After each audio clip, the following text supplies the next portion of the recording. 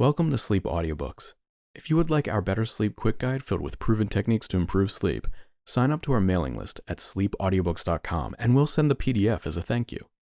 Subscribing and leaving a comment helps this channel more than you know, so please feel free to offer suggestions for future audiobooks or to just say hi. Thank you for listening. We hope you have an excellent night's sleep. This is Sleep Audiobooks. English Fairy Tales, collected by Joseph Jacobs. Recording by Joy Chan. How to get into this book. Knock at the knocker on the door. Pull the bell at the side. Then, if you are very quiet, you'll hear a teeny tiny voice say through the grating, "Take down the key." This you'll find at the back. You cannot mistake it, for it has JJ in the wards. Put the key in the keyhole, which it fits exactly. Unlock the door and walk in. To my dear little May. Preface.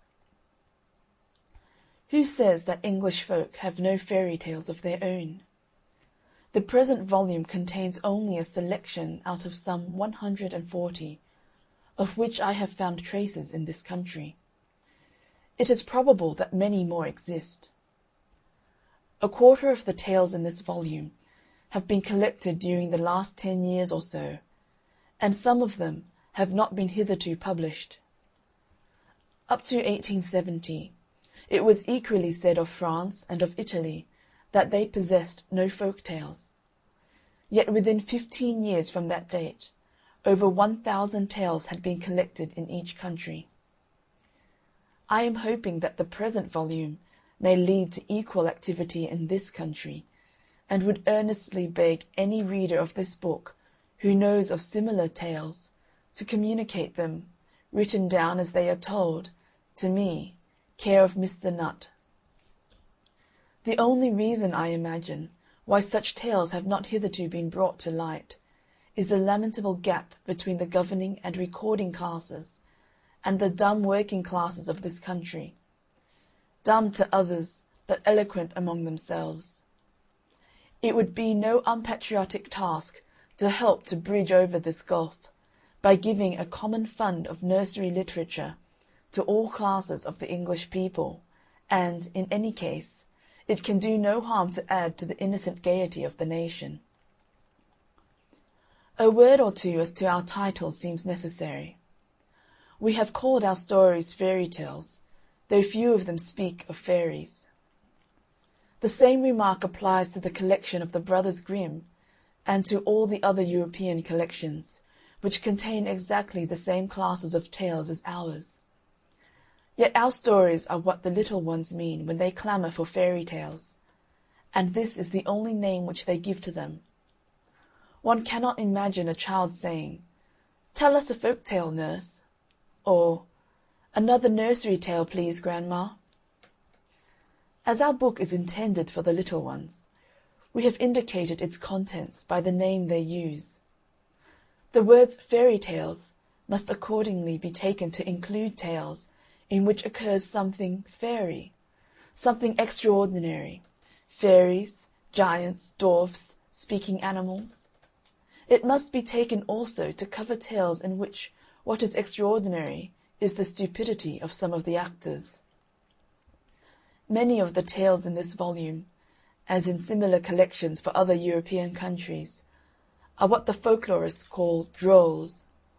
They serve to justify the title of Merry England, which used to be given to this country of ours, and indicate unsuspected capacity for fun and humour among the unlettered classes. The story of Tom Tit Tot, which opens our collection, is unequalled among all other folk tales I am acquainted with, for its combined sense of humour and dramatic power.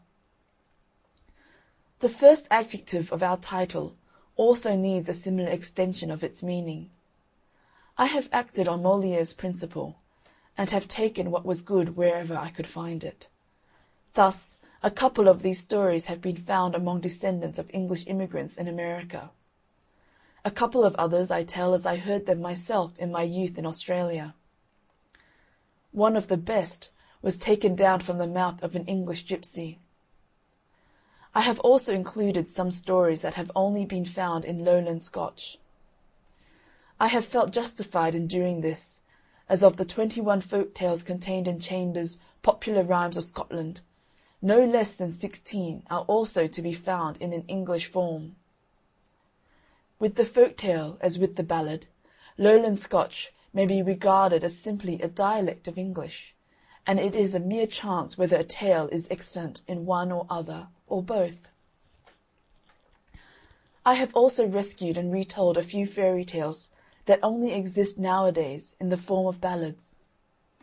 There are certain indications that the common form of the English fairy tale was the conte fable, a mixture of narrative and verse, of which the most illustrious example in literature is Aucassin and Nicolette.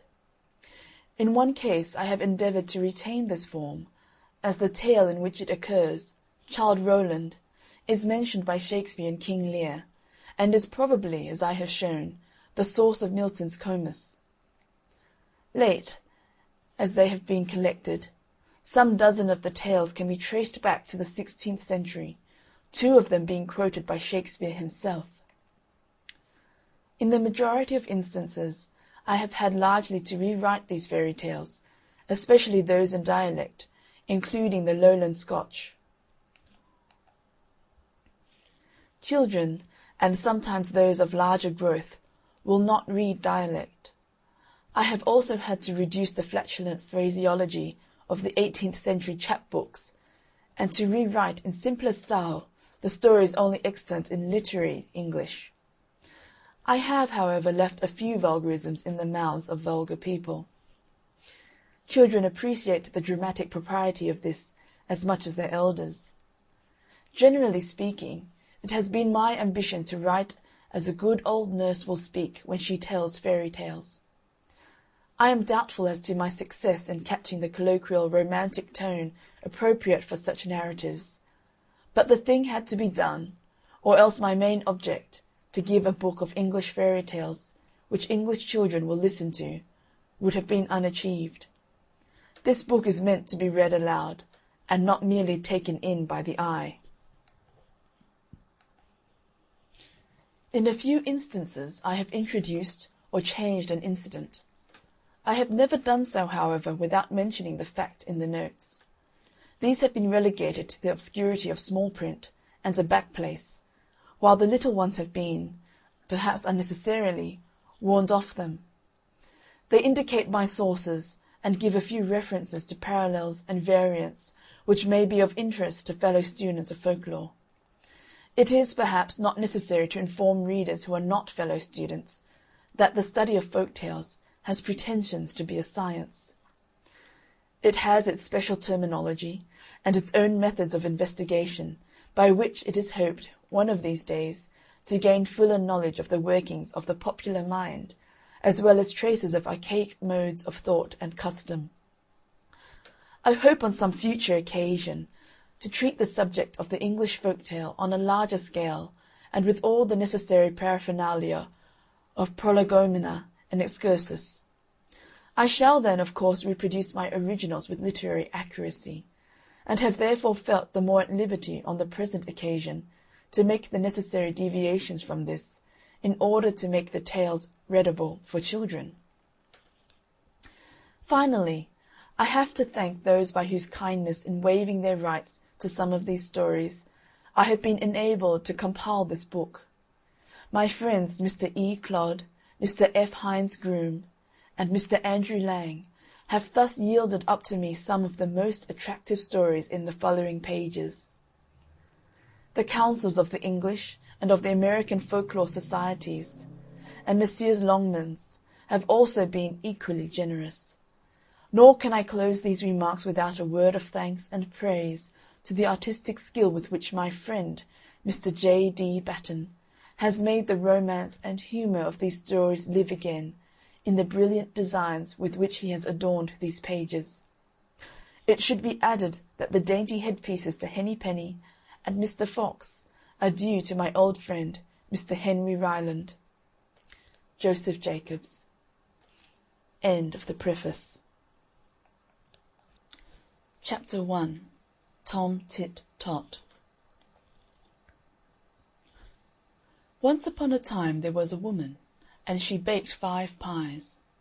And when they came out of the oven, they were that over-baked the crusts were too hard to eat. So she says to her daughter, "Daughter," says she, "put you them there pies on the shelf, and leave 'em there a little, and they'll come again." She meant, you know, the crust would get soft. But the girl, she says to herself, "Well, if they'll come again, I'll eat 'em now." And she set to work and ate 'em all, first and last. Well, come supper time, the woman said, "Go you and get one of them there pies. I dare say they've come again now." The girl went and she looked, and there was nothing but the dishes. So back she came, and says she, "No, they ain't come again." "Not one of 'em?" says the mother. "Not one of 'em," says she. "Well, come again or not come again," said the woman, "I'll have one for supper." "But you can't if they ain't come," said the girl. "But I can," says she. "Go you and bring the best of 'em." "Best or worst," says the girl, "I've ate 'em all, and you can't have one till that's come again." Well, the woman she was done, and she took her spinning to the door to spin, and as she span, she sang: "My daughter ha'ate 5 pies today. My daughter ha'ate 5 pies today." The king was coming down the street, and he heard her sing, but what she sang he couldn't hear, so he stopped and said, "What was that you were singing, my good woman?" The woman was ashamed to let him hear what her daughter had been doing, so she sang instead of that, "My daughter has spun 5 skeins today. My daughter has spun 5 skeins today." "Stars o' mine," said the king, "I never heard tell of any one that could do that." Then he said, "Look you here, I want a wife, and I'll marry your daughter. But look you here," says he, 11 months out of the year she shall have all she likes to eat, and all the gowns she likes to get, and all the company she likes to keep. But the last month of the year she'll have to spin 5 skeins every day, and if she don't, I shall kill her." "All right," says the woman, for she thought what a grand marriage that was, and as for the 5 skeins, when the time came there'd be plenty of ways of getting out of it, and likely as he'd have forgotten all about it. Well, so they were married, and for 11 months the girl had all she liked to eat, and all the gowns she liked to get, and all the company she liked to keep. But when the time was getting over, she began to think about the skeins, and to wonder if he had 'em in mind. But not one word did he say about 'em, and she thought he'd wholly forgotten 'em. However, the last day of the last month, he takes her to a room she'd never set eyes on before. There was nothing in it but a spinning wheel and a stool. And says he, "Now, my dear, here you'll be shut in to-morrow with some victuals and some flax, and if you haven't spun 5 skeins by the night, your head'll go off." And away he went about his business. Well, she was that frightened. She'd always been such a gatless girl that she didn't so much as know how to spin, and what was she to do to-morrow with no one to come nigh her to help her? She sat down on a stool in the kitchen, and lor, how she did cry. However, all of a sudden she heard a sort of a knocking low down on the door. She upped and oped it, and what should she see but a small little black thing with a long tail. That looked up at her right curious, and that said, "What are you a-crying for?" "What's that to you?" says she. "Never you mind," that said, "but tell me what you're a-crying for." "That won't do me no good if I do," says she. "You don't know that," that said, and twirled that's tail round. "Well," says she, "that won't do no harm if that don't do no good. and she upped and told about the pies and the skeins and everything. "This is what I'll do," says the little black thing. "I'll come to your window every morning, and take the flax, and bring it spun at night." "What's your pay?" says she.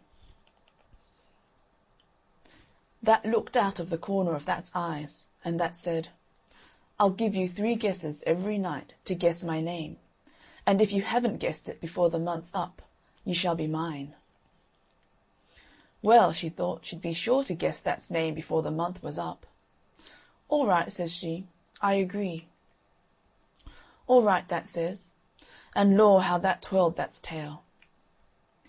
Well, the next day her husband took her into the room, and there was the flax and the day's food. "Now there's the flax," says he, "and if that ain't spun up this night, off goes your head." And then he went out and locked the door. He'd hardly gone when there was a knocking against the window. She upped and she oped it, and there, sure enough, was the little old thing sitting on the ledge. "Where's the flax?" says he. "Here it be," says she, and she gave it to him.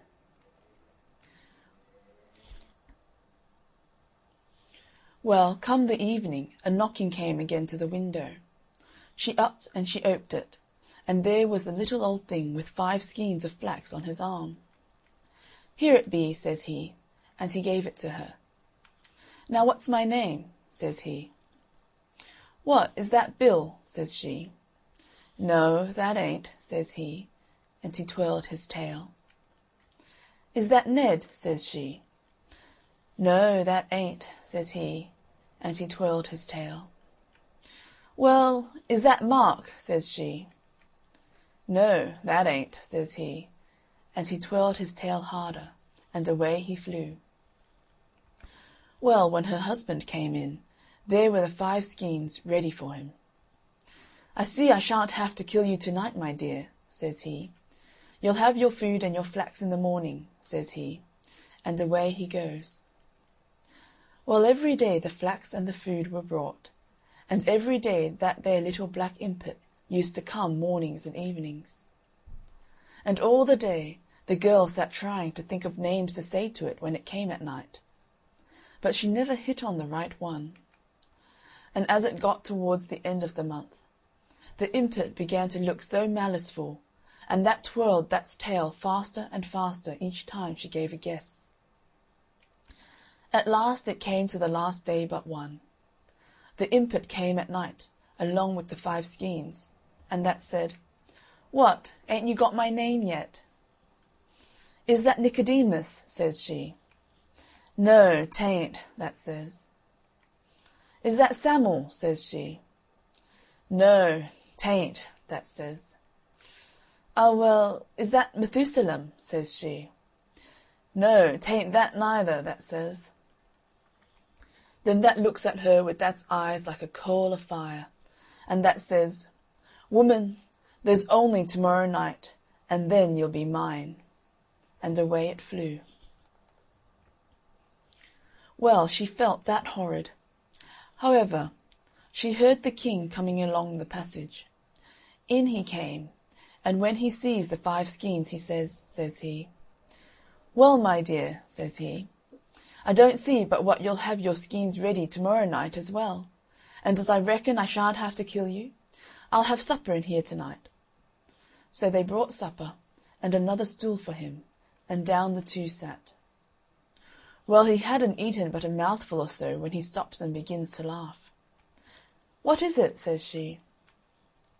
"Why," says he, "I was out a-hunting to-day, and I got away to a place in the wood I'd never seen before, and there was an old chalk pit, and I heard a kind of a sort of a humming. So I got off my hobby, and I went right quiet to the pit, and I looked down. Well, what should there be but the funniest little black thing you ever set eyes on. And what was that doing but that had a little spinning wheel, and that was spinning wonderful fast, and twirling That's tail. And as that span, that sang, 'Nimmy, nimmy not, my name's Tom Tit Tot.'" Well, when the girl heard this, she felt as if she could have jumped out of her skin for joy. but she didn't say a word. Next day, that there little thing looked so maliceful when he came for the flax.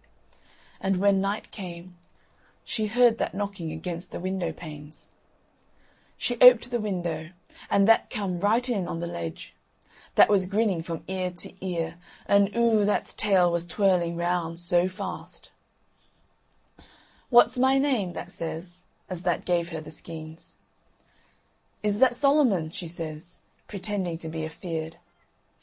"No, 'tain't," that says, and that came further into the room. "Well, is that Zebedee?" says she again. "No, 'tain't," says the impet, and then that laughed and twirled that's tail till you couldn't hardly see it. "Take time, woman," that says, "next guess and you're mine." And that stretched out that's black hands at her. Well, she backed a step or two, and she looked at it, and then she laughed out, and says she, pointing her finger at it, "Nimmy, nimmy not, your name's Tom Tit Tot." Well, when that heard her, that gave an awful shriek, and away that flew into the dark, and she never saw it any more. End Chapter 1. Tom Tit Tot. Chapter 2. The Three Sillies. Once upon a time there was a farmer and his wife, who had one daughter, and she was courted by a gentleman. Every evening he used to come and see her, and stop to supper at the farmhouse, and the daughter used to be sent down into the cellar to draw the beer for supper. So one evening she had gone down to draw the beer, and she happened to look up at the ceiling while she was drawing, and she saw a mallet stuck in one of the beams. It must have been there a long, long time, but somehow or other she had never noticed it before, and she began a-thinking. And she thought it was very dangerous to have that mallet there, for she said to herself, "Suppose him and me was to be married, and we was to have a son, and he was to grow up to be a man, and come down into the cellar to draw the beer, like as I'm doing now, and the mallet was to fall on his head and kill him. What a dreadful thing it would be!" And she put down the candle and the jug, and sat herself down and began a-crying. Well, they began to wonder upstairs how it was that she was so long drawing the beer, and her mother went down to see after her, and she found her sitting on the settle crying, and the beer running over the floor. "Why, whatever is the matter?" said her mother. "Oh, mother," says she, "look at that horrid mallet. Suppose we was to be married, and was to have a son, and he was to grow up, and was to come down to the cellar to draw the beer, and the mallet was to fall on his head and kill him. What a dreadful thing it would be!" "Dear, dear, what a dreadful thing it would be!" said the mother, and she sat her down aside of the daughter, and started a-crying too. Then after a bit the father began to wonder that they didn't come back, and he went down into the cellar to look after them himself, and there they two sat a-crying, and the beer running all over the floor. "Whatever is the matter?" says he. "Why," says the mother, "look at that horrid mallet. Just suppose if our daughter and her sweetheart was to be married, and was to have a son, and he was to grow up, and was to come down into the cellar to draw the beer, and the mallet was to fall on his head and kill him. What a dreadful thing it would be!" "Dear, dear, dear, so it would," said the father, and he sat himself down aside of the other two, and started a-crying. Now the gentleman got tired of stopping up in the kitchen by himself, and at last he went down into the cellar too, to see what they were after. And there they three sat a-crying side by side, and the beer running all over the floor. And he ran straight and turned the tap. Then he said, "Whatever are you three doing, sitting there crying, and letting the beer run all over the floor. "Oh," says the father, "look at that horrid mallet.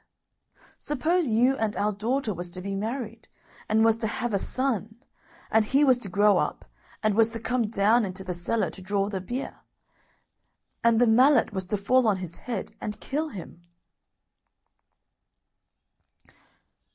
And then they all started a-crying worse than before. But the gentleman burst out a-laughing, and reached up and pulled out the mallet. And then he said, "I've travelled many miles, and I never met 3 such big sillies as you 3 before.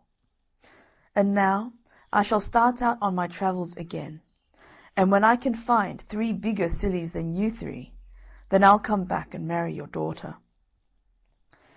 So he wished them good-bye, and started off on his travels, and left them all crying because the girl had lost her sweetheart. Well, he set out, and he travelled a long way, and at last he came to a woman's cottage that had some grass growing on the roof. And the woman was trying to get her cow to go up a ladder to the grass, and the poor thing durst not go. So the gentleman asked the woman what she was doing. "Why, look ye," she said, "look at all that beautiful grass. I'm going to get the cow onto the roof to eat it.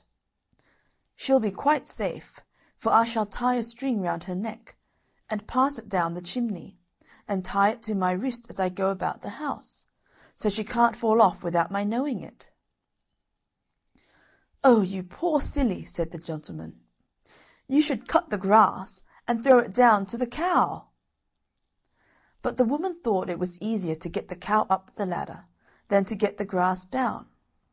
So she pushed her and coaxed her, and got her up, and tied a string round her neck, and passed it down the chimney, and fastened it to her own wrist.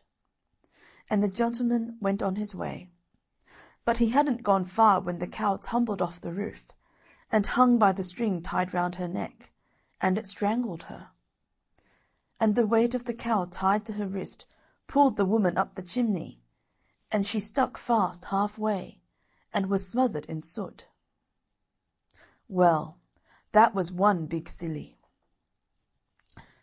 And the gentleman went on, and he went to an inn to stop the night, and they were so full at the inn that they had to put him in a double-bedded room, and another traveller was to sleep in the other bed.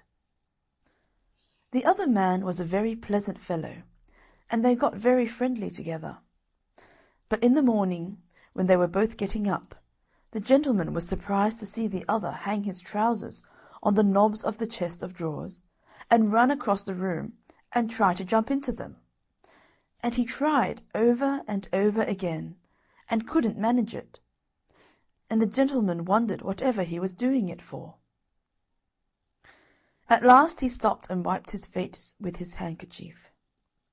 "Oh dear," he says, "I do think trousers are the most awkwardest kind of clothes that ever were. I can't think who could have invented such things. It takes me the best part of an hour to get into mine every morning, and I get so hot. How do you manage yours?" So the gentleman burst out a-laughing, and showed him how to put them on, and he was very much obliged to him, and said he never should have thought of doing it that way. So that was another big silly. Then the gentleman went on his travels again, and he came to a village, and outside the village there was a pond, and round the pond was a crowd of people, and they had got rakes and brooms and pitchforks, reaching into the pond. And the gentleman asked what was the matter. "Why," they said, "matter enough. Moon's tumbled into the pond, and we can't rake her out anyhow." So the gentleman burst out a-laughing, and told them to look up into the sky, and that it was only the shadow in the water. But they wouldn't listen to him, and abused him shamefully, and he got away as quick as he could. So there was a whole lot of sillies, bigger than them 3 sillies at home. So the gentleman turned back home again, and married the farmer's daughter. And if they didn't live happy for ever after, that's nothing to do with you or me. End of chapter 2. The Three Sillies. Chapter 3. The Rose Tree. There was once upon a time a good man who had 2 children, a girl by a first wife, and a boy by the second. The girl was as white as milk, and her lips were like cherries. Her hair was like golden silk, and it hung to the ground.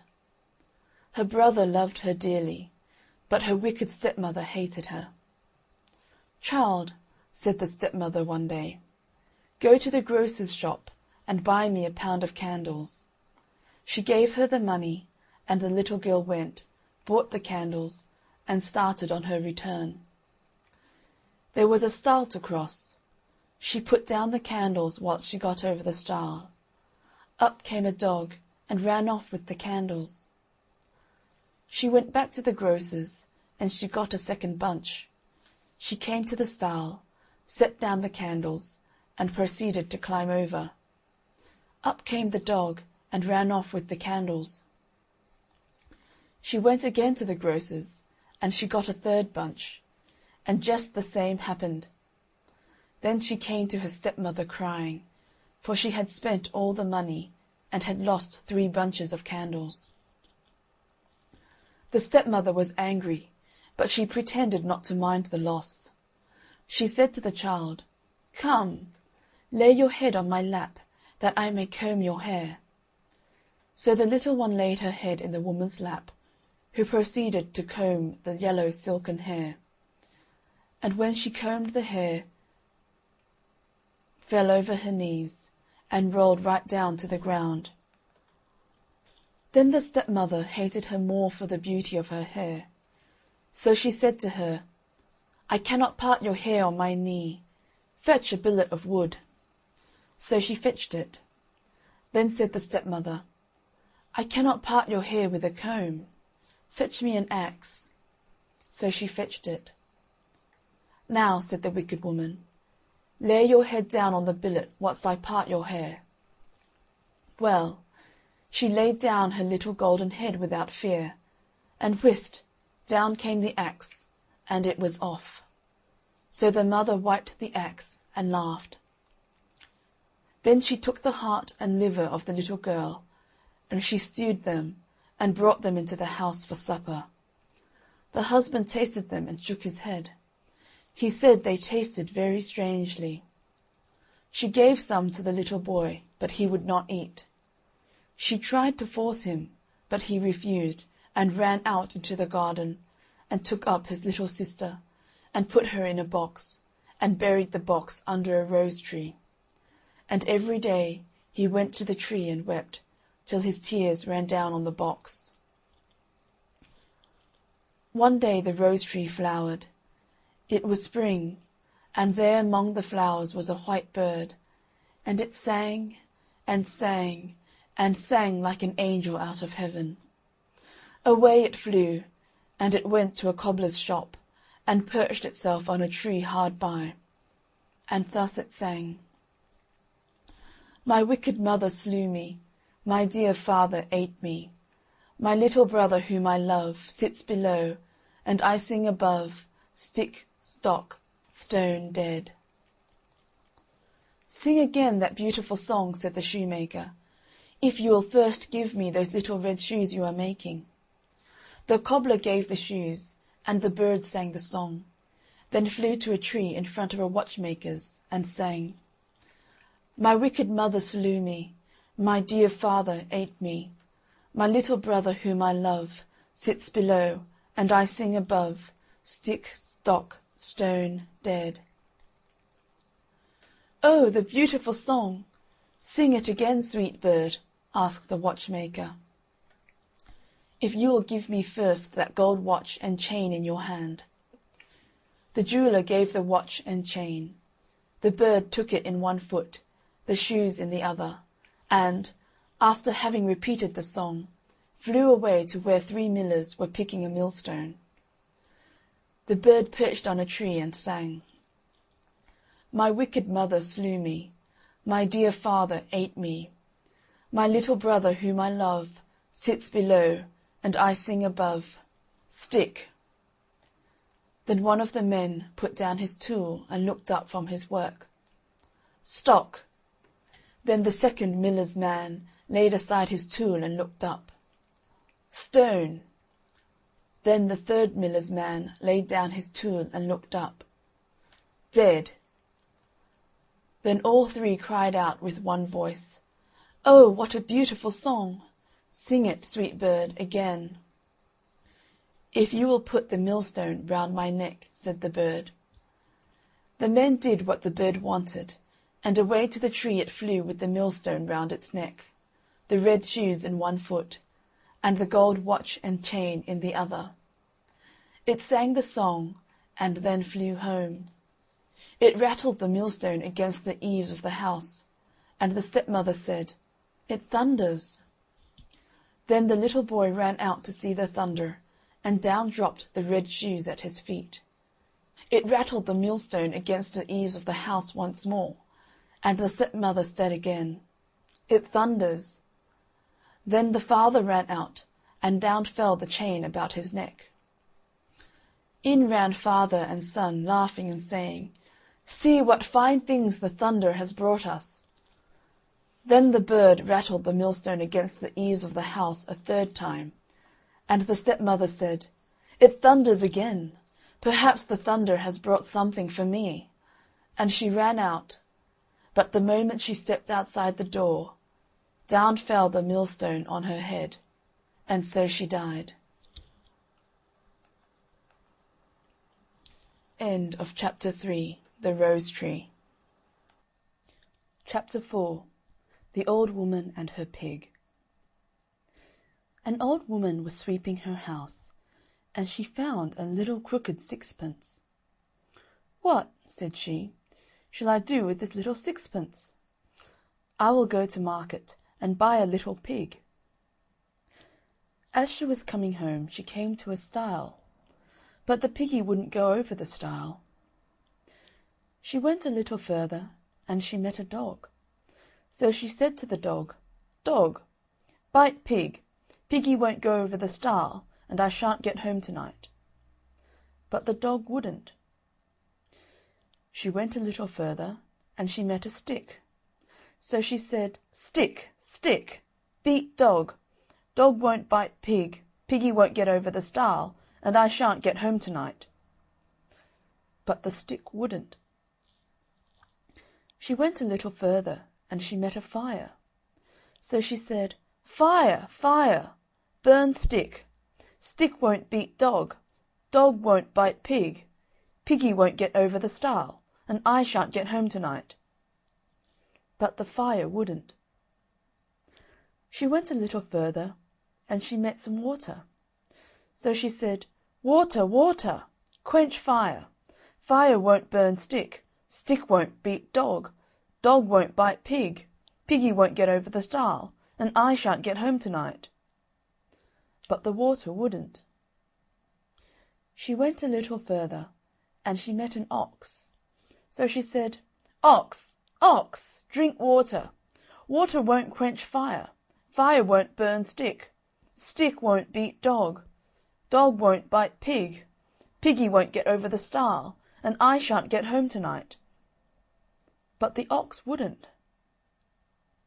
She went a little further, and she met a butcher. So she said, "Butcher, butcher, kill ox. Ox won't drink water. Water won't quench fire. Fire won't burn stick. Stick won't beat dog. Dog won't bite pig. Piggy won't get over the stile, and I shan't get home tonight." But the butcher wouldn't. She went a little further, and she met a rope. So she said, "Rope, rope, hang butcher. Butcher won't kill ox. Ox won't drink water. Water won't quench fire. Fire won't burn stick. Stick won't beat dog. Dog won't bite pig. Piggy won't get over the stile, and I shan't get home tonight." But the rope wouldn't. She went a little further, and she met a rat. So she said, "Rat, rat, gnaw rope. Rope won't hang butcher. Butcher won't kill ox. Ox won't drink water. Water won't quench fire. Fire won't burn stick. Stick won't beat dog. Dog won't bite pig. Piggy won't get over the stile. And I shan't get home tonight." But the rat wouldn't. She went a little further, and she met a cat. So she said, "Cat, cat, kill rat. Rat won't gnaw rope. Rope won't hang butcher. Butcher won't kill ox. Ox won't drink water. Water won't quench fire. Fire won't burn stick. Stick won't beat dog. Dog won't bite pig.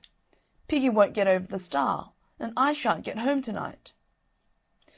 But the cat said to her, "If you will go to yonder cow and fetch me a saucer of milk, I will kill the rat."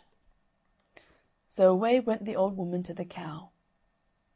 But the cow said to her, "If you will go to yonder haystack and fetch me a handful of hay, I'll give you the milk." So away went the old woman to the haystack, and she brought the hay to the cow. As soon as the cow had eaten the hay, she gave the old woman the milk, and away she went with it in a saucer to the cat. As soon as the cat had lapped up the milk, the cat began to kill the rat. The rat began to gnaw the rope. The rope began to hang the butcher. The butcher began to kill the ox. The ox began to drink the water. The water began to quench the fire. The fire began to burn the stick. The stick began to beat the dog. The dog began to bite the pig. The little pig in a fright jumped over the stile, and so the old woman got home that night. End of chapter 4. The Old Woman and Her Pig. Chapter 5. How Jack Went to Seek His Fortune.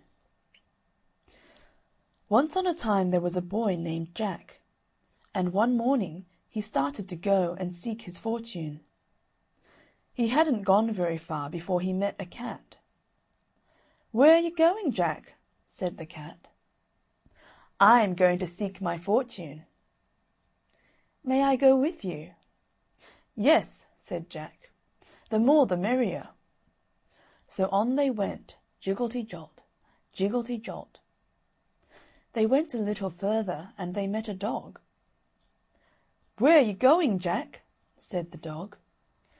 "I am going to seek my fortune." "May I go with you?" "Yes," said Jack. "The more the merrier." So on they went, jiggelty-jolt, jiggelty-jolt. They went a little further, and they met a goat. "Where are you going, Jack?" said the goat. "I am going to seek my fortune." "May I go with you?" "Yes," said Jack. "The more the merrier." So on they went, jiggelty-jolt, jiggelty-jolt. They went a little further, and they met a bull. "Where are you going, Jack?" said the bull. "I am going to seek my fortune." "May I go with you?" "Yes," said Jack. "The more the merrier." So on they went, jiggelty-jolt, jiggelty-jolt. They went a little further, and they met a rooster. "Where are you going, Jack?" said the rooster. "I am going to seek my fortune." "May I go with you?" "Yes," said Jack. "The more the merrier." So on they went, jiggelty-jolt, jiggelty-jolt. Well, they went on till it was about dark, and they began to think of some place where they could spend the night. About this time they came in sight of a house, and Jack told them to keep still while he went up and looked in through the window.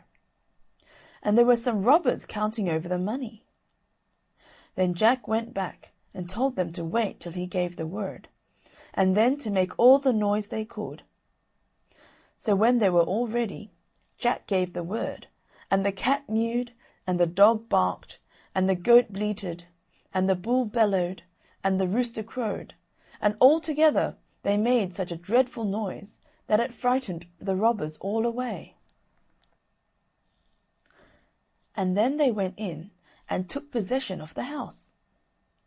Jack was afraid the robbers would come back in the night, and so when it came time to go to bed, he put the cat in the rocking chair, and he put the dog under the table, and he put the goat upstairs, and he put the bull down cellar, and the rooster flew up onto the roof, and Jack went to bed. By and by the robbers saw it was all dark, and they sent one man back to the house to look after their money.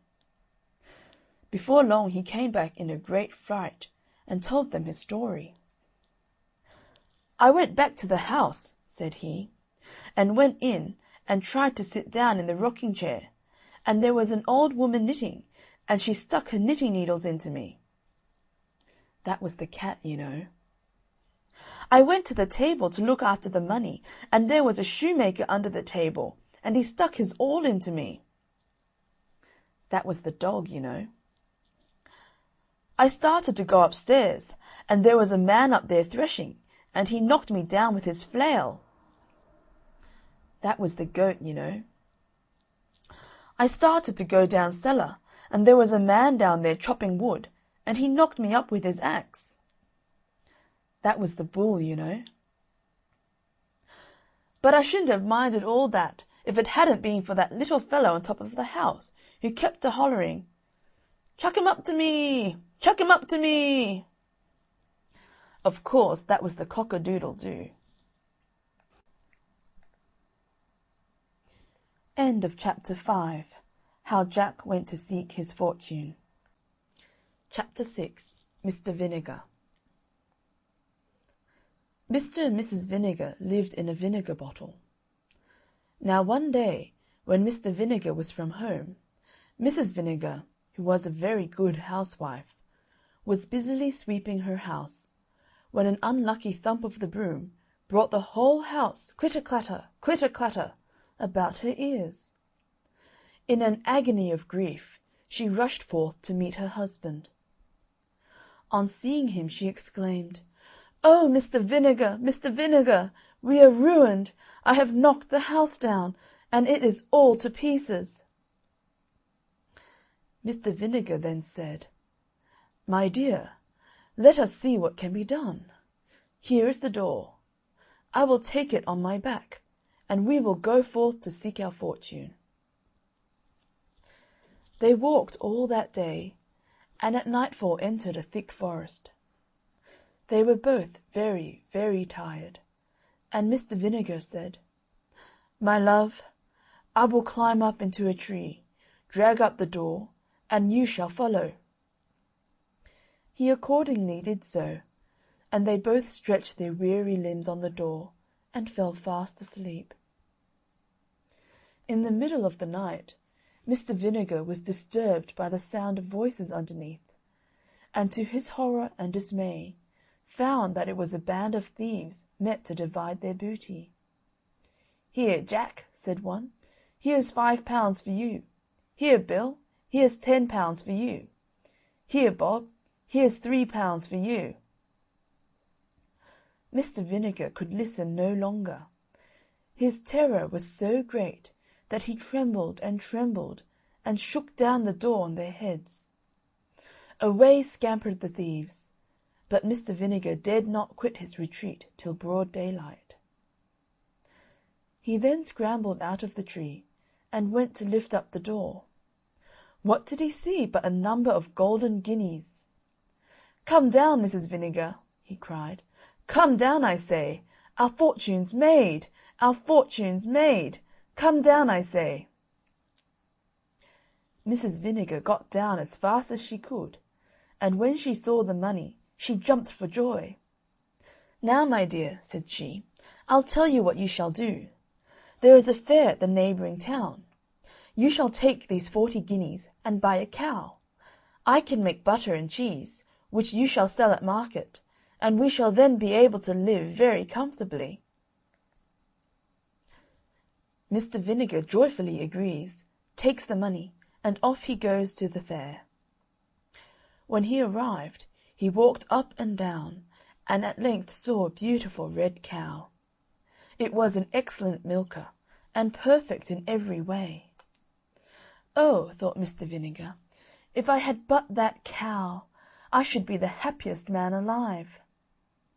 So he offers the 40 guineas for the cow, and the owner said that, as he was a friend, he'd oblige him. So the bargain was made, and he got the cow, and he drove it backwards and forwards to show it.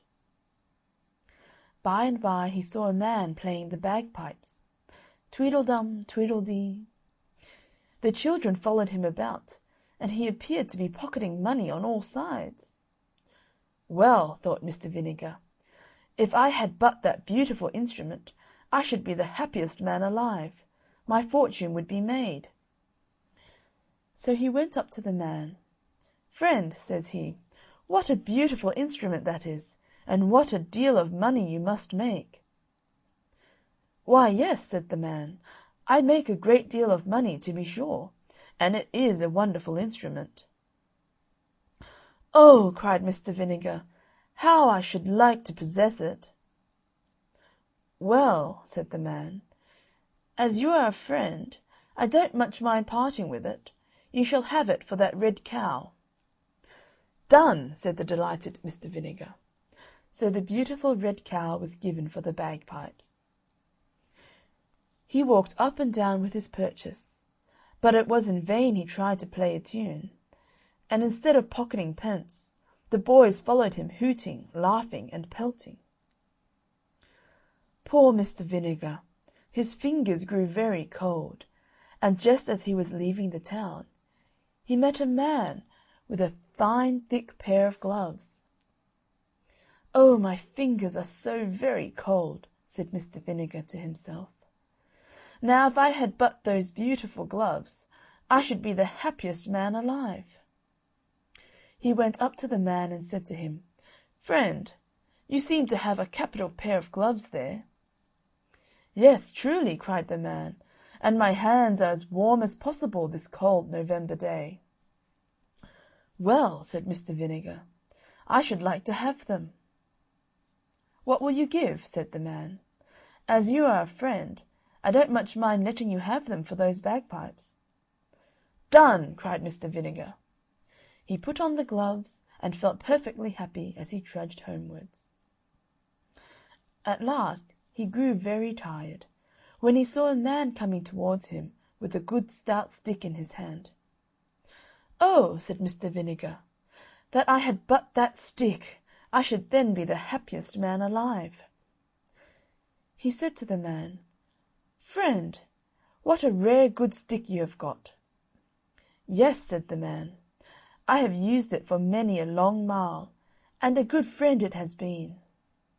But if you have a fancy for it, as you are a friend, I don't mind giving it to you for that pair of gloves." Mr. Vinegar's hands were so warm, and his legs so tired, that he gladly made the exchange. As he drew near to the wood where he had left his wife, he heard a parrot on a tree calling out his name. "Mr. Vinegar, you foolish man, you blockhead, you simpleton, you went to the fair, and laid out all your money in buying a cow. Not content with that, you changed it for bagpipes on which you could not play, and which were not worth 1/10 of the money. You fool, you had no sooner got the bagpipes than you changed them for the gloves, which were not worth 1/4 of the money. And when you had got the gloves, you changed them for a poor miserable stick. And now for your 40 guineas, cow, bagpipes, and gloves, you have nothing to show but that poor miserable stick, which you might have cut in any hedge." On this the bird laughed and laughed, and Mr. Vinegar, falling into a violent rage, threw the stick at its head. The stick lodged in the tree, and he returned to his wife without money, cow, bagpipes, gloves, or stick, and she instantly gave him such a sound cudgelling that she almost broke every bone in his skin. End of chapter 6. Mr. Vinegar. Chapter 7. Nix, Naught, Nothing.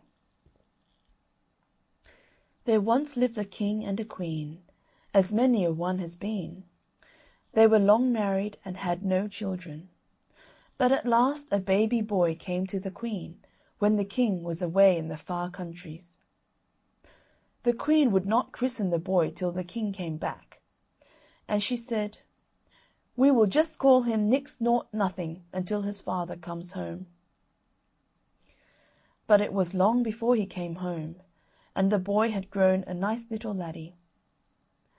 At length the king was on his way back, but he had a big river to cross, and there was a whirlpool, but he could not get over the water. But a giant came up to him and said, "I'll carry you over." But the king said, "What's your pay?" "Oh, give me Nix Naught Nothing, and I will carry you over the water on my back." The king had never heard that his son was called Nix Naught Nothing, and so he said, "Oh, I'll give you that and my thanks into the bargain."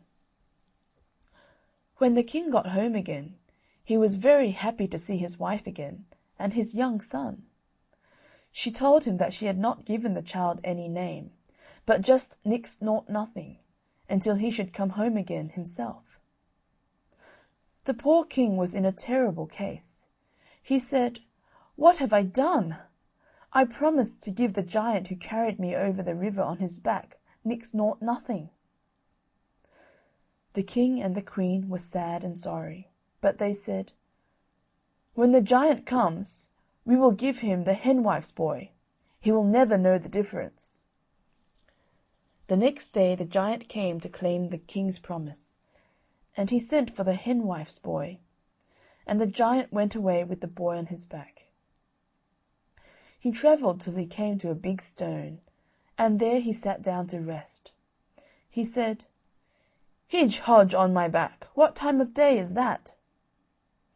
The poor little boy said, "It is the time that my mother, the henwife, takes up the eggs for the queen's breakfast."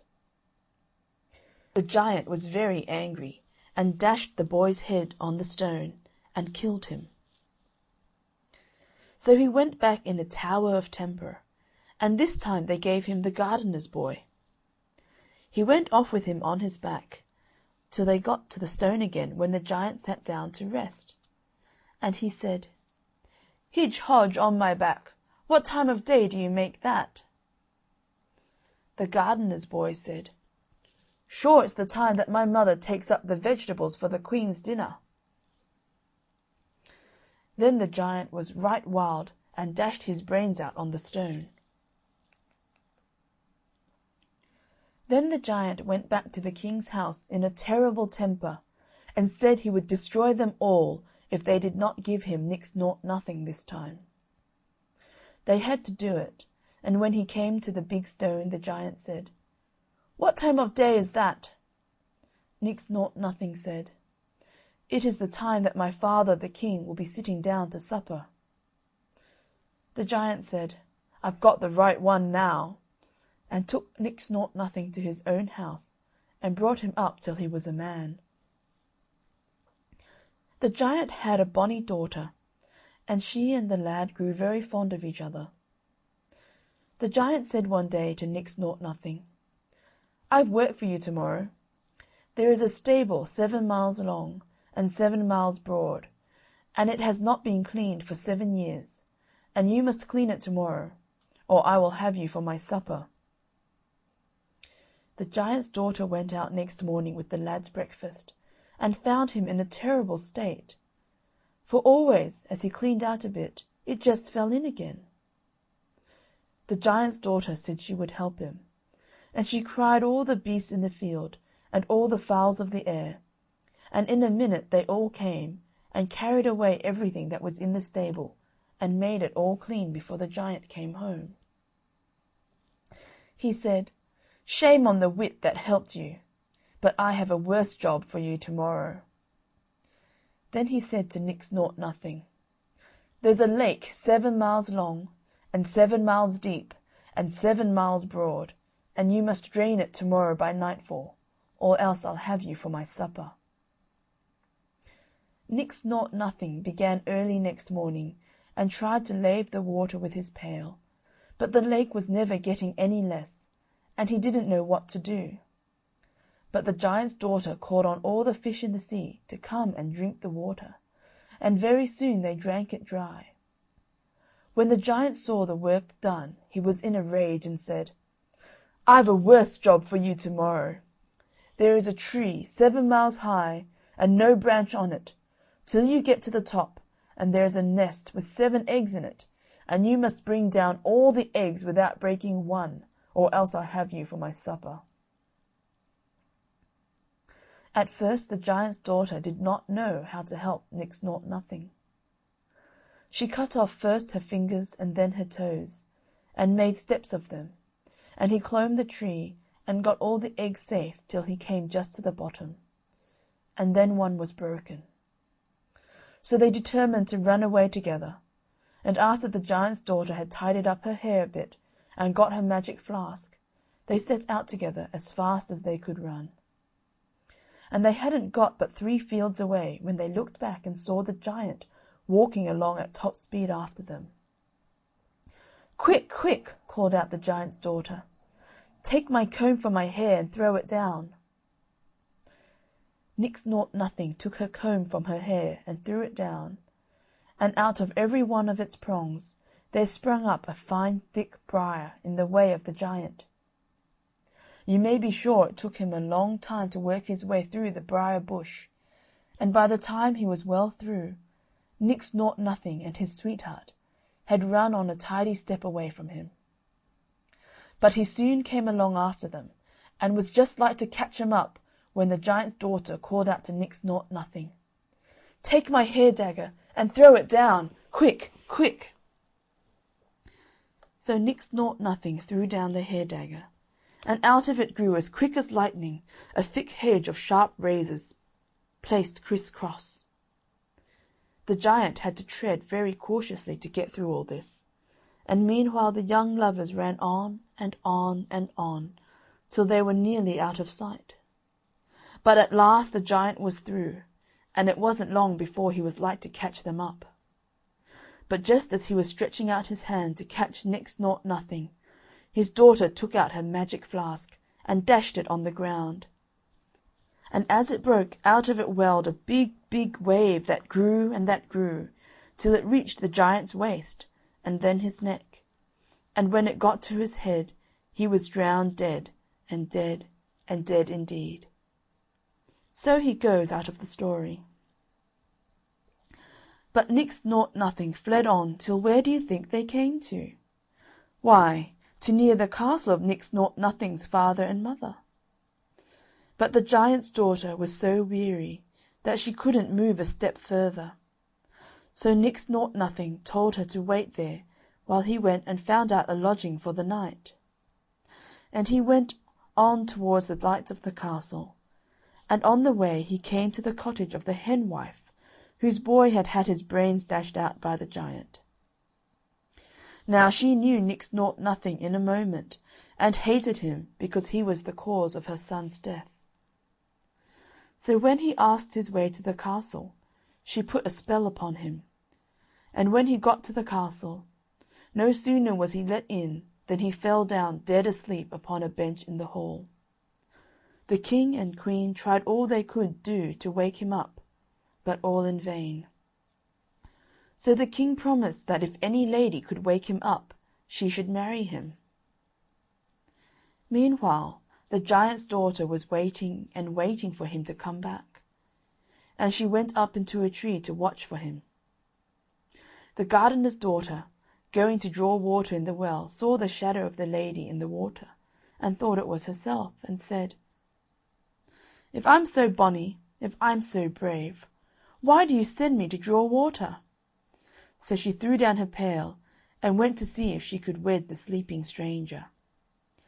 And she went to the henwife, who taught her an unspelling catch, which would keep Nix Nought Nothing awake as long as the gardener's daughter liked.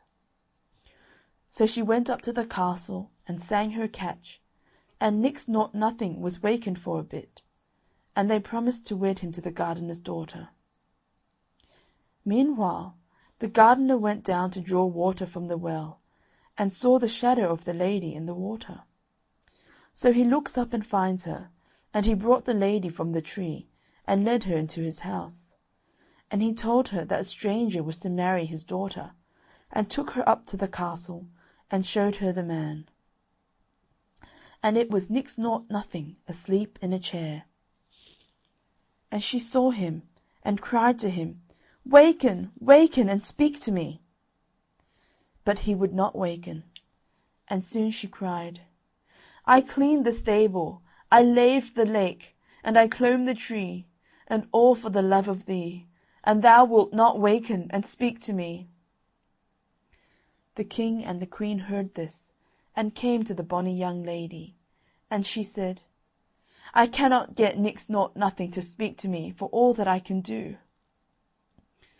Then were they greatly astonished when she spoke of Nix Nought Nothing, and asked where he was, and she said, "He that sits there in the chair." Then they ran to him and kissed him, and called him their own dear son. So they called for the gardener's daughter, and made her sing her charm, and he wakened, and told them all that the giant's daughter had done for him, and of all her kindness. Then they took her in their arms, and kissed her, and said she should now be their daughter, for their son should marry her. But they sent for the henwife, and put her to death. And they lived happy all their days. End of chapter 7. Nix Nought Nothing. Chapter 8. Jack Hannaford. There was an old soldier who had been long in the wars, so long that he was quite out at elbows, and he did not know where to go to find a living. So he walked up moors, down glens, till at last he came to a farm, from which the good man had gone away to market. The wife of the farmer was a very foolish woman, who had been a widow when he married her. The farmer was foolish enough too, and it is hard to say which of the two was the more foolish. When you've heard my tale, you may decide. Now before the farmer goes to market, says he to his wife, "Here is 10 pounds all in gold. Take care of it till I come home." If the man had not been a fool, he would never have given the money to his wife to keep. Well, off he went in his cart to market, and the wife said to herself, "I will keep the 10 pounds quite safe from thieves." So she tied it up in a rag, and she put the rag up the parlour chimney. "There," said she, "no thieves will ever find it now, that is quite sure." Jack Hannaford, the old soldier, came and rapped at the door. "Who is there?" asked the wife. "Jack Hannaford." "Where do you come from?" "Paradise." "Lord a mercy, and maybe you've seen my old man there," alluding to her former husband. "Yes, I have." "And how was he a-doing?" asked the goody. "But middling. He cobbles old shoes, and he has nothing but cabbage for victuals." "Deary me!" exclaimed the woman. "Didn't he send a message to me?" "Yes, he did," replied Jack Hannaford. "He said that he was out of leather, and his pockets were empty, so you were to send him a few shillings to buy a fresh stock of leather." "He shall have them, bless his poor soul!" And away went the wife to the parlour chimney, and she pulled the rag with the 10 pounds in it from the chimney, and she gave the whole sum to the soldier, telling him that her old man was to use as much as he wanted, and to send back the rest. It was not long that Jack waited after receiving the money. He went off as fast as he could. Presently the farmer came home and asked his wife for his money. The wife told him that she had sent it by a soldier to her former husband in Paradise, to buy him leather for cobbling the shoes of the saints and angels of heaven. The farmer was very angry, and he saw that he had never met with such a fool as his wife. But the wife said that her husband was a greater fool for letting her have the money. There was no time to waste words, so the farmer mounted his horse and rode off after Jack Hannaford. The old soldier heard the horse's hoofs clattering on the road behind him, so he knew it must be the farmer pursuing him. he lay down on the ground, and shading his eyes with one hand, looked up into the sky, and pointed heavenwards with the other hand.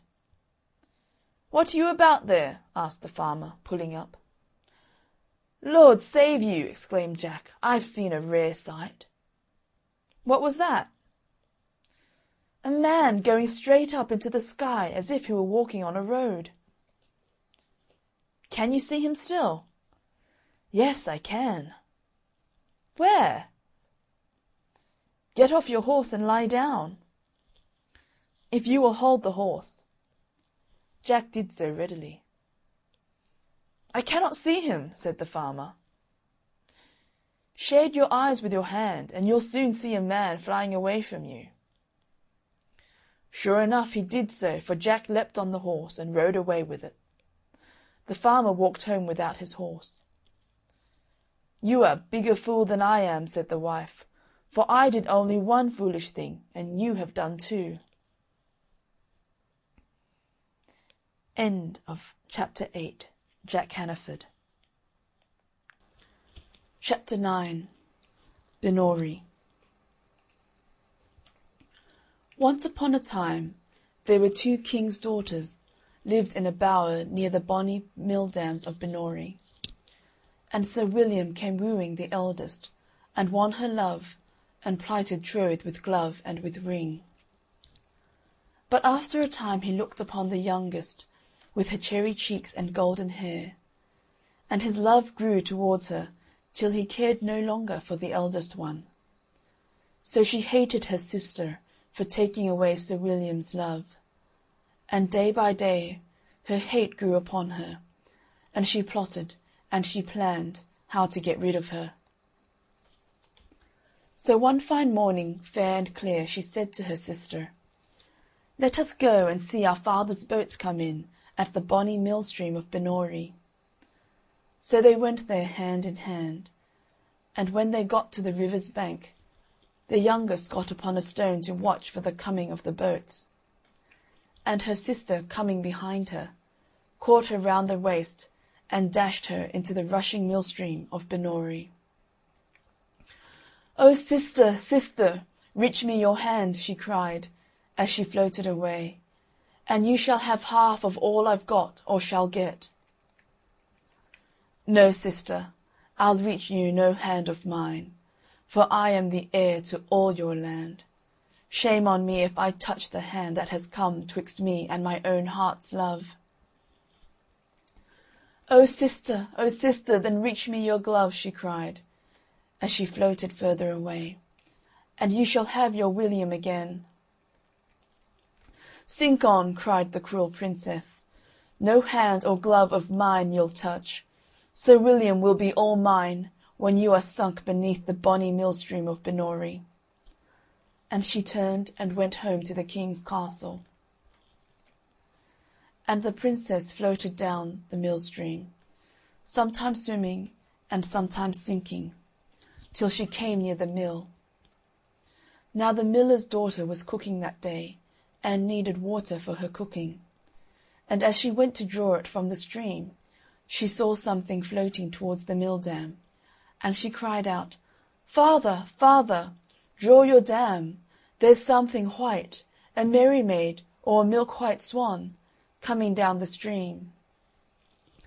So the miller hastened to the dam, and stopped the heavy cruel mill wheels, and then they took out the princess and laid her on the bank. Fair and beautiful she looked as she lay there. In her golden hair were pearls and precious stones. You could not see her waist for her golden girdle, and the golden fringe of her white dress came down over her lily feet. But she was drowned, drowned. As she lay there in her beauty, a famous harper passed by the mill dam of Binnorie, and saw her sweet pale face. And though he travelled on far way, he never forgot that face, and after many days he came back to the bonny mill stream of Binnorie. But then all he could find of her, where they had put her to rest, were her bones and her golden hair. So he made a harp out of her breastbone and her hair, and travelled on up the hill from the mill dam of Binnorie, till he came to the castle of the king her father. That night they were all gathered in the castle hall to hear the great harper, king and queen, their daughter and son, Sir William, and all their court. And first the harper sang to his old harp, making them joy, and be glad or sorrow and weep, just as he liked. And while he sang he put the harp he had made that day on a stone in the hall. And presently it began to sing by itself, low and clear, and the harper stopped, and all were hushed. And this was what the harp sung. O yonder sits my father, the king, Binnorie, O Binnorie, and yonder sits my mother, the queen, by the bonny mill dams o' Binnorie. And yonder stands my brother Hugh, Binnorie, O Binnorie, and by him my William, false and true, by the bonny mill dams of Binnorie. Then they all wondered, and the harper told them how he had seen the princess lying drowned on the bank near the bonny mill dams of Binnorie, and how he had afterwards made this harp out of her hair and breastbone. Just then the harp began singing again, and this was what it sang, out loud and clear. And there sits my sister who drowned me, by the bonny mill dams of Binnorie. And then the harp snapped and broke, and never sang more. End of Chapter 9, Binnorie. Chapter 10, Mouse and Mouser. The mouse went to visit the cat, and found her sitting behind the hall door spinning. Mouse. What are you doing, my lady, my lady? What are you doing, my lady? Cat sharply. I'm spinning old breeches, good body, good body. I'm spinning old breeches, good body. Mouse. Long may you wear them, my lady, my lady. Long may you wear them, my lady. Cat gruffly. I'll wear 'em and tear 'em, good body, good body. I'll wear 'em and tear 'em, good body. Mouse. I was sweeping my room, my lady, my lady. I was sweeping my room, my lady. Cat. The cleaner you'd be, good body, good body. The cleaner you'd be, good body. Mouse. I found a silver sixpence, my lady, my lady. I found a silver sixpence, my lady. Cat. The richer you were, good body, good body. The richer you were, good body. Mouse. I went to the market, my lady, my lady. I went to the market, my lady. Cat. The further you went, good body, good body. The further you went, good body. Mouse. I bought me a pudding, my lady, my lady. I bought me a pudding, my lady. Cat snarling. The more meat you had, good body, good body. The more meat you had, good body. Mouse. I put it in the window to cool, my lady. I put it in the window to cool. Cat sharply. The faster you'd eat it, good body, good body. The faster you'd eat it, good body. Mouse timidly. The cat came and ate it, my lady, my lady. The cat came and ate it, my lady. Cat pouncingly. And I'll eat you, good body, good body. And I'll eat you, good body. Springs upon the mouse and kills it. End of Chapter 10, Mouse and Mouser. Chapter 11, Cap-o'-Rushes. Well, there was once a very rich gentleman, and he'd 3 daughters, and he thought he'd see how fond they were of him. So he says to the first, "How much do you love me, my dear?" "Why," says she, "as I love my life." "That's good," says he. So he says to the second, "How much do you love me, my dear?" "Why," says she, better nor all the world." "That's good," says he. So he says to the third, "How much do you love me, my dear?" "Why, I love you as fresh meat loves salt," says she. Well, he was that angry. "You don't love me at all," says he, "and in my house you stay no more." So he drove her out there and then, and shut the door in her face. Well, she went away on and on, till she came to a fen, and there she gathered a lot of rushes, and made them into a kind of a sort of a cloak with a hood, to cover her from head to foot, and to hide her fine clothes. And then she went on, till she came to a great house. "Do you want a maid?" says she. "No, we don't," said they. "I haven't nowhere to go," says she, "and I ask no wages, and do any sort of work," says she. "Well," says they, "if you like to wash the pots and scrape the saucepans, you may stay," said they. So she stayed there and washed the pots and scraped the saucepans and did all the dirty work. And because she gave no name, they called her Cap o' Rushes. Well, one day there was to be a great dance a little way off, and the servants were allowed to go and look on at the grand people. Cap o' Rushes said she was too tired to go, so she stayed at home. But when they were gone, she offed with her cap o' rushes, and cleaned herself, and went to the dance, and no one there was so finely dressed as her. Well, who should be there but her master's son, and what should he do but fall in love with her the minute he set eyes on her. He wouldn't dance with any one else. But before the dance was done, Cap o' Rushes slipped off, and away she went home. And when the other maids came back, she was pretending to be asleep with her cap o' rushes on. Well, next morning they said to her, "You did miss a sight, Cap o' Rushes." "What was that?" says she. "Why, the beautifullest lady you ever see, dressed right gay and ga. The young master, he never took his eyes off her." "Well, I should have liked to have seen her," says Cap o' Rushes. "Well, there's to be another dance this evening, and perhaps she'll be there." But come the evening, Cap o' Rushes said she was too tired to go with them. Howsoever, when they were gone, she offed with her cap o' rushes, and cleaned herself, and away she went to the dance. The master's son had been reckoning on seeing her, and he danced with no one else, and never took his eyes off her. But before the dance was over, she slipped off, and home she went, and when the maids came back, she pretended to be asleep with her cap o' rushes on. Next day they said to her again, "Well, Cap o' Rushes, you should have been there to seen the lady. There she was again, gay and ga, and the young master, he never took his eyes off her." "Well, there," says she, "I should ha' liked to ha' seen her." "Well," says they, "there's a dance again this evening, and you must go with us, for she's sure to be there." Well, come this evening, Cap o' Rushes said she was too tired to go, and do what they would, she stayed at home.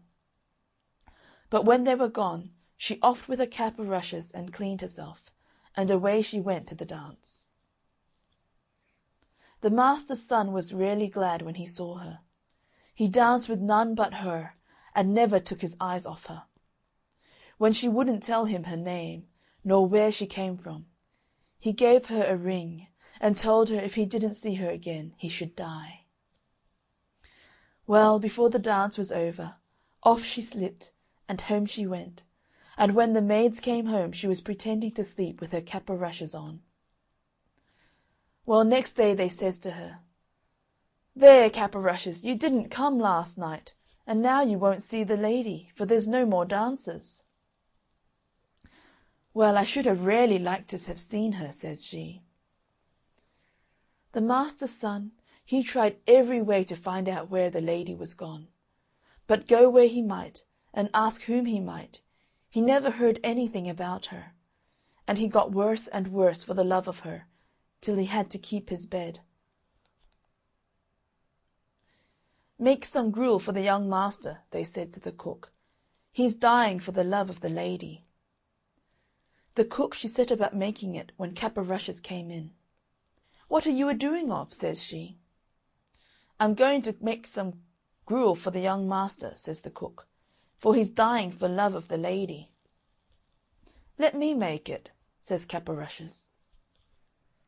Well, the cook wouldn't at first, but at last she said yes, and Cap o' Rushes made the gruel. And when she had made it, she slipped the ring into it on the sly, before the cook took it upstairs.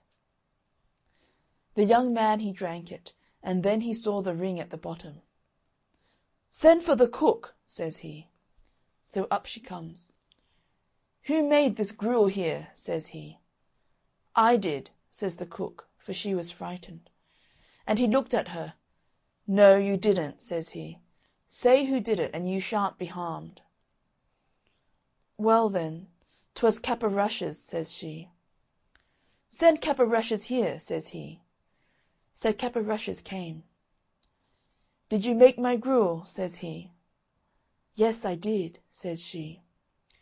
"Where did you get this ring?" says he. "From him that gave it me," says she.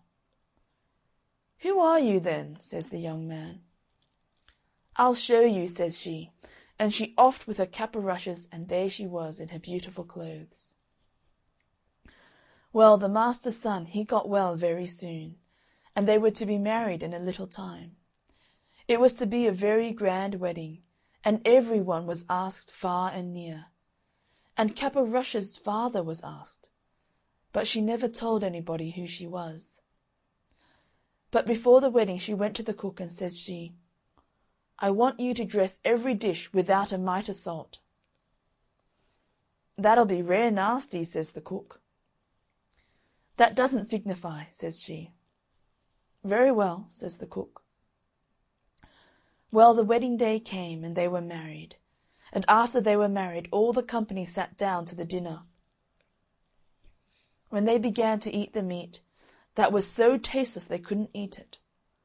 But Cap o' Rushes' father, he tried first one dish, and then another, and then he burst out crying. "What is the matter?" said the master's son to him. "Oh," says he, "I had a daughter, and I asked her how much she loved me, and she said, 'As much as fresh meat loves salt,' and I turned her from my door, for I thought she didn't love me. And now I see she loved me best of all, and she may be dead for aught I know." "No, father, here she is," says Cap o' Rushes, and she goes up to him and puts her arms round him. And so they were happy ever after. End of chapter 11. Cap o' Rushes. Chapter 12. Teeny Tiny. Once upon a time there was a teeny tiny woman lived in a teeny tiny house in a teeny tiny village. Now one day this teeny tiny woman put on her teeny tiny bonnet and went out of her teeny tiny house to take a teeny tiny walk. And when this teeny tiny woman had gone a teeny tiny way, she came to a teeny tiny gate. So the teeny tiny woman opened the teeny tiny gate and went into a teeny tiny churchyard. And when this teeny tiny woman had got into the teeny tiny churchyard, she saw a teeny tiny bone on a teeny tiny grave. And the teeny tiny woman said to her teeny tiny self, "This teeny tiny bone will make me some teeny tiny soup for my teeny tiny supper." So the teeny tiny woman put the teeny tiny bone into her teeny tiny pocket and went home to her teeny tiny house. Now when the teeny tiny woman got home to her teeny tiny house, she was a teeny tiny bit tired. So she went up her teeny tiny stairs to her teeny tiny bed and put the teeny tiny bone into a teeny tiny cupboard. And when this teeny tiny woman had been to sleep a teeny tiny time, she was awakened by a teeny tiny voice from the teeny tiny cupboard which said, "Give me my bone." And this teeny tiny woman was a teeny tiny frightened, so she hid her teeny tiny head under the teeny tiny clothes and went to sleep again. And when she had been to sleep again a teeny tiny time, the teeny tiny voice again cried out from the teeny tiny cupboard, a teeny tiny louder, "Give me my bone!" This made the teeny tiny woman a teeny tiny more frightened, so she hid her teeny tiny head a teeny tiny further under the teeny tiny clothes. And when the teeny tiny woman had been to sleep again a teeny tiny time, the teeny tiny voice from the teeny tiny cupboard said again a teeny tiny louder, "Give me my bone!" And this teeny tiny woman was a teeny tiny bit more frightened, but she put her teeny tiny head out of the teeny tiny clothes and said in her loudest teeny tiny voice, "Take it!" End of chapter 12. Teeny Tiny. Chapter 13. Jack and the Beanstalk. There was once upon a time a poor widow who had an only son named Jack, and a cow named Milky White. And all they had to live on was the milk the cow gave every morning, which they carried to the market and sold. But one morning Milky White gave no milk, and they didn't know what to do. "What shall we do? What shall we do?" said the widow, wringing her hands. "Cheer up, mother. I'll go and get work somewhere," said Jack. "We've tried that before, and nobody would take you," said his mother. "We must sell Milky White, and with the money do something, start shop or something." "All right, mother," says Jack. "It's market day today, and I'll soon sell Milky White, and then we'll see what we can do." So he took the cow's halter in his hand, and off he starts. He hadn't gone far when he met a funny-looking old man who said to him, "Good morning, Jack." "Good morning to you," said Jack, and wondered how he knew his name. "Well, Jack, and where are you off to?" said the man.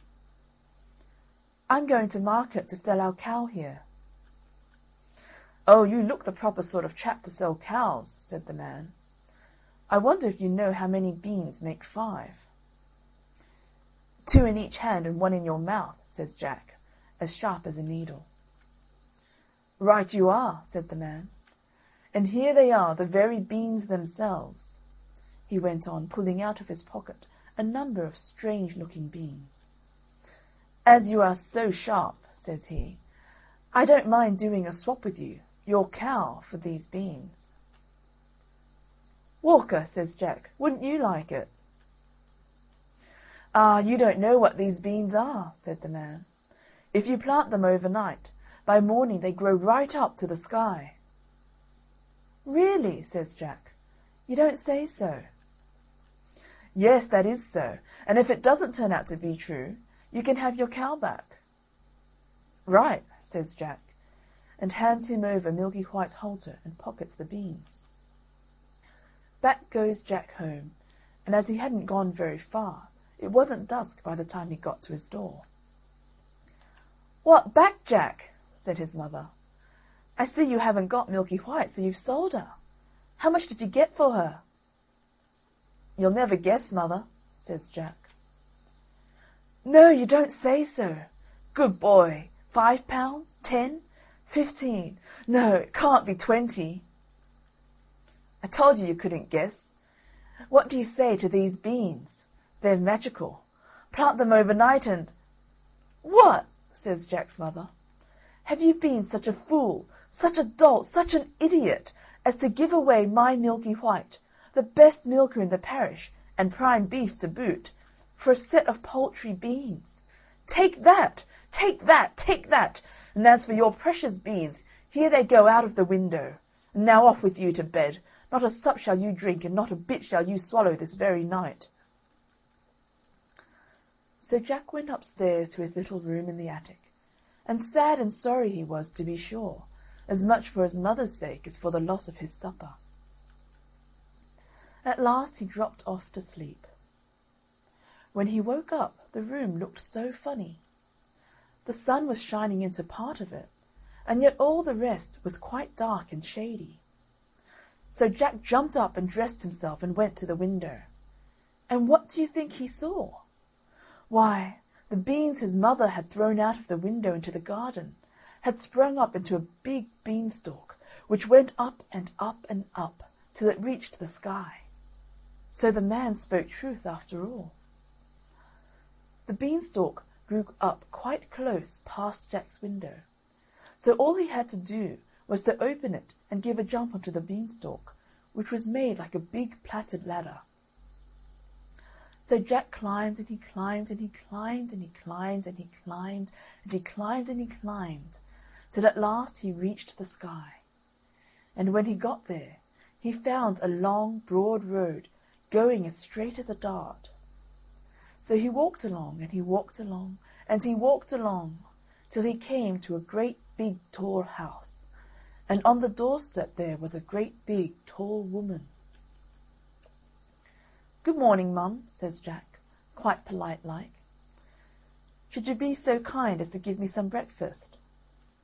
For he hadn't had anything to eat, the night before, and was as hungry as a hunter. "It's breakfast you want, is it?" says the great big tall woman. "It's breakfast you'll be if you don't move off from here. My man is an ogre, and there's nothing he likes better than boys broiled on toast.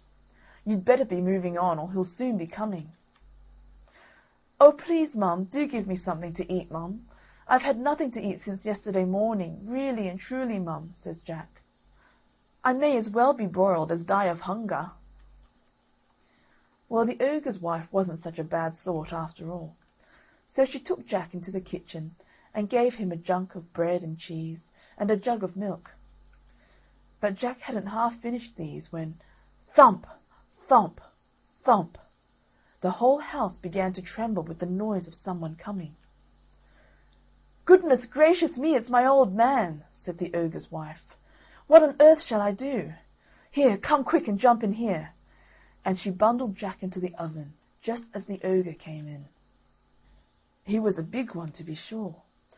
At his belt he had 3 calves strung up by the heels, and he unhooked them and threw them down on the table and said, "Here, wife, broil me a couple of these for breakfast." "Ah, what's this I smell? Fee, fi, fo, fum, I smell the blood of an Englishman. Be he alive or be he dead, I'll have his bones to grind my bread." "Nonsense, dear," said his wife. "You're dreaming. Or perhaps you smell the scraps of that little boy you liked so much for yesterday's dinner. Here, go you and have a wash and tidy up, and by the time you come back your breakfast will be ready for you." So the ogre went off, and Jack was just going to jump out of the oven and run off when the woman told him not. "Wait till he's asleep," says she. "He always has a snooze after breakfast." Well, the ogre had his breakfast, and after that he goes to a big chest and takes out of it a couple of bags of gold, and sits down counting them, till at last his head began to nod, and he began to snore till the whole house shook again. Then Jack crept out on tiptoe from his oven, and as he was passing the ogre, he took one of the bags of gold under his arm, and off he pelters till he came to the beanstalk. And then he threw down the bag of gold, which of course fell into his mother's garden, and then he climbed down and climbed down, till at last he got home and told his mother and showed her the gold and said, "Well, mother, wasn't I right about the beans? They are really magical, you see." So they lived on the bag of gold for some time, but at last they came to the end of that, so Jack made up his mind to try his luck once more up at the top of the beanstalk. So one fine morning he got up early and got on to the beanstalk, and he climbed and he climbed, and he climbed and he climbed, and he climbed and he climbed, till at last he had got on the road again and came to the great big tall house he had been to before. There, sure enough, was the great big tall woman a-standing on the doorstep. "Good morning, Mum," says Jack, as bold as brass. "Could you be so good as to give me something to eat?" "Go away, my boy," said the big tall woman, or else my man will eat you up for breakfast. But aren't you the youngster who came here once before? Do you know that very day my man missed one of his bags of gold?" "That's strange, Mum," says Jack. "I dare say I could tell you something about that, but I'm so hungry I can't speak till I've had something to eat." Well, the big tall woman was that curious that she took him in and gave him something to eat. But he had scarcely began munching it as slowly as he could when, thump, thump, thump, they heard the giant's footstep, and his wife hid Jack away in the oven. All happened as it did before. In came the ogre as he did before, said, "Fee, fi, fo, fum," and had his breakfast of 3 broiled oxen. Then he said, "Wife, bring me the hen that lays the golden eggs." So she brought it, and the ogre said, "Lay," and it laid an egg all of gold. And then the ogre began to nod his head, and to snore till the house shook. Then Jack crept out of the oven on tiptoe, and caught hold of the golden hen, and was off before you could say Jack Robinson. But this time the hen gave a cackle which woke the ogre, and just as Jack got out of the house he heard him calling, "Wife, wife, what have you done with my golden hen?" And the wife said, "Why, my dear?" But that was all Jack heard, for he rushed off to the beanstalk and climbed down like a house on fire. And when he got home he showed his mother the wonderful hen and said, "Lay," to it. And it laid a golden egg every time he said lay. Well, Jack was not content, and it wasn't very long before he determined to have another try at his luck up there at the top of the beanstalk. So one fine morning he got up early and went on to the beanstalk, and he climbed and he climbed, and he climbed and he climbed, till he got to the top. But this time he knew better than to go straight to the ogre's house, and when he got near it he waited behind a bush till he saw the ogre's wife come out with a pail to get some water. And then he crept into the house and got into the copper. He hadn't been there long when he heard thump, thump, thump, as before, and in come the ogre and his wife. "Fee, fi, fo, fum, I smell the blood of an Englishman," cried out the ogre. "I smell him, wife, I smell him." "Do you, my dearie?" says the ogre's wife. "Then if it's that little rogue that stole your gold and the hen that laid the golden eggs, he's sure to have got into the oven." And they both rushed to the oven, but Jack wasn't there, luckily. And the ogre's wife said, "There you are again with your fee, fi, fo, fum. Why, of course it's the laddie you caught last night that I've broiled for your breakfast. How forgetful I am, and how careless you are not to tell the difference between a live un and a dead un." So the ogre sat down to the breakfast and ate it. But every now and then he would mutter, "Well, I could have sworn," and he'd get up and search the larder and the cupboards and everything, only luckily he didn't think of the copper. After breakfast was over, the ogre called out, "Wife, wife, bring me my golden harp." So she brought it and put it on the table before him. Then he said, "Sing," and the golden harp sang most beautifully, and it went on singing till the ogre fell asleep and commenced to snore like thunder. Then Jack lifted up the copper lid very quietly, and got down like a mouse, and crept on hands and knees, till he got to the table, when he got up and caught hold of the golden harp, and dashed with it towards the door. But the harp called out quite loud, "Master, master!" and the ogre woke up just in time to see Jack running off with his harp. Jack ran as fast as he could, and the ogre came rushing after, and would soon have caught him, only Jack had a start, and dodged him a bit, and knew where he was going.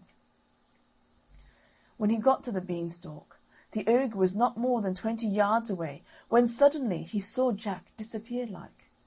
And when he got up to the end of the road, he saw Jack underneath climbing down for dear life. Well, the ogre didn't like trusting himself to such a ladder, and he stood and waited, so Jack got another start. But just then the hart cried out, "Master, master!" and the ogre swung himself down onto the beanstalk, which shook with his weight. Down climbs Jack, and after him climbed the ogre. By this time Jack had climbed down and climbed down and climbed down till he was very nearly home. So he called out, "Mother, mother, bring me an axe, bring me an axe!" And his mother came rushing out with the axe in her hand. But when she came to the beanstalk, she stood stock still with fright, for there she saw the ogre just coming down below the clouds. But Jack jumped down and got hold of the axe and gave a chop at the beanstalk, which cut it half in two. The ogre felt the beanstalk shake and quiver, so he stopped to see what was the matter. Then Jack gave another chop with the axe, and the beanstalk was cut in two and began to topple over. Then the ogre fell down and broke his crown, and the beanstalk came toppling after. Then Jack showed his mother his golden harp, and what with showing that and selling the golden eggs, Jack and his mother became very rich, and he married a great princess, and they lived happy ever after. End of chapter 13. Jack and the Beanstalk.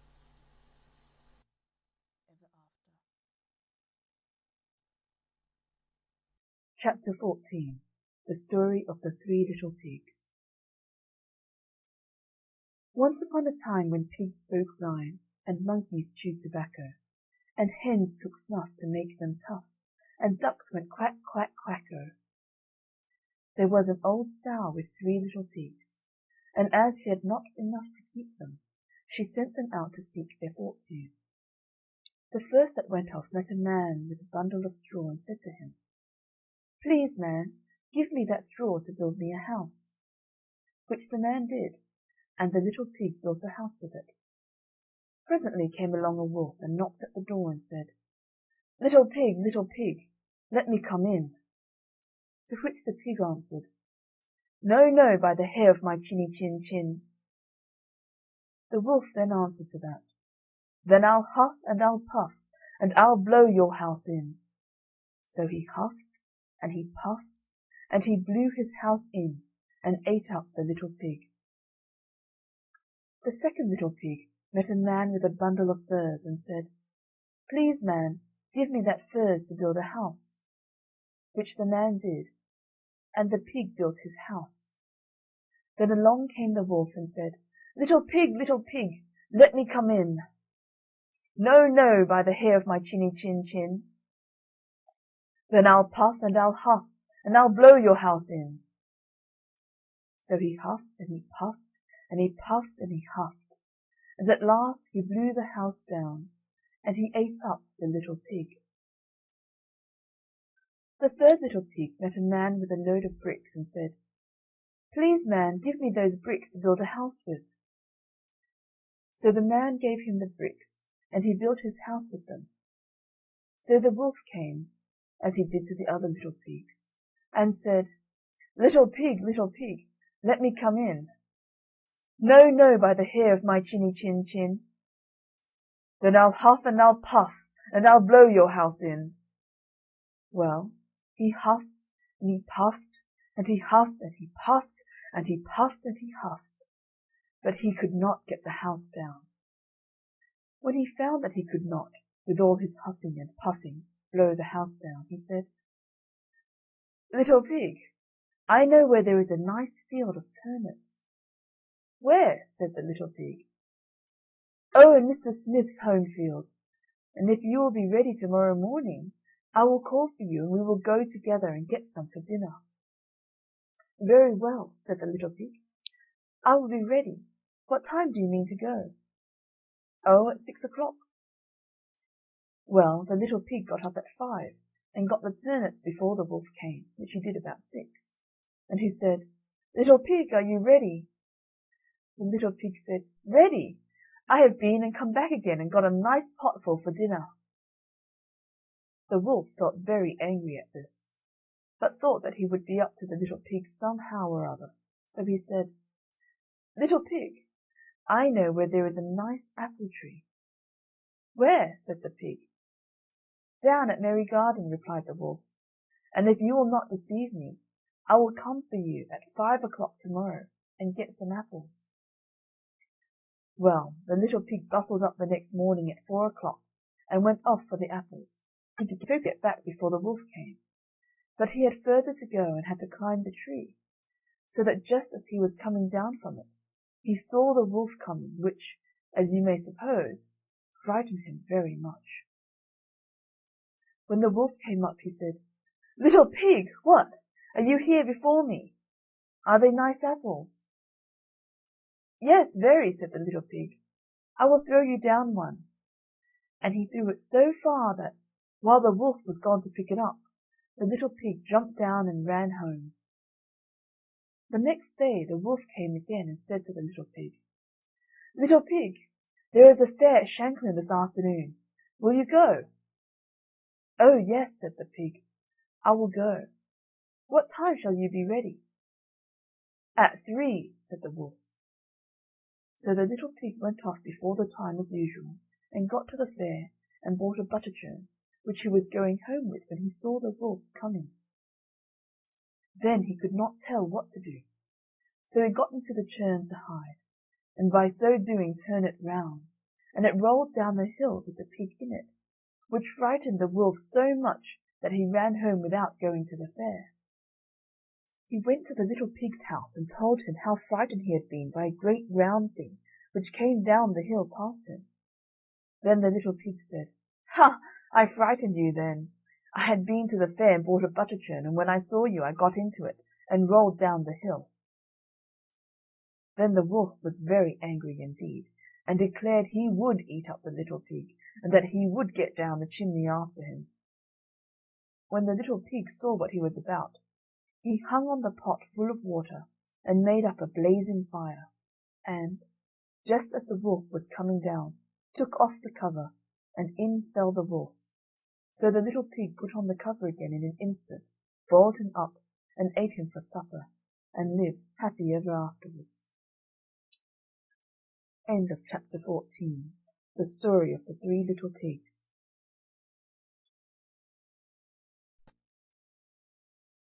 Chapter 15. The Master and his Pupil.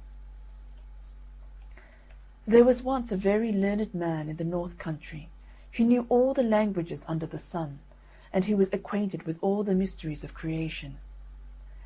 He had one big book bound in black calf and clasped with iron, and with iron corners, and chained to a table which was made fast to the floor.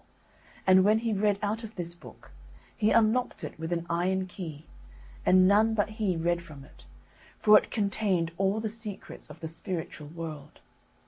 It told how many angels there were in heaven, and how they marched in their ranks, and sang in their choirs, and what were their several functions, and what was the name of each great angel of might. And it told of the demons, how many of them there were, and what were their several powers, and their labours, and their names, and how they might be summoned, and how tasks might be imposed on them, and how they might be chained to be as slaves to man.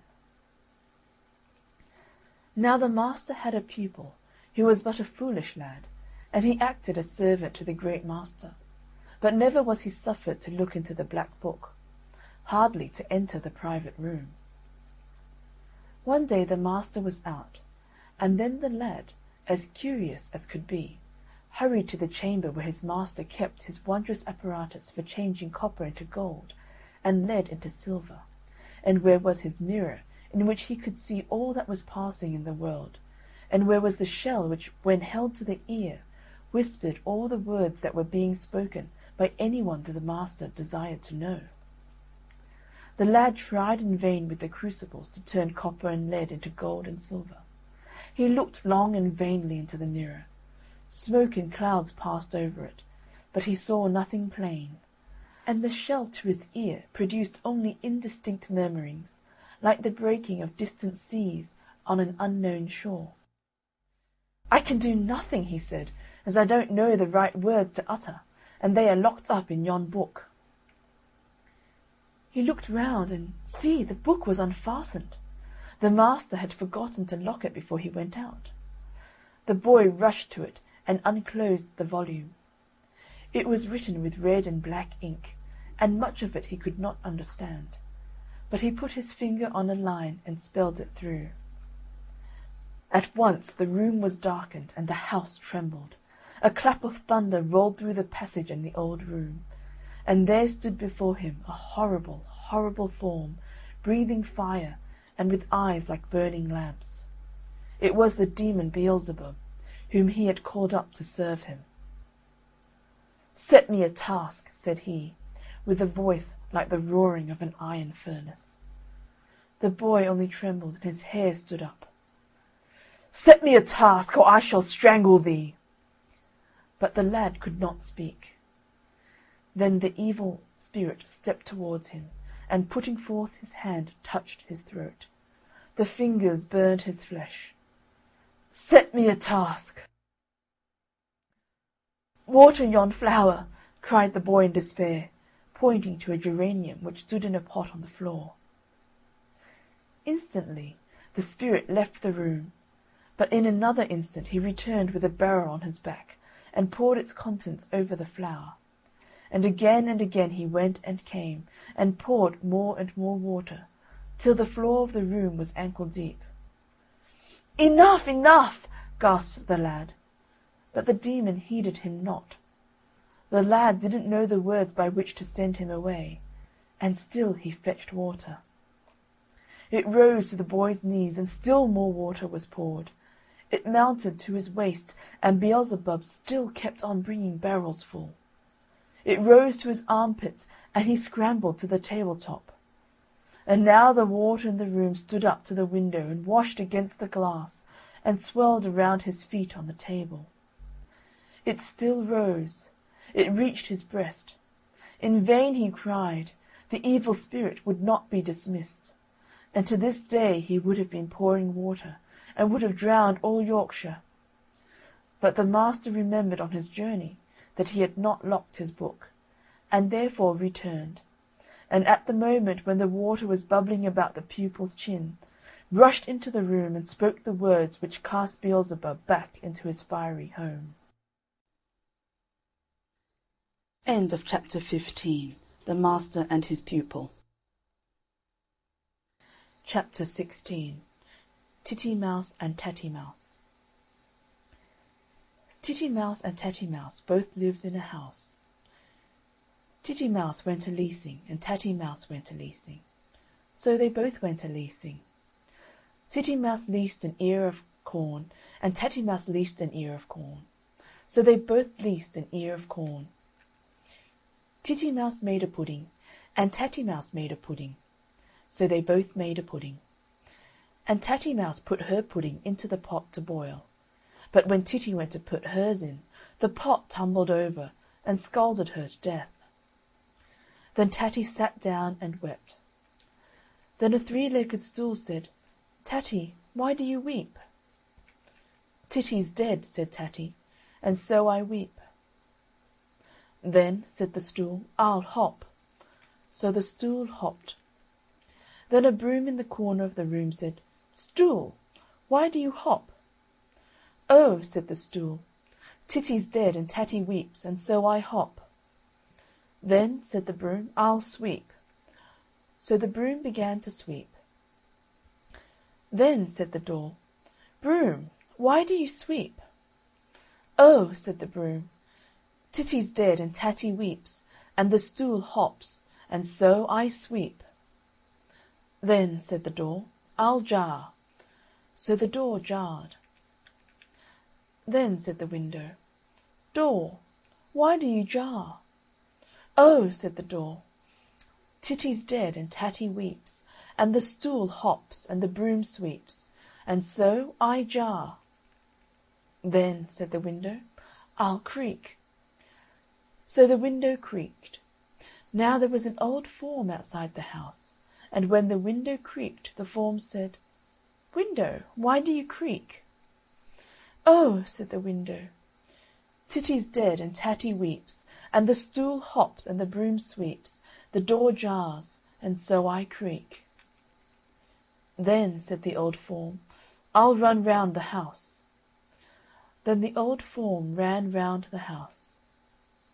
Now there was a fine large walnut tree growing by the cottage, and the tree said to the form, "Form, why do you run round the house?" "Oh," said the form, "Titty's dead and Tatty weeps, and the stool hops and the broom sweeps, the door jars and the window creaks, and so I run round the house." "Then," said the walnut tree, "I'll shed my leaves." So the walnut tree shed all its beautiful green leaves. Now there was a little bird perched on one of the boughs of the tree, and when all the leaves fell, it said, "Walnut tree, why do you shed your leaves?" "Oh," said the tree, "Titty's dead and Tatty weeps, the stool hops and the broom sweeps, the door jars and the window creaks, the old form runs round the house, and so I shed my leaves." "Then," said the little bird, "I'll moult all my feathers." So he moulted all his pretty feathers. Now there was a little girl walking below, carrying a jug of milk for her brothers' and sisters' supper, and when she saw the poor little bird moult all its feathers, she said, "Little bird, why do you moult all your feathers?" "Oh," said the little bird, "Titty's dead and Tatty weeps, the stool hops and the broom sweeps, the door jars and the window creaks, the old form runs round the house, the walnut tree sheds its leaves, and so I moult all my feathers."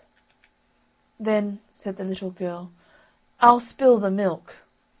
So she dropped the pitcher and spilt the milk. Now there was an old man just by on the top of a ladder thatching a rick, and when he saw the little girl spill the milk, he said, "Little girl, what do you mean by spilling the milk? Your little brothers and sisters must go without their supper." Then said the little girl, "Titty's dead and Tatty weeps, the stool hops and the broom sweeps, the door jars and the window creaks, the old form runs round the house, the walnut tree sheds all its leaves, the little bird moults all its feathers, and so I spill the milk." "Oh," said the old man, "then I'll tumble off the ladder and break my neck." So he tumbled off the ladder and broke his neck. And when the old man broke his neck, the great walnut tree fell down with a crash, and upset the old form and house, and the house falling knocked the window out, and the window knocked the door down, and the door upset the broom, and the broom upset the stool, and poor little Tatty Mouse was buried beneath the ruins. End of chapter 16. Titty Mouse and Tatty Mouse. Chapter 17. Jack and his Golden Snuff-Box. Once upon a time, and a very good time it was, though it was neither in my time nor in your time, nor in anyone else's time, there was an old man and an old woman, and they had one son, and they lived in a great forest, and their son never saw any other people in his life, but he knew that there was some more in the world besides his own father and mother, because he had lots of books, and he used to read every day about them. And when he read about some pretty young women, he used to go mad to see some of them, till one day, when his father was out cutting wood, he told his mother that he wished to go away to look for his living in some other country, and to see some other people besides them two. And he said, "I see nothing at all here but great trees around me, and if I stay here, maybe I shall go mad before I see anything." The young man's father was out all this time, when this talk was going on between him and his poor old mother. The old woman begins by saying to her son before leaving, "Well, well, my poor boy, if you want to go, it's better for you to go, and God be with you." The old woman thought for the best when she said that. "But stop a bit before you go. Which would you like best for me to make you, a little cake and bless you, or a big cake and curse you?" "Dear, dear," said he, "make me a big cake. Maybe I shall be hungry on the road." The old woman made the big cake, and she went on top of the house, and she cursed him as far as she could see him. He presently meets with his father, and the old man says to him, "Where are you going, my poor boy?" When the son told the father the same tale as he told his mother. "Well," says his father, "I'm sorry to see you going away, but if you've made your mind to go, it's better for you to go." The poor lad had not gone far when his father called him back. Then the old man drew out of his pocket a golden snuff-box and said to him, "Here, take this little box and put it in your pocket, and be sure not to open it till you are near your death." And away went poor Jack upon his road, and walked till he was tired and hungry, for he had eaten all his cake upon the road. And by this time night was upon him, so he could hardly see his way before him. He could see some light a long way before him, and he made up to it, and found the back door and knocked at it, till one of the maidservants came and asked him what he wanted. He said that night was on him, and he wanted to get some place to sleep. The maidservant called him in to the fire and gave him plenty to eat, good meat and bread and beer. And as he was eating his food by the fire, there came the young lady to look at him, and she loved him well, and he loved her. And the young lady ran to tell her father, and said there was a pretty young man in the back kitchen. And immediately the gentleman came to him, and questioned him, and asked what work he could do. Jack said, the silly fellow, that he could do anything. He meant that he could do any foolish bit of work that would be wanted about the house.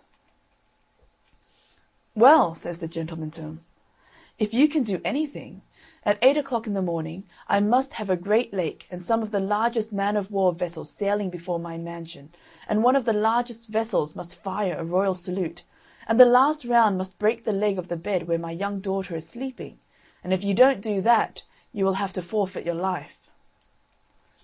"All right," said Jack, and away he went to his bed, and said his prayers quietly, and slept till it was near 8 o'clock, and he had hardly any time to think what he was to do, till all of a sudden he remembered about the little golden box that his father gave him, and he said to himself, "Well, well, I never was so near my death as I am now." And then he felt in his pocket, and drew the little box out, and when he opened it, out there hopped 3 little red men, and asked Jack, "What is your will with us?"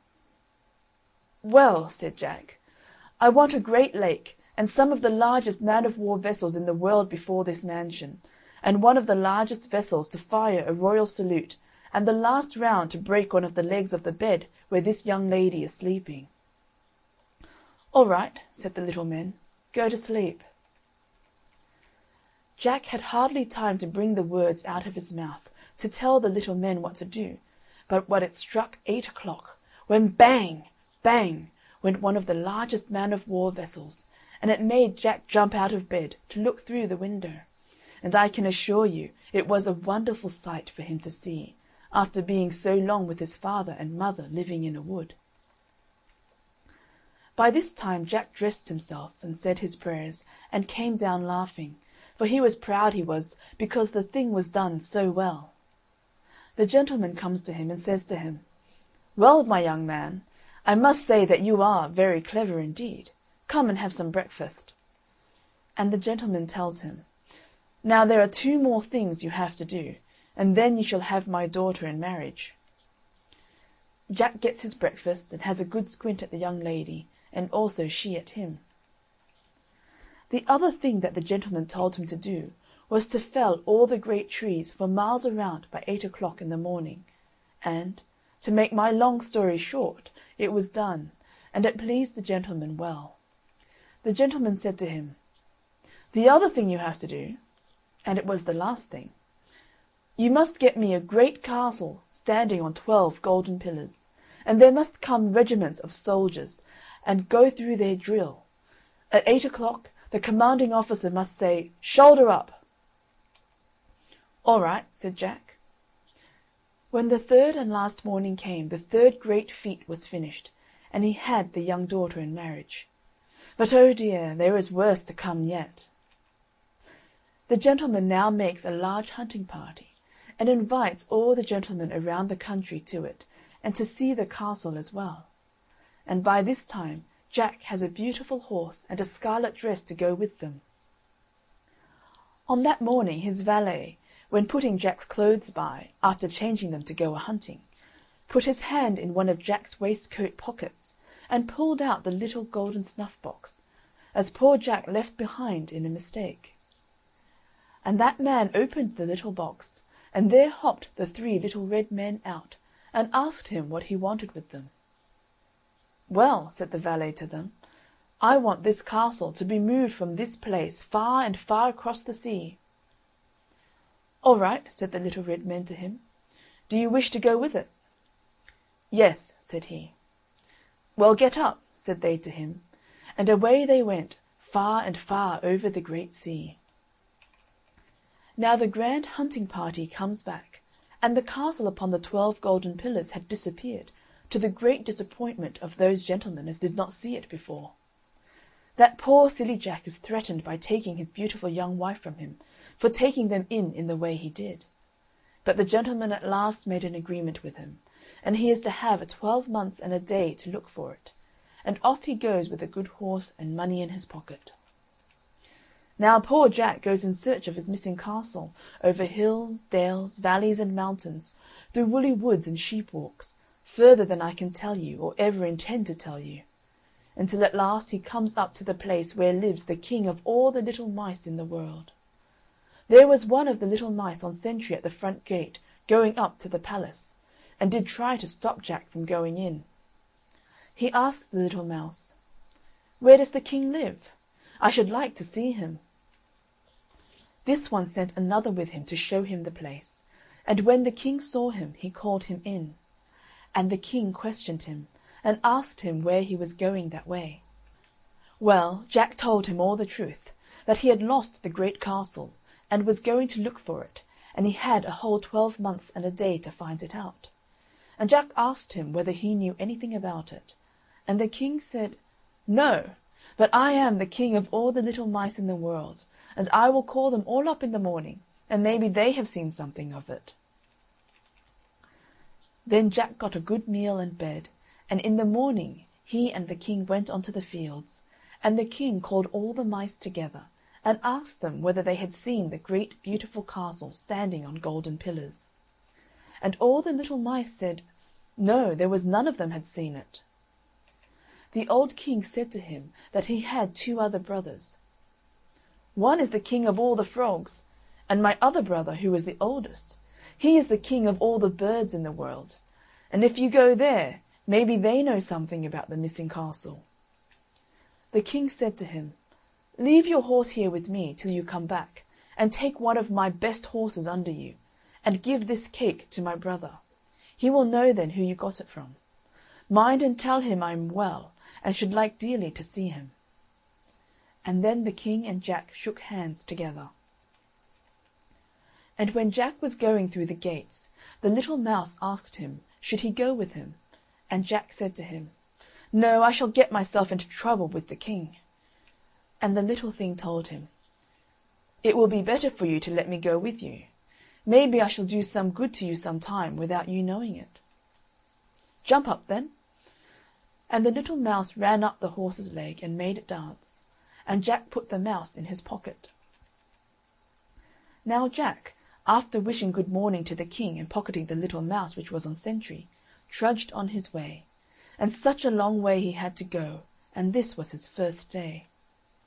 At last he found the place, and there was one of the frogs on sentry, and gun upon his shoulder, and did try to hinder Jack from going in.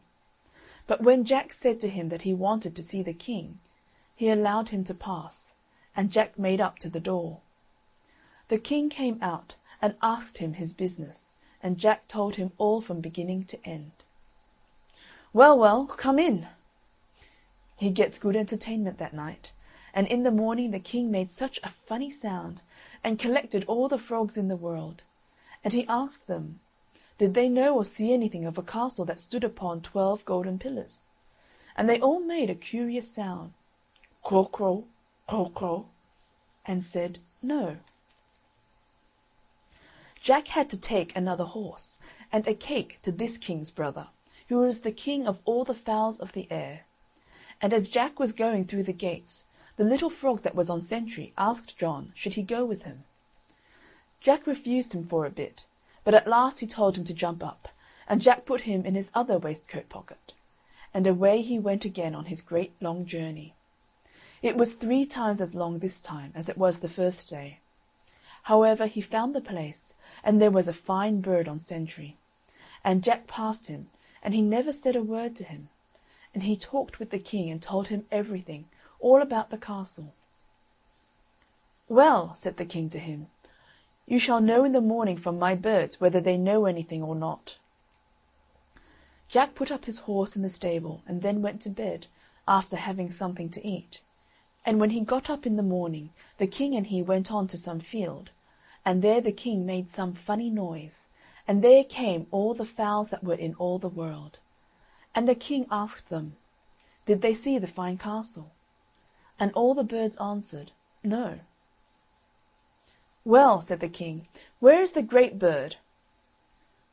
They had to wait then for a long time for the eagle to make his appearance, when at last he came all in a perspiration, after sending 2 little birds high up in the sky to whistle on him to make all the haste he possibly could.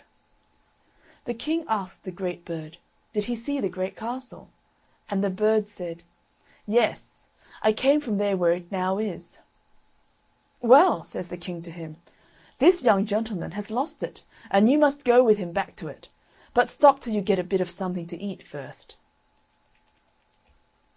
They killed a thief, and sent the best part of it to feed the eagle on his journey over the seas, and had to carry Jack on his back. Now when they came in sight of the castle, they did not know what to do to get the little golden box. Well, the little mouse said to them, "Leave me down, and I will get the little box for you."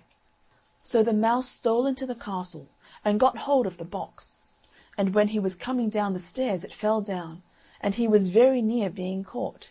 He came running out with it, laughing his best. "Have you got it?" Jack said to him.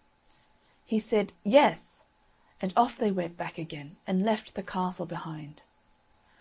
As they were all of them, Jack, Mouse, Frog, and Eagle, passing over the great sea, they fell to quarrelling about which it was that got the little box, till down it slipped into the water. It was by them looking at it and handing it from one hand to the other that they dropped the little box to the bottom of the sea.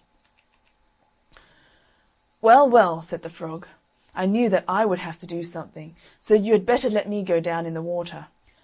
And they let him go, and he was down for 3 days and 3 nights, and up he comes and shows his nose and little mouth out of the water, and all of them asked him, did he get it? And he told them, no. "Well, what are you doing there, then?" "Nothing at all," he said, "only I want my full breath." And the poor little frog went down the second time, and he was down for a day and a night, and up he brings it. And away they did go after being there 4 days and nights, and after a long tug over seas and mountains, arrive at the palace of the old king, who is the master of all the birds in the world. And the king is very proud to see them, and has a hearty welcome and a long conversation. Jack opens the little box, and told the little men to go back and to bring the castle here to them. "And all of you make as much haste back again as you possibly can." The 3 little men went off, and when they came near the castle, they were afraid to go to it till the gentleman and lady and all the servants were gone out to some dance. And there was no one left behind there, only the cook and another maid with her. And the little red men asked them which would they rather, go or stop behind? And they both said, "I will go with you." And the little men told them to run upstairs quick. They were no sooner up and in one of the drawing rooms than here comes, just in sight, the gentleman and lady and all the servants. But it was too late. Off the castle went at full speed, with the women laughing at them through the window, while they made motions for them to stop, but all to no purpose. They were 9 days on their journey, in which they did try to keep the Sunday holy, when one of the little men turned to be the priest, the other the clerk, and third presided at the organ, and the women were the singers, for they had a grand chapel in the castle already. Very remarkable, there was a discord made in the music, and one of the little men ran up one of the organ pipes to see where the bad sound came from, when he found out it only happened to be that the two women were laughing at the little red man stretching his little legs full length on the bass pipes, also his two arms the same time, with his little red nightcap, which he never forgot to wear, and what they never witnessed before, could not help calling forth some good merriment while on the face of the deep. And poor thing, through them not going on with what they begun with, they very near came to danger, as the castle was once very near sinking in the middle of the sea. At length, after a merry journey, they come again to Jack and the king. The king was quite struck with the sight of the castle, and going up the golden stairs, went to see the inside.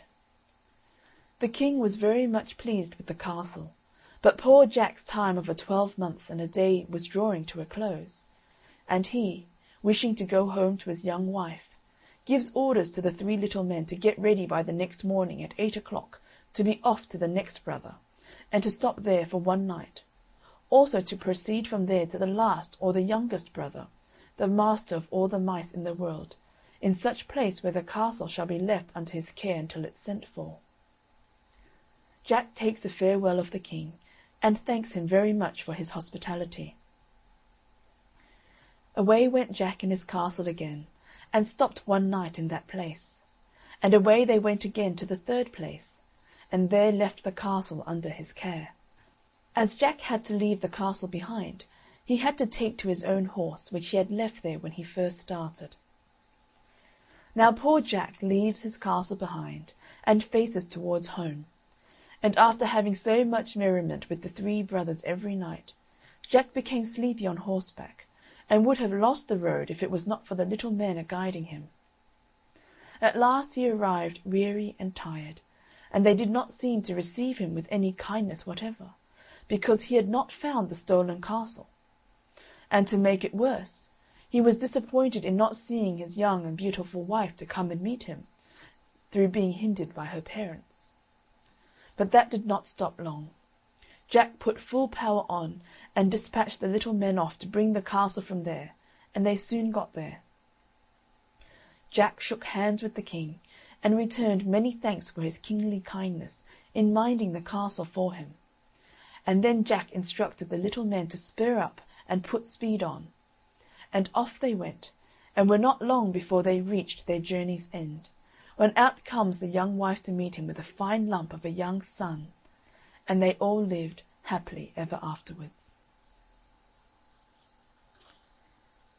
End of chapter 17. Jack and his golden snuff-box. Chapter 18. The Story of the 3 Bears. Once upon a time there were 3 bears who lived together in a house of their own in a wood. One of them was a little, small, wee bear, and one was a middle-sized bear, and the other was a great, huge bear. They had each a pot for their porridge, a little pot for the little, small, wee bear, and a middle-sized pot for the middle bear, and a great pot for the great, huge bear. And they had each a chair to sit in, a little chair for the little, small, wee bear, and a middle-sized chair for the middle bear, and a great chair for the great, huge bear. And they had each a bed to sleep in, a little bed for the little, small, wee bear, and a middle-sized bed for the middle bear, and a great bed for the great, huge bear. One day, after they had made the porridge for their breakfast and poured it into their porridge pots, they walked out into the wood while the porridge was cooling, that they might not burn their mouths by beginning too soon to eat it. And while they were walking, a little old woman came to the house. She could not have been a good, honest old woman, for first she looked in at the window, and then she peeped in at the keyhole, and seeing nobody in the house, she lifted the latch. The door was not fastened, because the bears were good bears, who did nobody any harm, and never suspected that anybody would harm them. So the little old woman opened the door and went in, and well pleased she was when she saw the porridge on the table. If she had been a good little old woman, she would have waited till the bears came home, and then perhaps they would have asked her to breakfast. For they were good bears, a little rough or so, as the manner of bears is, but for all that very good-natured and hospitable. But she was an impudent, bad old woman, and set about helping herself. So first she tasted the porridge of the Great Huge Bear, and that was too hot for her, and she said a bad word about that. And then she tasted the porridge of the Middle Bear, and that was too cold for her, and she said a bad word about that too. And then she went to the porridge of the Little, Small, Wee Bear, and tasted that, and that was neither too hot nor too cold, but just right, and she liked it so well that she ate it all up. But the naughty old woman said a bad word about the little porridge pot, because it did not hold enough for her. Then the little old woman sat down in the chair of the Great Huge Bear, and that was too hard for her. And then she sat down in the chair of the Middle Bear, and that was too soft for her. And then she sat down in the chair of the Little, Small, Wee Bear, and that was neither too hard nor too soft, but just right. So she seated herself in it, and there she sat till the bottom of the chair came out, and down she came plump upon the ground. And the naughty old woman said a wicked word about that too. Then the little old woman went upstairs into the bedchamber in which the 3 bears slept. At first she lay down upon the bed of the Great Huge Bear, but that was too high at the head for her. And next she lay down upon the bed of the Middle Bear, and that was too high at the foot for her.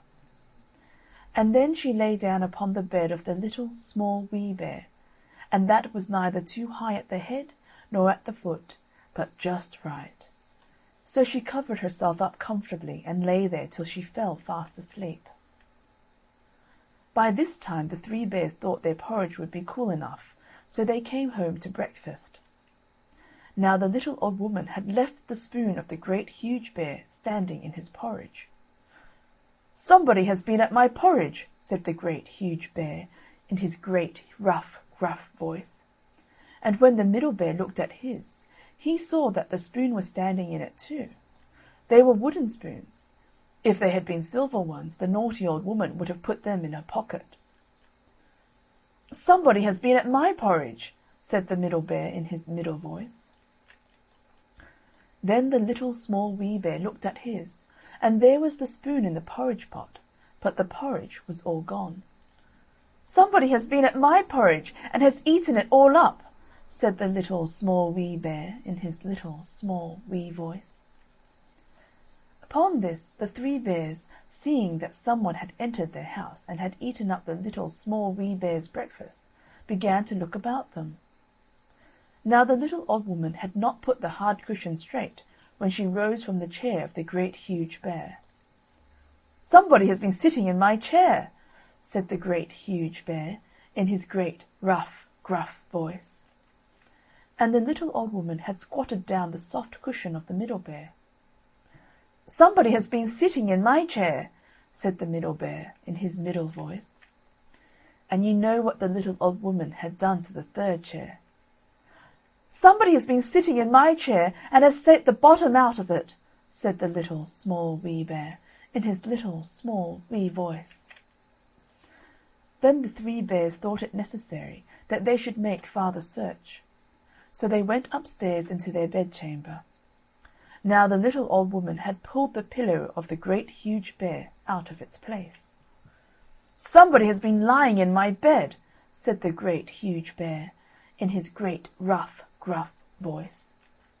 And the little old woman had pulled the bolster of the Middle Bear out of its place. "Somebody has been lying in my bed," said the Middle Bear, in his middle voice. And when the Little, Small, Wee Bear came to look at his bed, there was the bolster in its place, and the pillow in its place upon the bolster, and upon the pillow was the little old woman's ugly, dirty head, which was not in its place, for she had no business there. "Somebody has been lying in my bed, and here she is," said the Little, Small, Wee Bear, in his little, small, wee voice. The little old woman had heard in her sleep the great, rough, gruff voice of the Great Huge Bear, but she was so fast asleep that it was no more to her than the roaring of wind, or the rumbling of thunder. and she had heard the middle voice of the middle bear, but it was only as if she had heard someone speaking in a dream. But when she heard the little, small, wee voice of the little, small, wee bear, it was so sharp and so shrill that it awakened her at once. Up she started, and when she saw the three bears on one side of the bed, she tumbled herself out at the other and ran to the window. Now the window was open because the bears, like good, tidy bears as they were, always opened their bedchamber window when they got up in the morning. Out the little old woman jumped, and whether she broke her neck in the fall, or ran into the wood and was lost there, or found her way out of the wood and was taken up by the constable and sent to the house of correction for a vagrant as she was, I cannot tell. But the three bears never saw anything more of her. End of chapter 18. The story of the three bears. Chapter 19. Jack the Giant Killer. When good King Arthur reigned, there lived near the Land's End of England, in the county of Cornwall, a farmer who had one only son called Jack. He was brisk and of a ready, lively wit, so that nobody or nothing could worst him. In those days the Mount of Cornwall was kept by a huge giant named Cormoran. He was 18 feet in height, and about 3 yards round the waist, of a fierce and grim countenance, the terror of all the neighbouring towns and villages. He lived in a cave in the midst of the mount, and whenever he wanted food he would wade over to the mainland, where he would furnish himself with whatever came in his way. Everybody at his approach ran out of their houses, while he seized on their cattle, making nothing of carrying 6 oxen on his back at a time. And as for their sheep and hogs, he would tie them round his waist like a bunch of tallow dips. He had done this for many years, so that all Cornwall was in despair. One day Jack happened to be at the town hall when the magistrates were sitting in council about the giant. He asked, "What reward will be given to the man who kills Cormoran?" "The giant's treasure," they said, "will be the reward." Quoth Jack, "Then let me undertake it."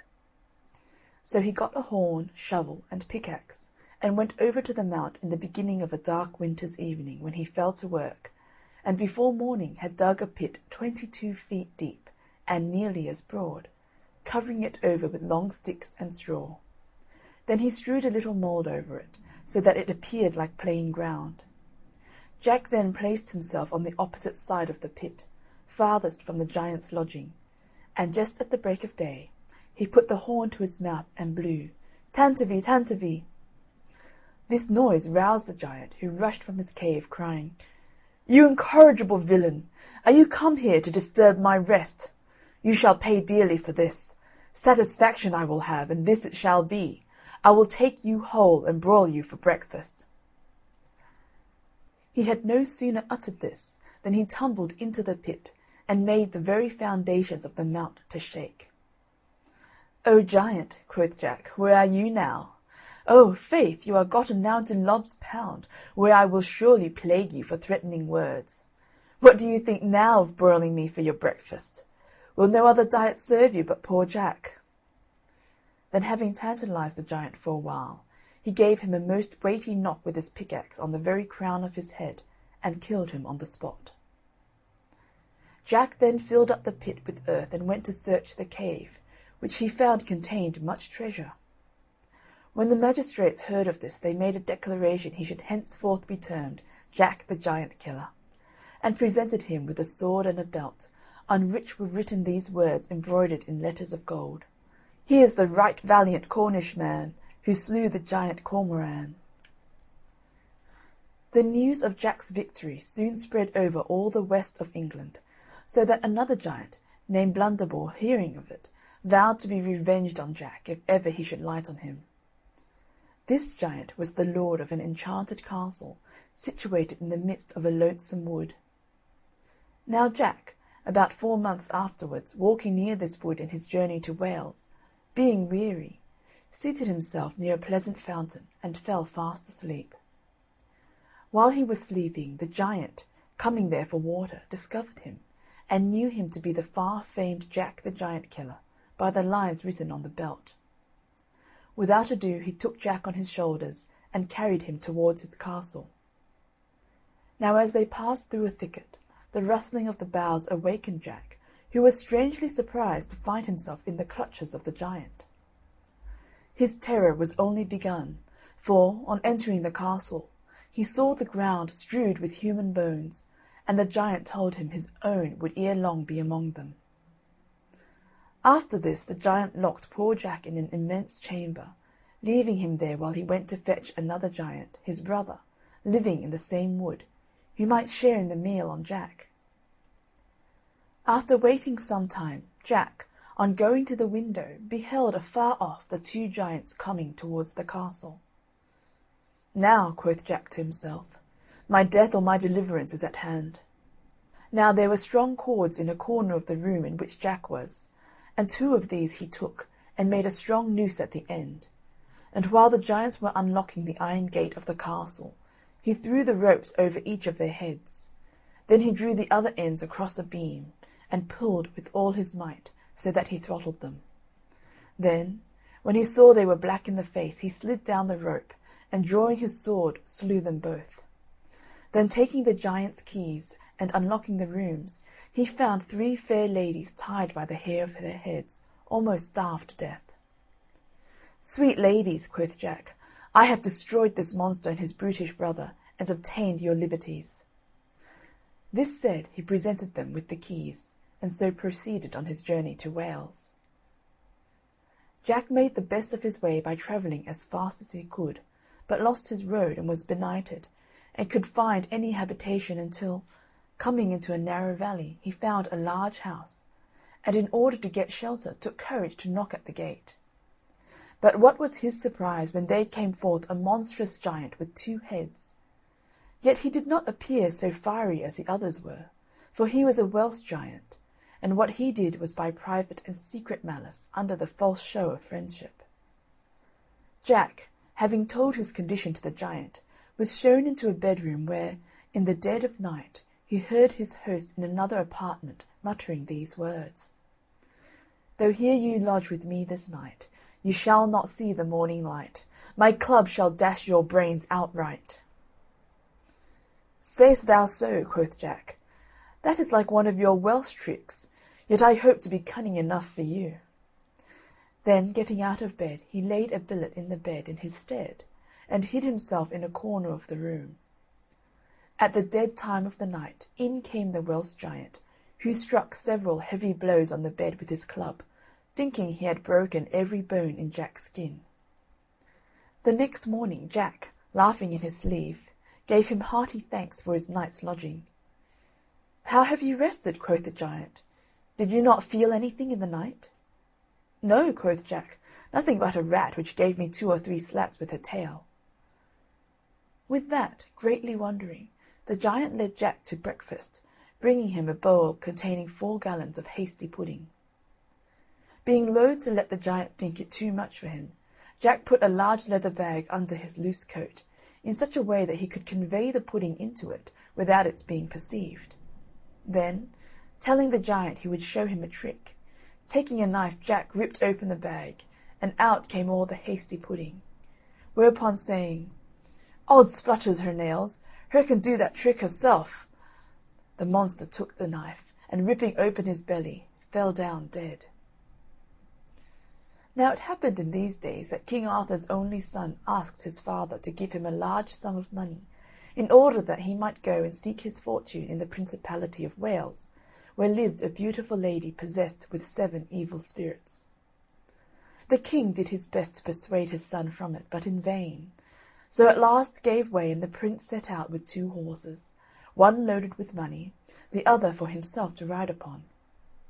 Now after several days' travel, he came to a market town in Wales, where he beheld a vast crowd of people gathered together. The prince asked the reason of it, and was told that they had arrested a corpse for several large sums of money which the deceased owed when he died.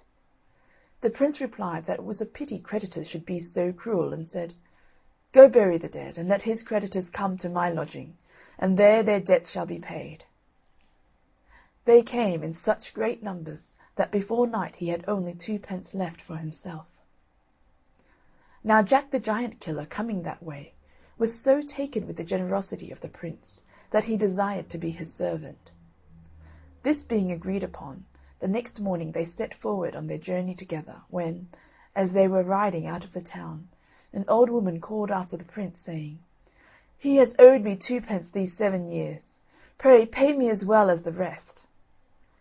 Putting his hand to his pocket, the Prince gave the woman all he had left, so that after their day's food, which cost what small spell Jack had by him, they were without a penny between them.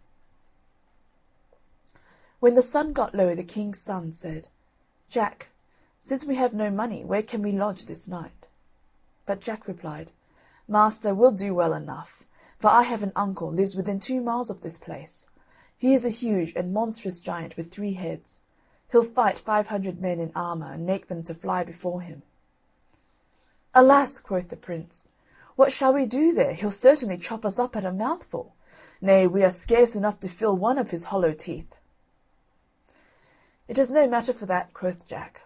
"I myself will go before and prepare the way for you. Therefore stop here and wait till I return."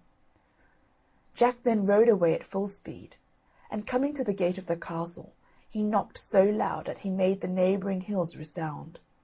The giant roared out at this like thunder, "Who's there?" Jack answered, "None but your poor cousin Jack." Quoth he, "What news with my poor cousin Jack?" He replied, "Dear uncle, heavy news, good what?" "Prithee," quoth the giant, "what heavy news can come to me? I am a giant with 3 heads, and besides, thou knowest I can fight 500 men in armour, and make them fly like chaff before the wind." "Oh, but," quoth Jack, "here's the king's son a-coming with 1,000 men in armour to kill you and destroy all that you have." "Oh, cousin Jack," said the giant, "this is heavy news indeed. I will immediately run and hide myself, and thou shalt lock, bolt, and bar me in, and keep the keys until the Prince is gone." Having secured the giant, Jack fetched his master, when they made themselves heartily merry, whilst the poor giant lay trembling in a vault under the ground. Early in the morning Jack furnished his master with a fresh supply of gold and silver, and then sent him 3 miles forward on his journey, at which time the Prince was pretty well out of the smell of the giant. Jack then returned and let the giant out of the vault, who asked what he should give him for keeping the castle from destruction. "Why," quoth Jack, "I want nothing but the old coat and cap, together with the old rusty sword and slippers which are at your bed's head." Quoth the giant, "You know not what you ask. They are the most precious things I have. The coat will keep you invisible, the cap will tell you all you want to know, the sword cuts asunder whatever you strike, and the shoes are of extraordinary swiftness. But you have been very serviceable to me, therefore take them with all my heart." Jack thanked his uncle, and then went off with them. He soon overtook his master, and they quickly arrived at the house of the lady the Prince sought, who, finding the Prince to be a suitor, prepared a splendid banquet for him. After the repast was concluded, she told him she had a task for him. She wiped his mouth with a handkerchief, saying, "You must show me that handkerchief to-morrow morning, or else you will lose your head." With that she put it in her bosom. The Prince went to bed in great sorrow, but Jack's cap of knowledge informed him how it was to be obtained. In the middle of the night she called upon her familiar spirit to carry her to Lucifer. But Jack put on his coat of darkness and his shoes of swiftness, and was there as soon as she was.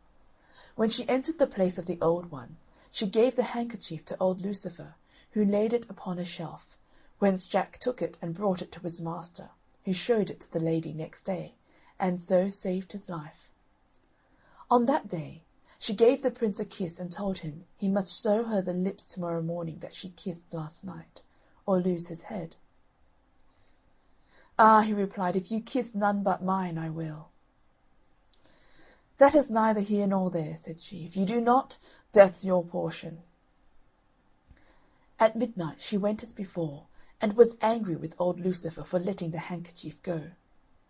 But now," quoth she, "I will be too hard for the king's son, for I will kiss thee, and he is to show me thy lips." Which she did, and Jack, when she was not standing by, cut off Lucifer's head, and brought it under his invisible coat to his master, who the next morning pulled it out by the horns before the lady. This broke the enchantment, and the evil spirit left her, and she appeared in all her beauty. They were married the next morning, and soon after went to the court of King Arthur, where Jack, for his many great exploits, was made one of the knights of the Round Table. Jack soon went searching for giants again, but he had not ridden far when he saw a cave, near the entrance of which he beheld a giant sitting upon a block of timber, with a knotted iron club by his side. His goggle eyes were like flames of fire, his countenance grim and ugly, and his cheeks like a couple of large flitches of bacon, while the bristles of his beard resembled rods of iron wire, and the locks that hung down upon his brawny shoulders were like curled snakes or hissing adders. Jack alighted from his horse, and, putting on the coat of darkness, went up close to the giant, and said softly, "Oh, are you there? It will not be long before I take you fast by the beard." The giant all this while could not see him on account of his invisible coat, so that Jack, coming up close to the monster, struck a blow with his sword at his head, but, missing his aim, he cut off the nose instead. At this the giant roared like claps of thunder, and began to lay about him with his iron club like one stark mad, but Jack, running behind, drove his sword up to the hilt in the giant's back, so that he fell down dead. This done, Jack cut off the giant's head and sent it with his brothers also to King Arthur by a waggoner he hired for that purpose. Jack now resolved to enter the giant's cave in search of his treasure, and passing along through a great many windings and turnings, he came at length to a large room paved with freestone, at the upper end of which was a boiling cauldron, and on the right hand a large table, at which the giant used to dine. Then he came to a window barred with iron, through which he looked and beheld a vast number of miserable captives, who, seeing him, cried out, "Alas, young man, art thou come to be one amongst us in this miserable den?" "Ay," quoth Jack, "but pray tell me what is the meaning of your captivity?" "We are kept here," said one, "till such time as the giants have a wish to feast, and then the fattest among us is slaughtered, and many other times they have dined upon murdered men." "Say you so?" quoth Jack, and straightway unlocked the gate and let them free, who all rejoiced like condemned men at sight of a pardon. Then searching the giant's coffers, he shared the gold and silver equally amongst them, and took them to a neighbouring castle, where they all feasted and made merry over their deliverance. But in the midst of all this mirth a messenger brought news that one Thunderdell, a giant with 2 heads, having heard of the death of his kinsman, had come from the northern dales to be revenged on Jack, and was within a mile of the castle, the country people flying before him like chaff. But Jack was not a bit daunted, and said, "Let him come. I have a tool to pick his teeth. And you, ladies and gentlemen, walk out into the garden, and you shall witness this great Thunderdell's death and destruction." The castle was situated in the midst of a small island, surrounded by a moat 30 feet deep and 20 feet wide, over which lay a drawbridge. So Jack employed men to cut through this bridge on both sides, nearly to the middle, and then, dressing himself in his invisible coat, he marched against the giant with a sword of sharpness. Although the giant could not see Jack, he smelt his approach and cried out in these words, "Fee, fi, fo, fum! I smell the blood of an Englishman. Be he alive or be he dead, I'll grind his bones to make me bread." "Say'st thou so?" said Jack. "Then thou art a monstrous miller indeed." The giant cried out again, "Art thou that villain who killed my kinsman? Then I will tear thee with my teeth, suck thy blood, and grind thy bones to powder." "You'll have to catch me first," quoth Jack, and throwing off his invisible coat so that the giant might see him, and putting on his shoes of swiftness, he ran from the giant, who followed like a walking castle, so that the very foundations of the earth seemed to shake at every step. Jack led him a long dance, in order that the gentlemen and ladies might see, and at last, to end the matter, ran lightly over the drawbridge, the giant in full speed, pursuing him with his club. Then, coming to the middle of the bridge, the giant's great weight broke it down, and he tumbled headlong into the water, where he rolled and wallowed like a whale. Jack, standing by the moat, laughed at him all the while, but though the giant foamed to hear him scoff, and plunged from place to place in the moat, yet he could not get out to be revenged. Jack at length got a cart-rope and cast it over the two heads of the giant, and drew him ashore by a team of horses, and then cut off both his heads with his sword of sharpness, and sent them to King Arthur.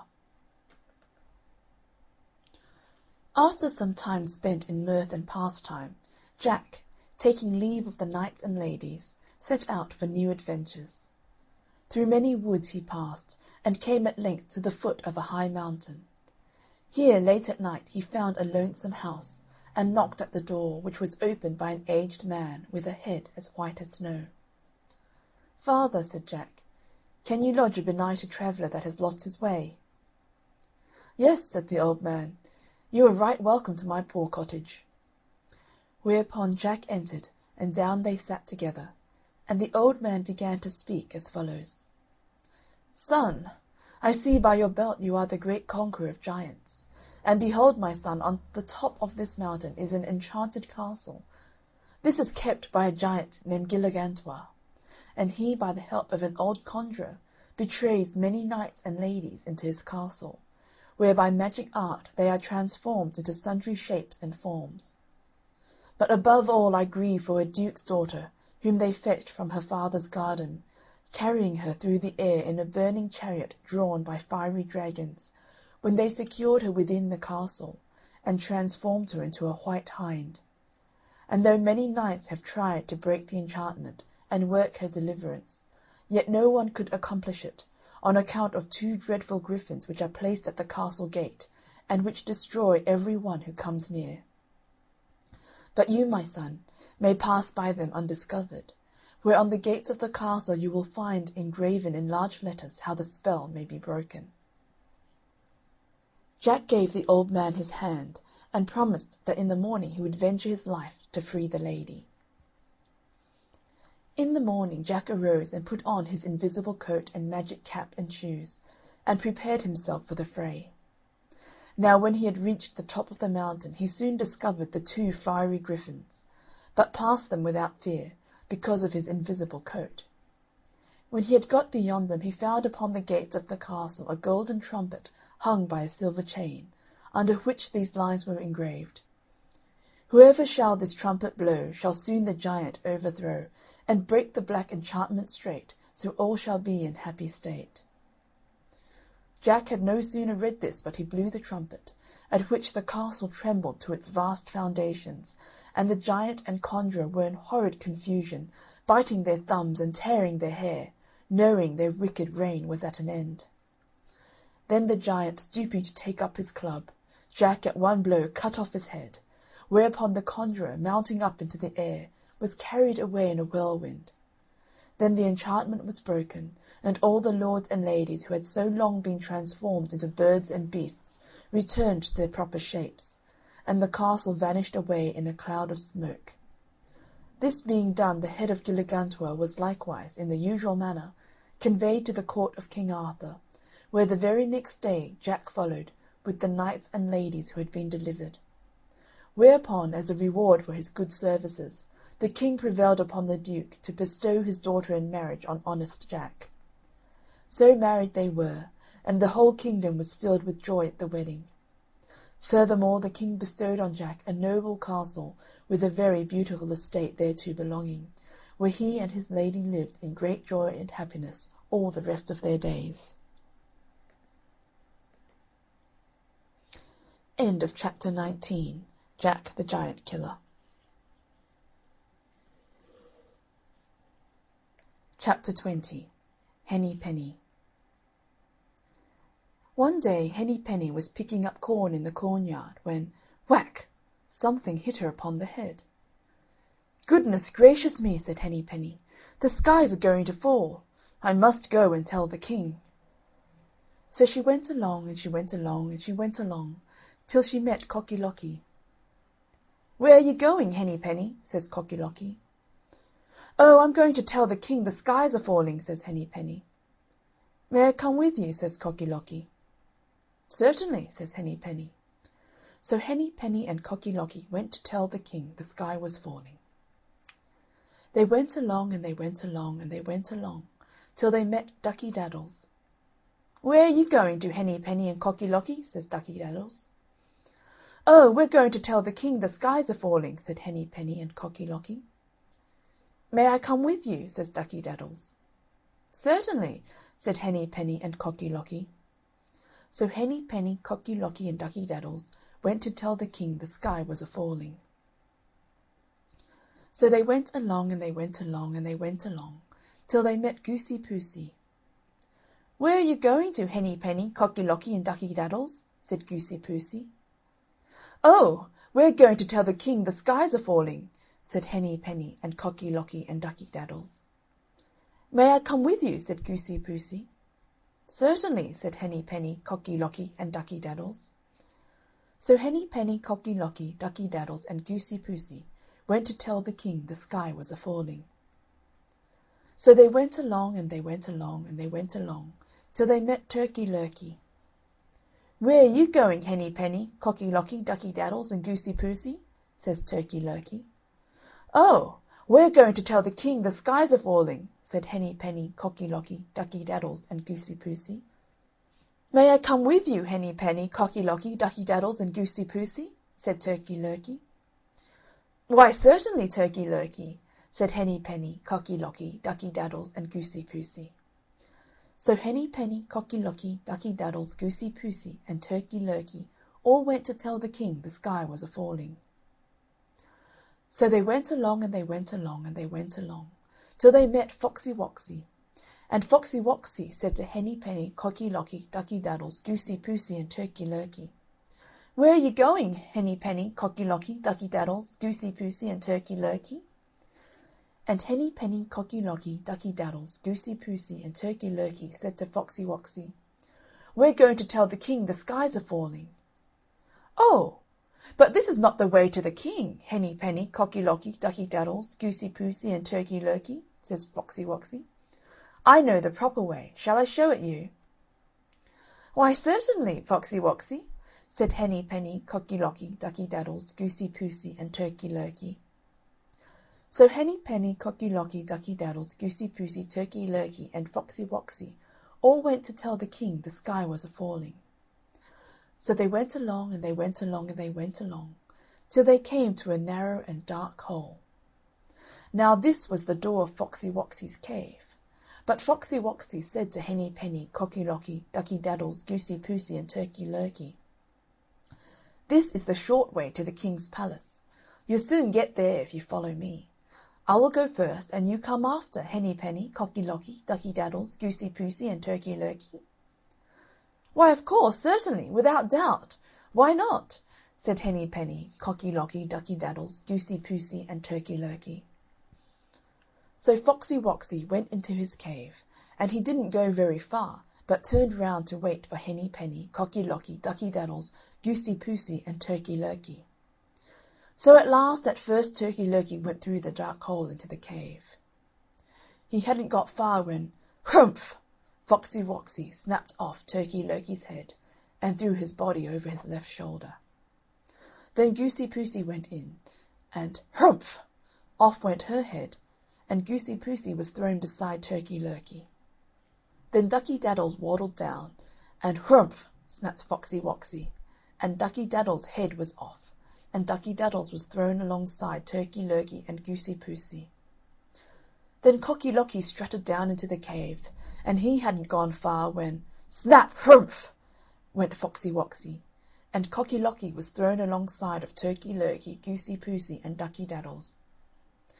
But Foxy Woxy had made 2 bites at Cocky Locky, and when the first snap only hurt Cocky Locky but didn't kill him, he called out to Henny Penny. So she turned tail and ran back home. So she never told the king the sky was a-falling. End of Chapter 20. Henny Penny. Chapter 21. Childe Rowland. Childe Rowland and his brothers twain were playing at the ball, and there was their sister Burd Ellen in the midst among them all. Childe Rowland kicked it with his foot, and caught it with his knee. At last, as he plunged among them all, o'er the church he made it flee.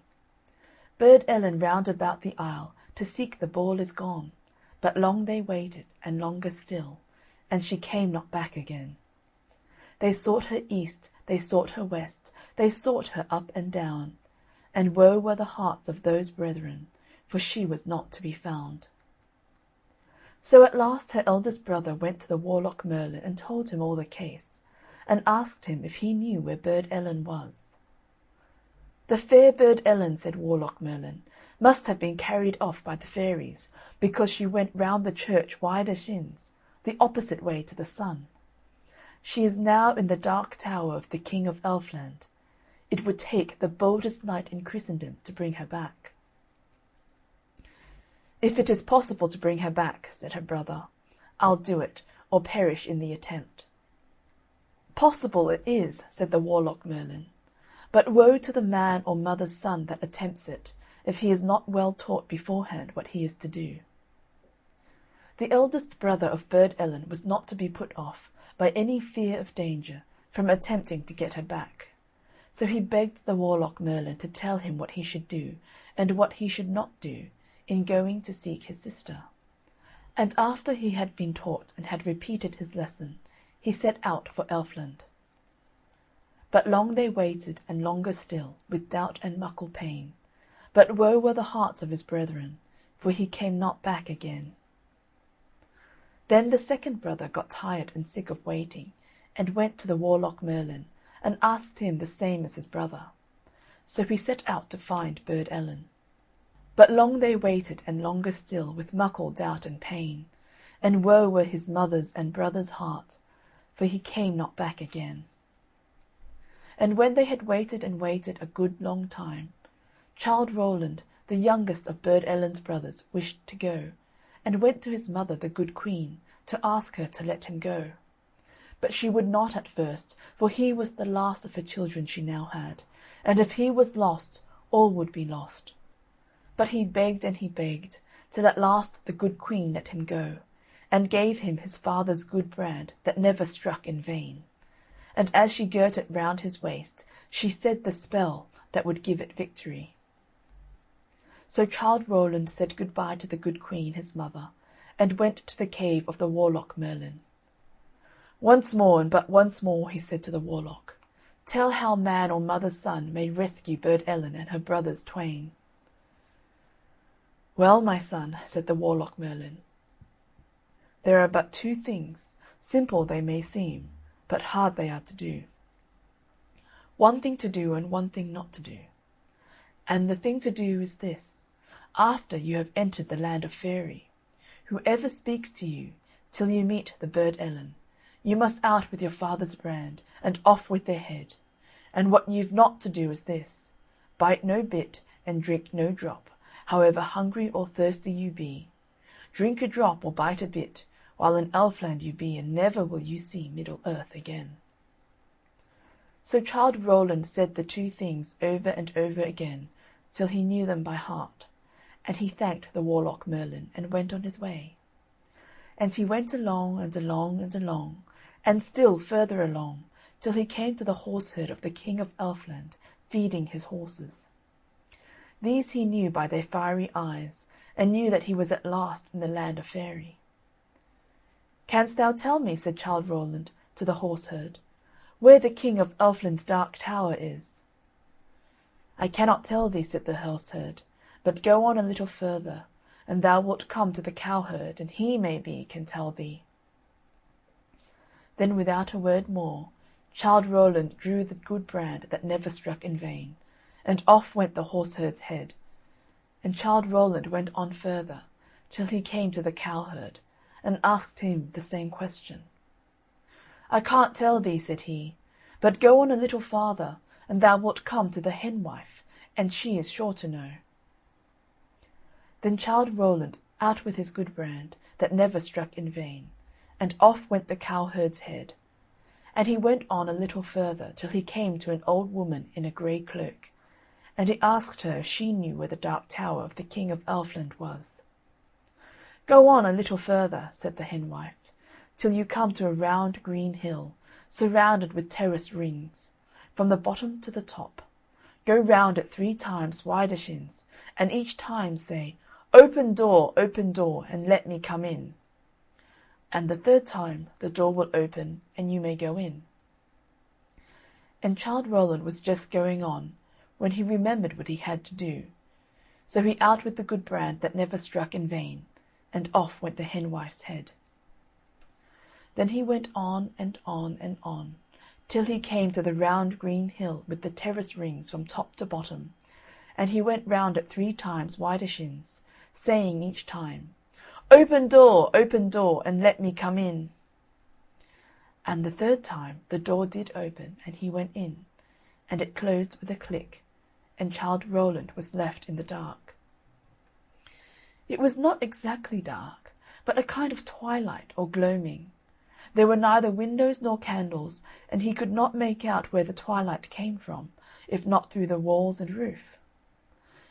These were rough arches made of a transparent rock, encrusted with sheep-silver and rock-spar and other bright stones.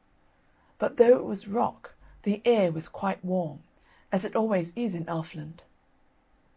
So he went through this passage till at last he came to 2 wide and high folding doors which stood ajar. And when he opened them, there he saw a most wonderful and glorious sight. A large and spacious hall, so large that it seemed to be as long and as broad as the green hill itself. The roof was supported by fine pillars, so large and lofty that the pillars of a cathedral were as nothing to them. They were all of gold and silver, with fretted work, and between them and around them wreaths of flowers, composed of, what do you think? Why, of diamonds and emeralds, and all manner of precious stones. And the very keystones of the arches had for ornaments clusters of diamonds and rubies and pearls and other precious stones. And all these arches met in the middle of the roof, and just there, hung by a golden chain, an immense lamp made out of one big pearl hollowed out and quite transparent. And in the middle of this was a big, huge carbuncle, which kept spinning round and round, and this was what gave light by its rays to the whole hall, which seemed as if the setting sun was shining on it.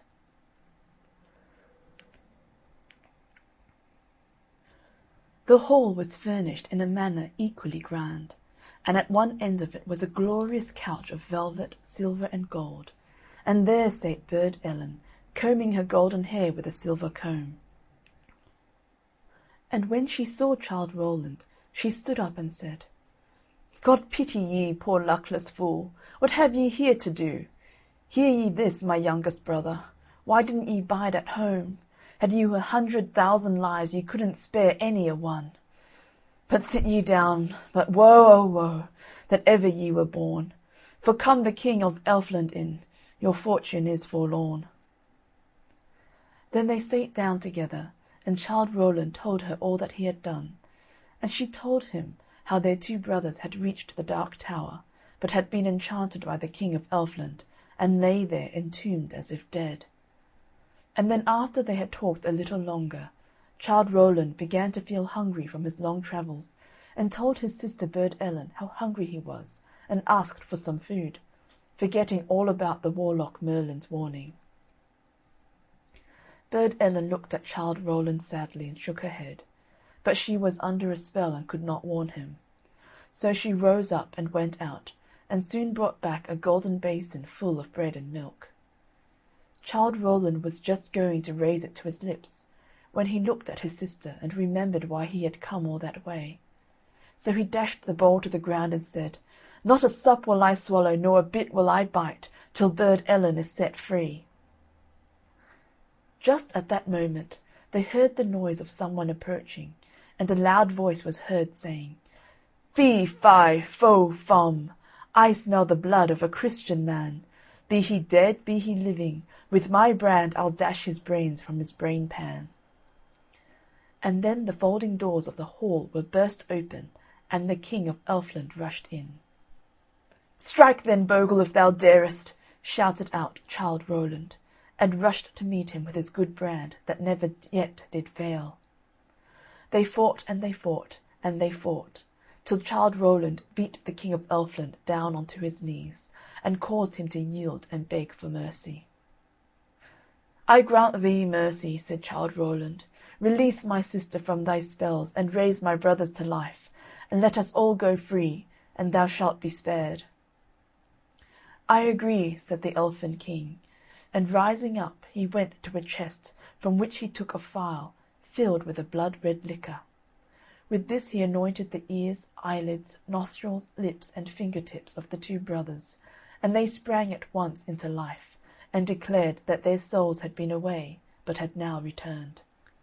The Elfin King then said some words to Burd Ellen, and she was disenchanted, and they all four passed out of the hall through the long passage, and turned their back on the dark tower, never to return again. And they returned home, and the good Queen their mother, and Burd Ellen never went round a church wider shins again. End of chapter 21. Childe Roland.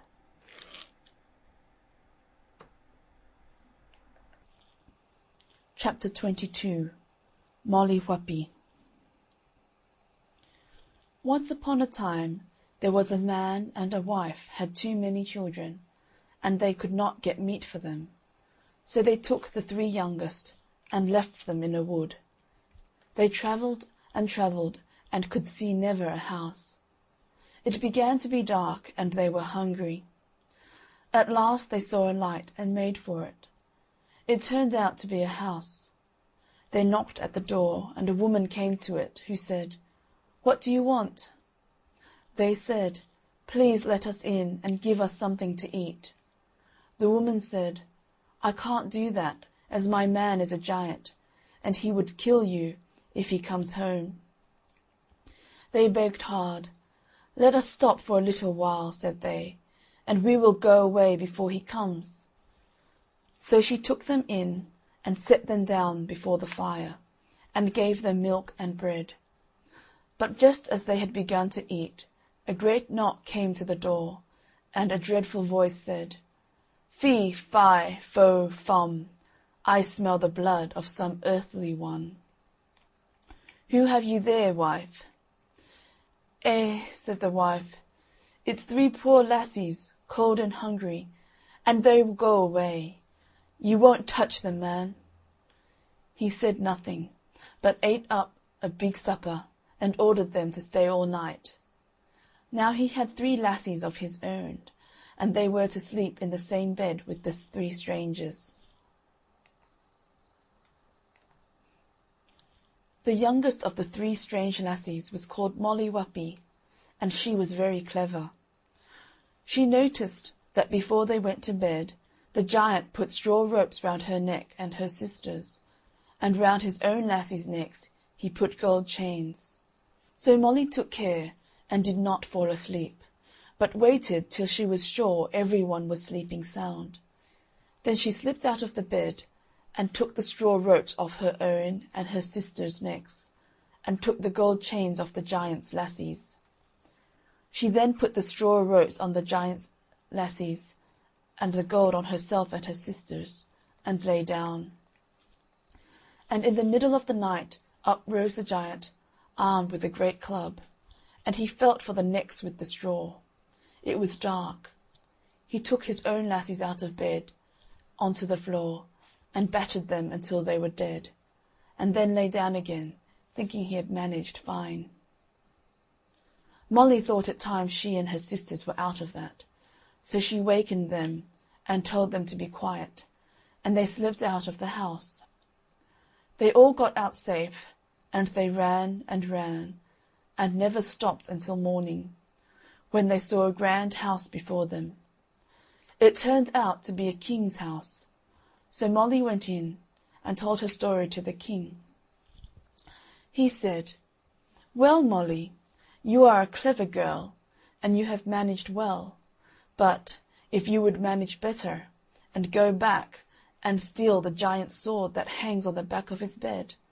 I would give your eldest sister my eldest son to marry." Molly said she would try. So she went back and managed to slip into the giant's house and crept in below the bed. The giant came home and ate up a great supper and went to bed. Molly waited until he was snoring, and she crept out, and she reached over the giant and got down the sword. But just as she got it out over the bed, it gave a rattle, and up jumped the giant, and Molly ran out at the door, and the sword with her. And she ran, and he ran, till they came to the bridge of one hair, and she got over, but he couldn't. And he says, "Woe worth ye, Molly Whuppie, never ye come again." And she says, "Twice yet, Carl," quoth she, "I'll come to Spain." So Molly took the sword to the king, and her sister was married to his son. "Well," the king he says, "you've managed well, Molly, but if you would manage better, and steal the purse that lies below the giant's pillow, I would marry your second sister to my second son." And Molly said she would try. So she set out for the giant's house, and slipped in, and hid again below the bed, and waited till the giant had eaten his supper, and was snoring sound asleep. She slipped out, and slipped her hand below the pillow, and got out the purse. But just as she was going out, the giant wakened, and ran after her, and she ran, and he ran, till they came to the bridge of one hair, and she got over, but he couldn't. And he said, "Woe worth ye, Molly Whuppie, never you come again." "Once yet, Carl," quoth she, "I'll come to Spain." So Molly took the purse to the king, and her second sister was married to the king's second son. After that the king says to Molly, "Molly, you are a clever girl, but if you would do better yet, and steal the giant's ring that he wears on his finger, I will give you my youngest son for yourself." Molly said she would try. So back she goes to the giant's house, and hides herself below the bed. The giant wasn't long ere he came home, and after he had eaten a great big supper, he went to his bed, and shortly was snoring loud. Molly crept out, and reached over the bed, and got hold of the giant's hand, and she pulled until she got off the ring. But just as she got it off, the giant got up, and gripped her by the hand, and he says, "Now I have catched you, Molly Whuppie, and if I had done as much ill to you as ye have done to me, what would ye do to me?" Molly says, "I would put you into a sack, and I'd put the cat inside with you, and the dog aside you, and a needle and thread, and a shears, and I'd hang you up upon the wall, and I'd go to the wood, and choose the thickest stick I could get, and I would come home, and take you down, and bang you till you were dead." "Well, Molly," says the giant, "I'll just do that to you." So he gets a sack and puts Molly into it, and the cat and the dog beside her, and a needle and thread and shears, and hangs her upon the wall, and goes to the wood to choose a stick. Molly, she sings out, "Oh, if you see what I see." "Oh," says the giant's wife, "what do ye see, Molly?" But Molly never said a word but, "Oh, if ye see what I see." The giant's wife begged that Molly would take her up into the sack till she would see what Molly saw. So Molly took the shears and cut a hole in the sack, and took out the needle and thread with her, and jumped down and helped the giant's wife up into the sack, and sewed up the hole. The giant's wife saw nothing, and began to ask to get down again. But Molly never minded, and hid herself at the back of the door. Home came the giant, and a great big tree in his hand, and he took down the sack and began to batter it. His wife cried, "It's me, man!" But the dog barked and the cat mewed, and he did not know his wife's voice. But Molly came out from the back of the door, and the giant saw her, and he after her, and he ran, and she ran, till they came to the bridge of one hair, and she got over, but he couldn't. And he said, "Woe worth you, Molly Whuppie, never you come again." "Never more, Carl," quoth she, "will I come again to Spain." So Molly took the ring to the king, and she was married to his youngest son, and she never saw the giant again. End of chapter 22. Molly Whuppie. Chapter 23. The Red Ettin. There was once a widow that lived on a small bit of ground, which she rented from a farmer. And she had 2 sons, and by it was time for the wife to send them away to seek their fortune. So she told her eldest son one day to take a can and bring her water from the well, that she might bake a cake for him, and however much or however little he might bring, the cake would be great or small accordingly, and that cake was to be all that she could give him when he went on his travels. The lad went away with the can to the well, and filled it with water, and then came away home again. But the can being broken, the most part of the water had run out before he got back. So his cake was very small. Yet small as it was, his mother asked him if he was willing to take the half of it with her blessing, telling him that if he chose rather to take the whole, he would only get it with her curse.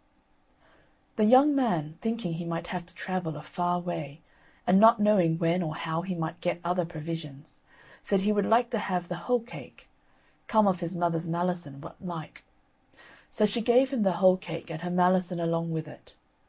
Then he took his brother aside, and gave him a knife to keep till he should come back, desiring him to look at it every morning, and as long as it continued to be clear, then he might be sure that the owner of it was well, but if it grew dim and rusty, then for certain some ill had befallen him.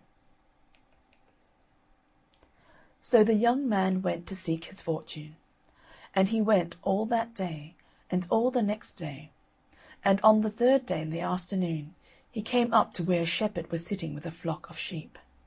And he went up to the shepherd, and asked him who the sheep belonged to. And he answered, "The Red Ettin of Ireland once lived in Ballaghan, and stole King Markham's daughter, the King of fair Scotland. He beats her, he binds her, he lays her on a band, and every day he strikes her with a bright silver wand. Like Julian the Roman, he's one that fears no man. It's said there's one predestinate to be his mortal foe, but that man is yet unborn, and long may it be so." This shepherd also told him to beware of the beasts he should next meet, for they were of a very different kind from any he had yet seen. So the young man went on, and by he saw a multitude of very dreadful beasts with 2 heads, and on every head 4 horns. And he was sore frightened, and ran away from them as fast as he could. And glad was he when he came to a castle that stood on a hillock, with the door standing wide open to the wall. And he went into the castle for shelter, and there he saw an old wife sitting beside the kitchen fire. He asked the wife if he might stay for the night, as he was tired with a long journey, and the wife said he might, but it was not a good place for him to be in, as it belonged to the Red Ettin, who was a very terrible beast, with 3 heads, that spared no living man it could get hold of. The young man would have gone away, but he was afraid of the beasts on the outside of the castle. So he beseeched the old woman to hide him as best she could, and not tell the Ettin he was there. He thought, if he could put over the night, he might get away in the morning without meeting with the beasts, and so escape. But he had not been long in his hiding-hole before the awful Ettin came in, and no sooner was he in than he was heard crying, "Snouk but and snouk ben, I find the smell of an earthly man. Be he living or be he dead, his heart this night shall kitchen my bread." The monster soon found the poor young man, and pulled him from his hole, and when he had got him out, he told him that if he could answer him 3 questions, his life should be spared. So the first head asked, "A thing without an end, what's that?" But the young man knew not. Then the second head said, "The smaller the more dangerous, what's that?" But the young man knew it not. And then the third head asked, "The dead carrying the living, riddle me that." But the young man had to give it up. The lad not being able to answer one of these questions, the Red Ettin took a mallet and knocked him on the head, and turned him into a pillar of stone. On the morning after this happened, the younger brother took out the knife to look at it, and he was grieved to find it all brown with rust. He told his mother that the time was now come for him to go away upon his travels also. So she requested him to take the can to the well for water, that she might make a cake for him. And he went, and as he was bringing home the water, a raven over his head cried to him to look, and he would see that the water was running out. And he was a young man of sense, and seeing the water running out, he took some clay and patched up the holes, so that he brought home enough water to bake a large cake. When his mother put it to him to take the half cake with her blessing, he took it in preference to having the whole with her malison, and yet the half was bigger than what the other lad had got. So he went away on his journey, and after he had travelled a far way, he met with an old woman that asked him if he would give her a bit of his johnny cake. And he said, "I will gladly do that." And so he gave her a piece of the johnny cake, and for that she gave him a magical wand, that she might yet be of service to him, if he took care to use it rightly. Then the old woman, who was a fairy, told him a great deal that would happen to him, and what he ought to do in all circumstances. And after that she vanished in an instant out of his sight. He went on a great way farther, and then he came up to the old man herding the sheep. And when he asked whose sheep these were, the answer was, "The Red Ettin of Ireland once lived in Ballaghan, and stole King Malcolm's daughter, the King of fair Scotland. He beats her, he binds her, he lays her on a band, and every day he strikes her with a bright silver wand. Like Julian the Roman, he's one that fears no man. But now I fear his end is near, and destiny at hand, and you're to be, I plainly see, the heir of all his land." When he came to the place where the monstrous beasts were standing, he did not stop nor run away, but went boldly through amongst them. One came up roaring with open mouth to devour him, when he struck it with his wand, and laid it in an instant dead at his feet.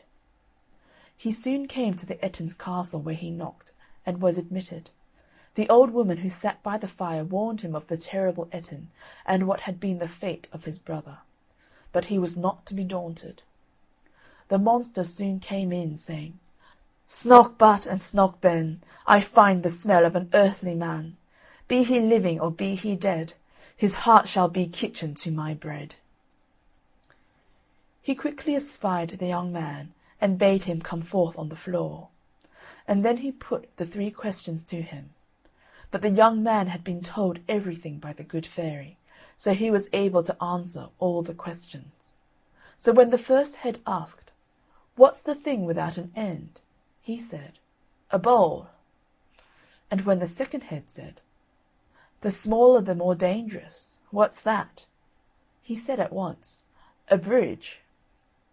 And last, the third head said, "When does the dead carry the living? Riddle me that." Then the young man answered up at once and said, "When a ship sails on the sea with men inside her." When the Ettin found this, he knew that his power was gone. The young man then took up an axe and hewed off the monster's 3 heads. He next asked the old woman to show him where the king's daughter lay, and the old woman took him upstairs and opened a great many doors, and out of every door came a beautiful lady who had been imprisoned there by the Ettin. And one of the ladies was the king's daughter. She also took him down into a low room, and there stood a stone pillar, that he had only to touch with his wand, when his brother started into life. and the whole of the prisoners were overjoyed at their deliverance, for which they thanked the young man. Next day they all set out for the king's court, and a gallant company they made. And the king married his daughter to the young man that had delivered her, and gave a noble's daughter to his brother. And so they all lived happily all the rest of their days. End of chapter 23. The Red Ettin. Chapter 24. The Golden Arm. Here was once a man who travelled the land all over in search of a wife. He saw young and old, rich and poor, pretty and plain, and could not meet with one to his mind. At last he found a woman, young, fair, and rich, who possessed a right arm of solid gold. He married her at once, and thought no man so fortunate as he was.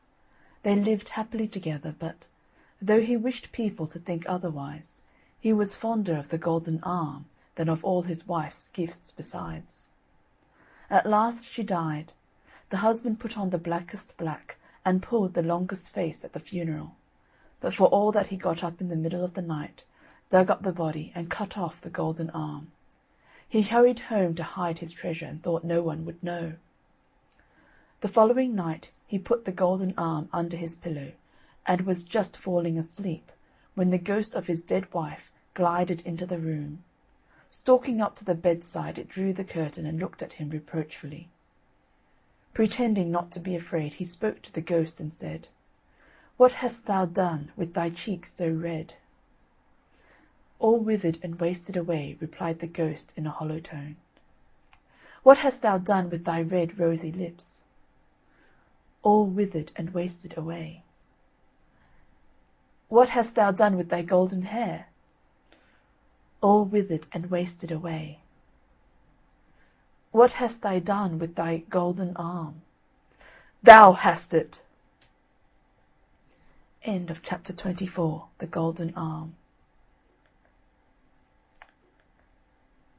Chapter 25. The History of Tom Thumb. In the days of the great Prince Arthur, there lived a mighty magician called Merlin, the most learned and skilful enchanter the world has ever seen. This famous magician, who could take any form he pleased, was travelling about as a poor beggar, and being very tired, he stopped at the cottage of a ploughman to rest himself, and asked for some food. The countryman bade him welcome, and his wife, who was a very good-hearted woman, soon brought him some milk in a wooden bowl, and some coarse brown bread on a platter. Merlin was much pleased with the kindness of the ploughman and his wife, but he could not help noticing that though everything was neat and comfortable in the cottage, they seemed both to be very unhappy. He therefore asked them why they were so melancholy, and learned that they were miserable because they had no children. The poor woman said, with tears in her eyes, "I should be the happiest creature in the world if I had a son. Although he was no bigger than my husband's thumb, I would be satisfied." Merlin was so much amused with the idea of a boy no bigger than a man's thumb, that he determined to grant the poor woman's wish. Accordingly, in a short time after, the ploughman's wife had a son who, wonderful to relate, was not a bit bigger than his father's thumb.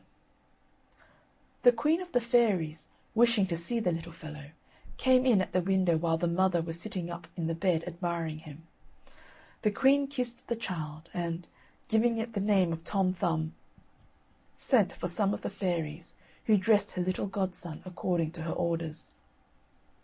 An oak-leaf hat he had for his crown, his shirt of web by spiders spun, with jacket wove of thistle's down, his trousers were of feathers done. His stockings of apple rind they tie, with eyelash from his mother's eye. His shoes were made of mouse's skin, tanned with the downy hair within. Tom never grew any larger than his father's thumb, which was only of ordinary size. But as he got older, he became very cunning and full of tricks. When he was old enough to play with the boys, and had lost all his own cherry-stones, he used to creep into the bags of his playfellows, fill his pockets, and, getting out without their noticing him, would again join in the game. One day, however, as he was coming out of a bag of cherry stones where he had been stealing as usual, the boy to whom it belonged chanced to see him. "Aha, my little Tommy," said the boy, "so I have caught you stealing my cherry stones at last, and you shall be rewarded for your thievish tricks." On saying this, he drew the string tight round his neck, and gave the bag such a hearty shake that poor little Tom's legs, thighs, and body was sadly bruised. He roared out with pain and begged to be let out, promising never to steal again. A short time afterwards his mother was making a batter pudding, and Tom, being very anxious to see how it was made, climbed up to the edge of the bowl, but his foot slipped, and he plumped over head and ears into the batter, without his mother noticing him, who stirred him into the pudding bag, and put him in the pot to boil. The batter filled Tom's mouth and prevented him from crying, but on feeling the hot water he kicked and struggled so much in the pot that his mother thought that the pudding was bewitched, and pulling it out of the pot she threw it outside the door. A poor tinker who was passing by lifted up the pudding, and putting it into his budget, he then walked off. As Tom had now got his mouth cleared of the batter, he then began to cry aloud, which so frightened the tinker that he flung down the pudding and ran away. The pudding being broke to pieces by the fall, Tom crept out, covered all over with the batter, and walked home. His mother, who was very sorry to see her darling in such a woeful state, put him into a teacup, and soon washed off the batter, after which she kissed him and laid him in bed. Soon after the adventure of the pudding, Tom's mother went to milk her cow in the meadow, and she took him along with her. As the wind was very high, for fear of being blown away, she tied him to a thistle with a piece of fine thread. The cow soon observed Tom's oak-leaf hat, and liking the appearance of it, took poor Tom and the thistle at one mouthful. While the cow was chewing the thistle, Tom was afraid of her great teeth, which threatened to crush him in pieces, and he roared out as loud as he could, "Mother, mother!" "Where are you, Tommy, my dear Tommy?" said his mother. "Here, mother," replied he, "in the red cow's mouth." His mother began to cry and wring her hands, but the cow, surprised at the odd noise in her throat, opened her mouth and let Tom drop out. Fortunately his mother caught him in her apron as he was falling to the ground, or he would have been dreadfully hurt. She then put Tom in her bosom and ran home with him. Tom's father made him a whip of a barley straw to drive the cattle with, and having one day gone into the fields, he slipped a foot and rolled into the furrow. A raven which was flying over picked him up, and flew with him over the sea, and there dropped him. A large fish swallowed Tom the moment he fell into the sea, which was soon after caught and brought for the table of King Arthur. When they opened the fish in order to cook it, every one was astonished at finding such a little boy, and Tom was quite delighted at being free again. They carried him to the king, who made Tom his dwarf, and he soon grew a great favourite at court, for by his tricks and gambols he not only amused the king and queen, but also all the knights of the Round Table. It is said that when the king rode out on horseback, he often took Tom along with him, and if a shower came on, he used to creep into his Majesty's waistcoat pocket, where he slept till the rain was over. King Arthur one day asked Tom about his parents, wishing to know if they were as small as he was, and whether they were well off. Tom told the king that his father and mother were as tall as anybody about the court, but in rather poor circumstances. On hearing this, the king carried Tom to his treasury, the place where he kept all his money, and told him to take as much money as he could carry home to his parents, which made the poor little fellow caper with joy. Tom went immediately to procure a purse, which was made of a water bubble, and then returned to the treasury, where he received a silver threepenny piece to put into it. Our little hero had some difficulty in lifting the burden upon his back, but he at last succeeded in getting it placed to his mind, and set forward on his journey. However, without meeting with any accident, and after resting himself more than 100 times by the way, in 2 days and 2 nights he reached his father's house in safety. Tom had travelled 48 hours with a huge silver piece on his back, and was almost tired to death when his mother ran out to meet him, and carried him into the house. But he soon returned to court. As Tom's clothes had suffered much in the batter pudding and the inside of the fish, his Majesty ordered him a new suit of clothes, and to be mounted as a knight on a mouse. Of butterflies' wings his shirt was made, his boots of chickens' hides, and by a nimble fairy blade, well learned in the tailoring trade, his clothing was supplied. A needle dangled by his side, a dapper mouse he used to ride. Thus strutted Tom in stately pride. It was certainly very diverting to see Tom in this dress and mounted on the mouse, as he rode out a-hunting with the king and nobility, who were all ready to expire with laughter at Tom and his fine prancing charger. The king was so charmed with his address that he ordered a little chair to be made, in order that Tom might sit upon his table, and also a palace of gold a span high, with a door an inch wide, to live in. He also gave him a coach drawn by 6 small mice. The queen was so enraged at the honours conferred on Sir Thomas that she resolved to ruin him, and told the king that the little knight had been saucy to her.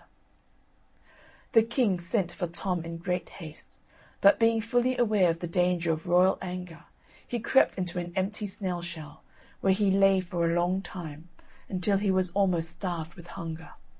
But at last he ventured to peep out, and seeing a fine large butterfly on the ground, near the place of his concealment, he got close to it, and jumping astride on it, was carried up into the air. The butterfly flew with him from tree to tree, and from field to field, and at last returned to the court, where the king and nobility all strove to catch him. But at last poor Tom fell from his seat into a watering-pot, in which he was almost drowned. When the queen saw him she was in a rage, and said he should be beheaded, and he was again put into a mouse-trap until the time of his execution. However, a cat, observing something alive in the trap, patted it about till the wires broke, and set Thomas at liberty. The king received Tom again into favour, which he did not live to enjoy, for a large spider one day attacked him, and although he drew his sword and fought well, yet the spider's poisonous breath at last overcame him. He fell dead on the ground where he stood, and the spider sucked every drop of his blood. King Arthur and his whole court were so sorry at the loss of their little favourite that they went into mourning and raised a fine white marble monument over his grave with the following epitaph: "Here lies Tom Thumb, King Arthur's knight, who died by a spider's cruel bite. He was well known in Arthur's court, where he afforded gallant sport. He rode at tilt and tournament, and on a mouse a-hunting went. Alive he filled the court with mirth, his death to sorrow soon gave birth. Wipe your eyes and shake your head, and cry, alas, Tom Thumb is dead." End of chapter 25. The History of Tom Thumb.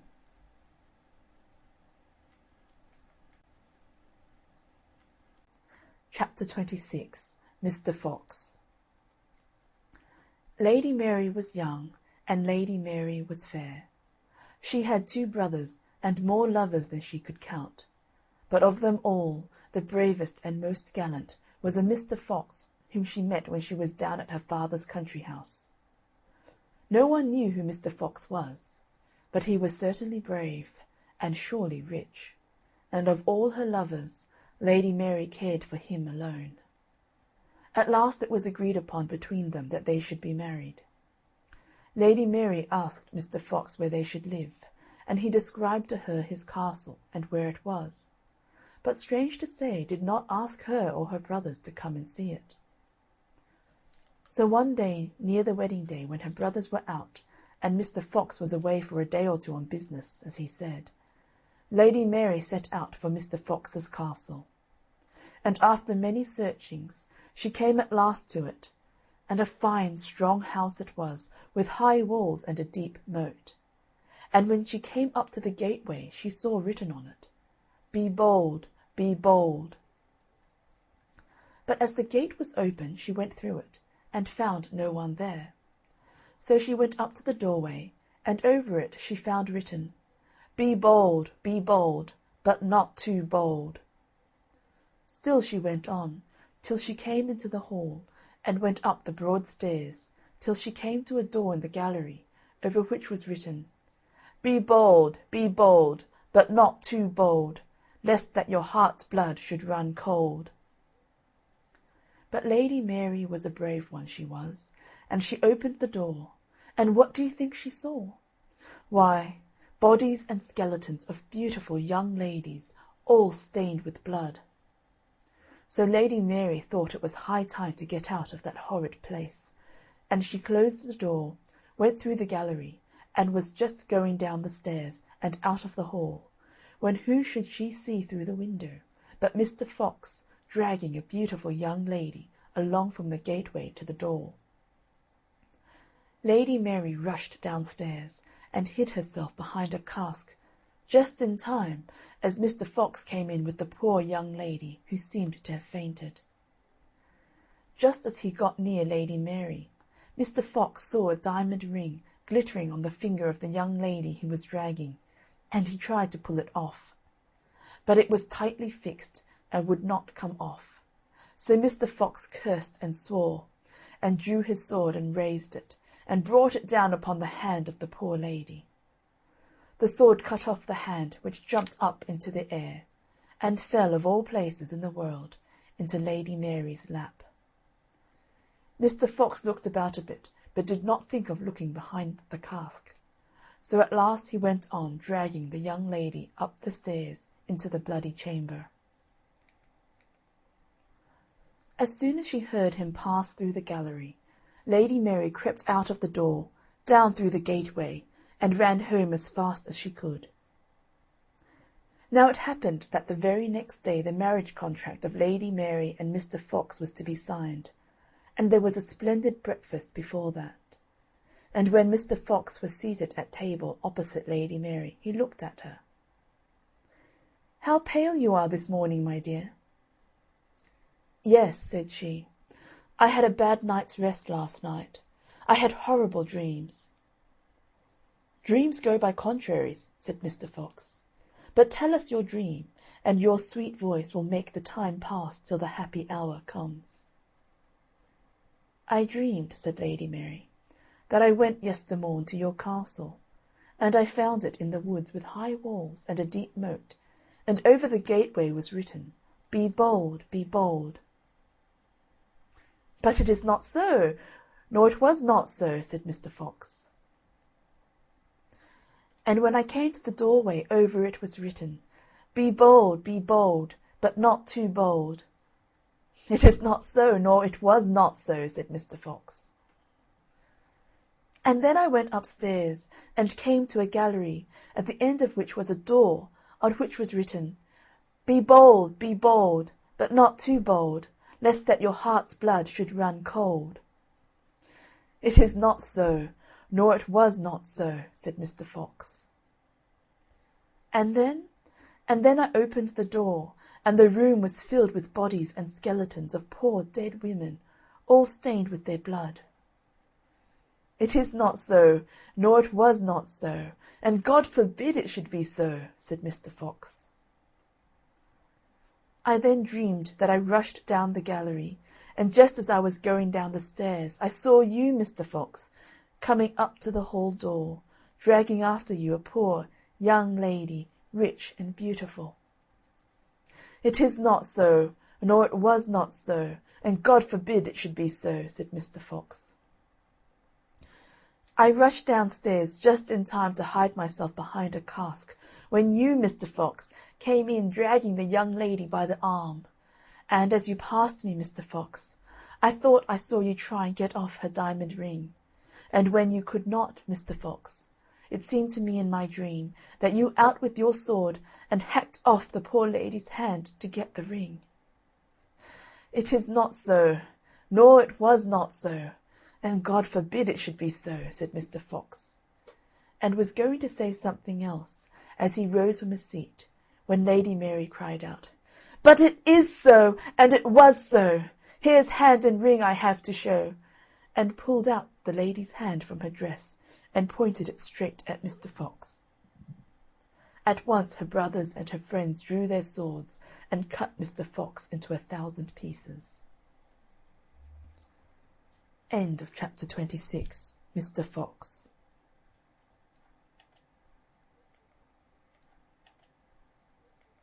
Chapter 27. Lazy Jack. Once upon a time there was a boy whose name was Jack, and he lived with his mother on a common. They were very poor, and the old woman got her living by spinning, but Jack was so lazy that he would do nothing but bask in the sun in the hot weather, and sit by the corner of the hearth in the winter time. So they called him Lazy Jack. His mother could not get him to do anything for her, and at last told him one Monday that if he did not begin to work for his porridge, she would turn him out to get his living as he could. This roused Jack, and he went out and hired himself for the next day to a neighbouring farmer for a penny.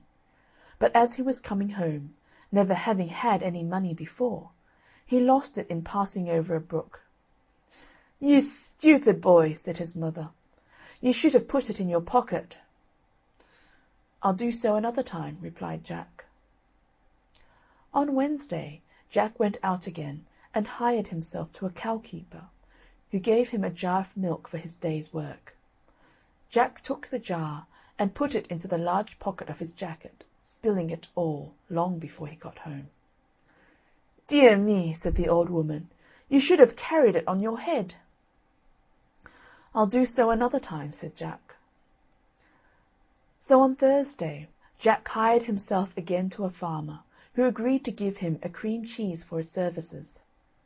In the evening, Jack took the cheese and went home with it on his head. By the time he got home the cheese was all spoilt, part of it being lost, and part matted with his hair.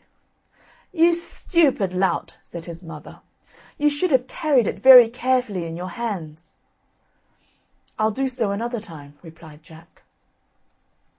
On Friday, Lazy Jack again went out and hired himself to a baker, who would give him nothing for his work but a large tom-cat.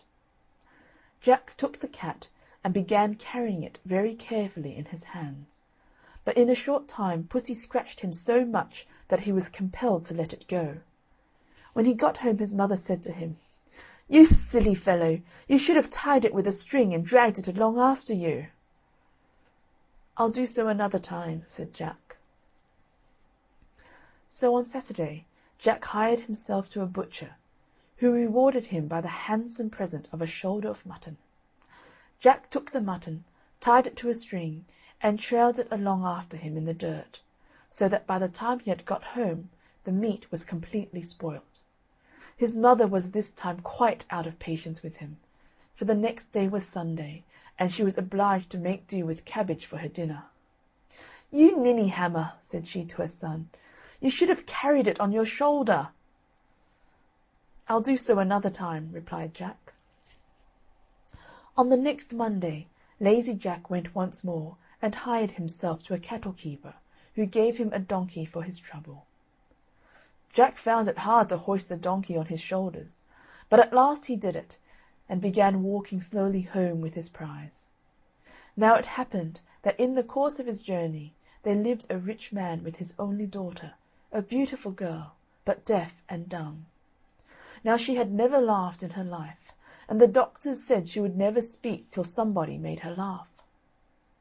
This young lady happened to be looking out of the window when Jack was passing with the donkey on his shoulders, with the legs sticking up in the air, and the sight was so comical and strange that she burst out into a great fit of laughter, and immediately recovered her speech and hearing. Her father was overjoyed, and fulfilled his promise by marrying her to Lazy Jack, who was thus made a rich gentleman. They lived in a large house, and Jack's mother lived with them in great happiness until she died. End of chapter 27. Lazy Jack.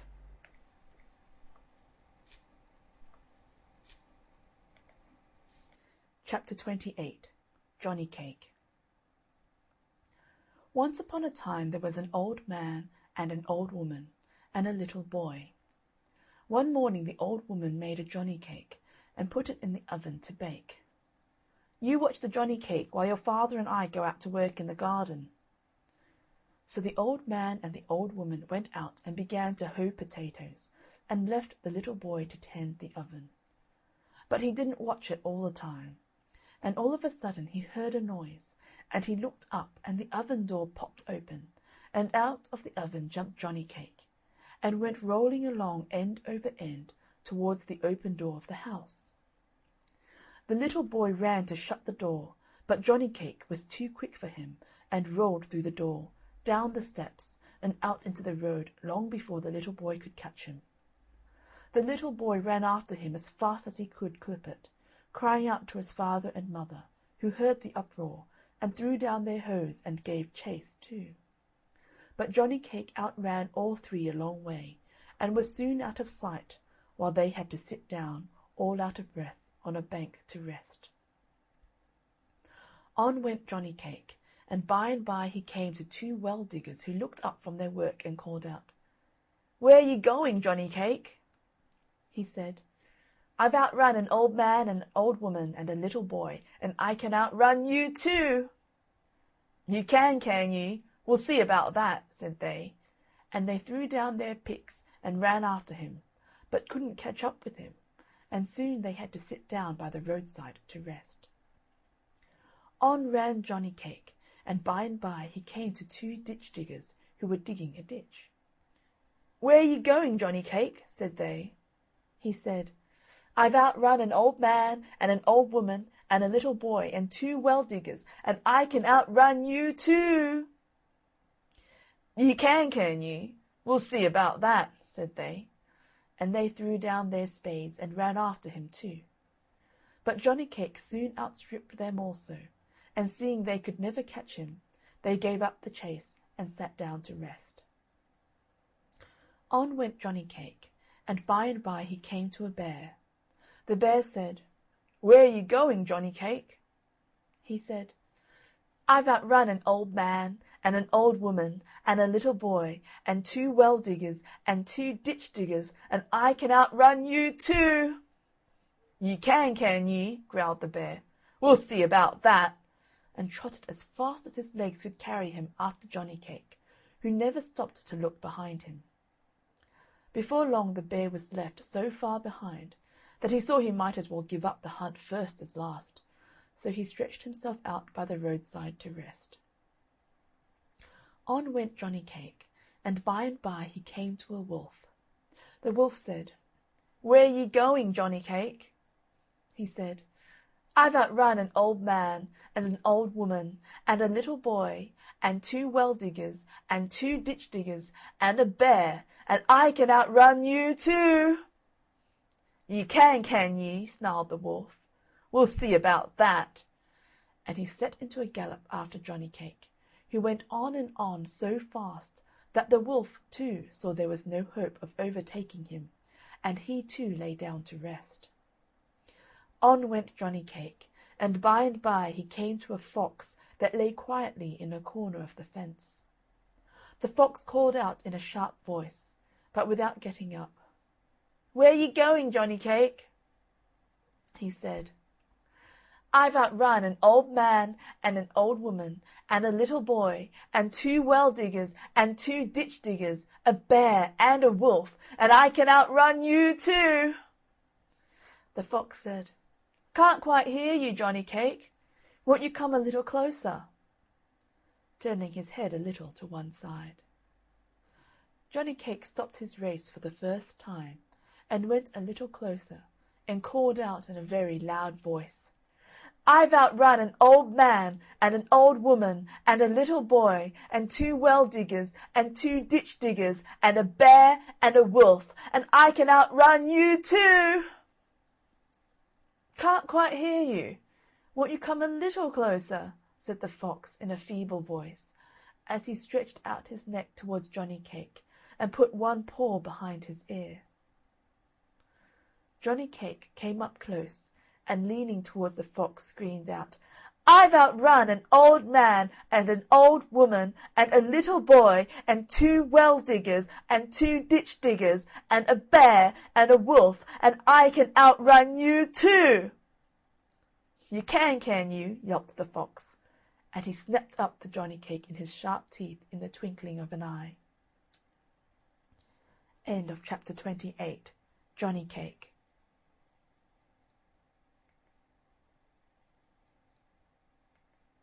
Chapter 29. Earl Mar's Daughter. One fine summer's day, Earl Mar's daughter went into the castle garden, dancing and tripping along, and as she played and sported, she would stop from time to time to listen to the music of the birds. After a while, as she sat under the shade of a green oak tree, she looked up and spied a sprightly dove sitting high up on one of its branches. She looked up and said, "Coo, my dove, my dear, come down to me and I will give you a golden cage. I'll take you home and pet you well as any bird of them all." Scarcely had she said these words when the dove flew down from the branch and settled on her shoulder, nestling up against her neck while she smoothed its feathers. Then she took it home to her own room. The day was done and the night came on, and Earl Mar's daughter was thinking of going to sleep when, turning round, she found at her side a handsome young man. She was startled, for the door had been locked for hours. But she was a brave girl, and said, "What are you doing here, young man, to come and startle me so? The door was barred these hours ago. However did you come here?" "Hush, hush," the young man whispered. "I was that cooing dove that you coaxed from off the tree."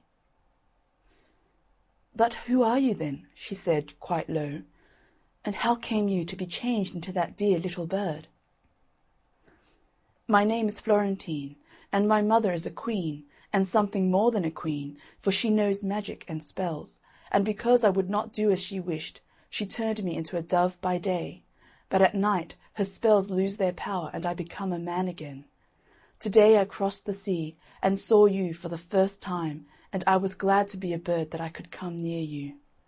Unless you love me, I shall never be happy more." "But if I love you," says she, "will you not fly away and leave me one of these fine days?" "Never, never," said the Prince. "Be my wife, and I'll be yours for ever. By day a bird, by night a prince. I will always be by your side as a husband, dear." So they were married in secret, and lived happily in the castle, and no one knew that every night Coo My Dove became Prince Florentine. And every year a little son came to them, as bonny could be. But as each son was born, Prince Florentine carried the little thing away on his back over the sea to where the queen his mother lived, and left the little one with her.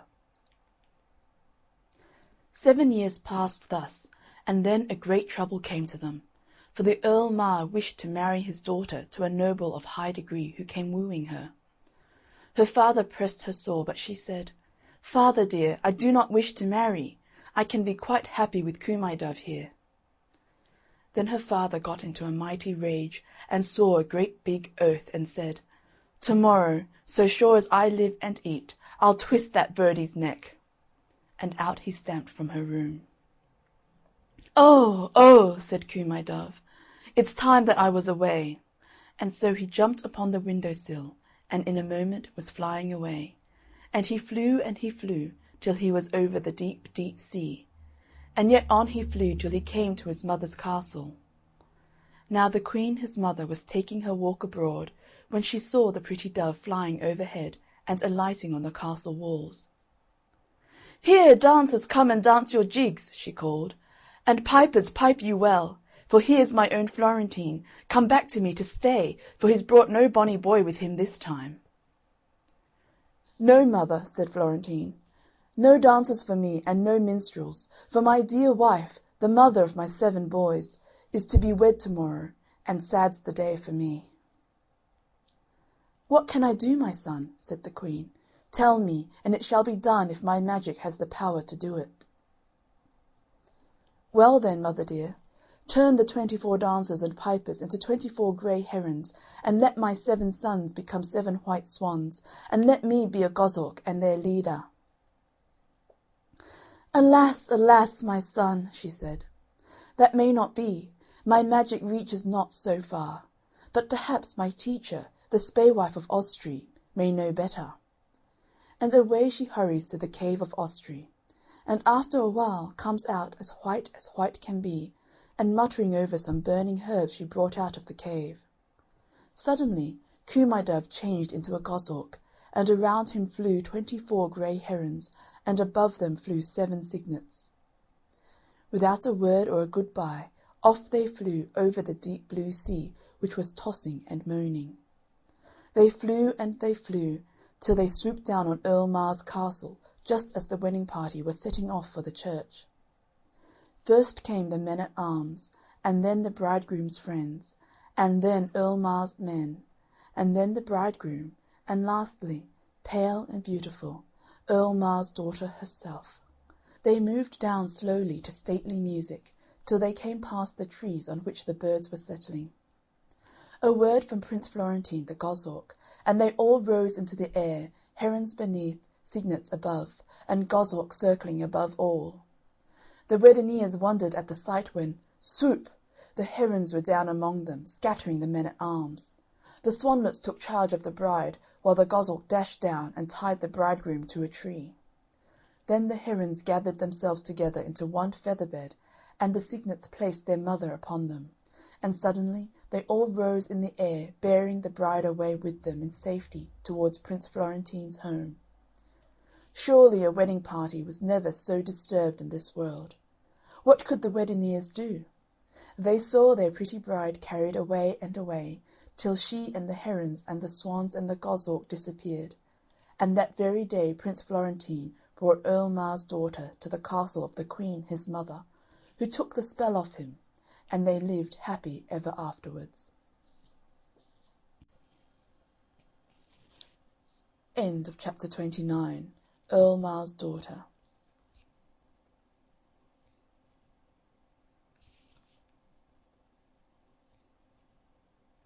Chapter 30. Mr. Miacca. Tommy Grimes was sometimes a good boy, and sometimes a bad boy, and when he was a bad boy, he was a very bad boy. Now his mother used to say to him, "Tommy, Tommy, be a good boy, and don't go out of the street, or else Mr. Miacca will take you." But still, when he was a bad boy, he would go out of the street, and one day, sure enough, he had scarcely got round the corner when Mr. Miacca did catch him, and popped him into a bag upside down, and took him off to his house. When Mr. Miacca got Tommy inside, he pulled him out of the bag and set him down, and felt his arms and legs. "You're rather tough," says he, "but you're all I've got for supper, and you'll not taste bad boiled. But body o' me, I forgot the herbs, and it's bitter you'll taste without herbs. Sally! Here I say, Sally!" And he called Mrs. Miacca. So Mrs. Miacca came out of another room and said, "What do you want, my dear?" "Oh, here's a little boy for supper," said Mr. Miacca, "and I forgot the herbs. Mind him, will ye, while I go for them?" "All right, my love," says Mrs. Miacca, and off he goes. Then Tommy Grimes said to Mrs. Miacca, "Does Mr. Miacca always have little boys for supper?" "Mostly, my dear," said Mrs. Miacca, "if little boys are bad enough and get in his way." "And don't you have anything else but boy meat? No pudding?" asked Tommy. "I loves pudding," says Mrs. Miacca, "but it's not often the likes of me gets pudding."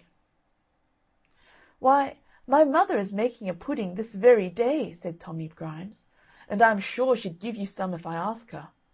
Shall I run and get some?" "Now that's a thoughtful boy," said Mrs. Miacca. "Only don't be long, and be sure to be back for supper." So off Tommy pelters, and right glad he was to get off so cheap. And for many a long day he was as good could be, and never went round the corner of the street. But he couldn't always be good, and one day he went round the corner, and as luck would have it, he hadn't scarcely got round it when Mr. Miacca grabbed him up, popped him in his bag, and took him home. When he got him there, Mr. Miacca dropped him out, and when he saw him he said, "Ah, you're the youngster what served me and my missus that shabby trick, leaving us without any supper. Well, you shan't do it again. I'll watch over you myself. Here, get under the sofa, and I'll set on it and watch the pot boil for you." So poor Tommy Grimes had to creep under the sofa, and Mr. Miacca sat on it and waited for the pot to boil. And they waited, but still the pot didn't boil, till at last Mr. Miacca got tired of waiting, and he said, "Here, you under there, I'm not going to wait any longer. Put out your leg, and I'll stop your giving us the slip." So Tommy put out a leg, and Mr. Miacca got a chopper and chopped it off, and pops it in the pot. Suddenly he calls out, "Sally, my dear, Sally!" and nobody answered. So he went into the next room to look out for Mrs. Miacca, and while he was there, Tommy crept out from under the sofa and ran out of the door, for it was a leg of the sofa that he had put out. So Tommy Grimes ran home, and he never went round the corner again till he was old enough to go alone. End of chapter 30. Mr. Miacca.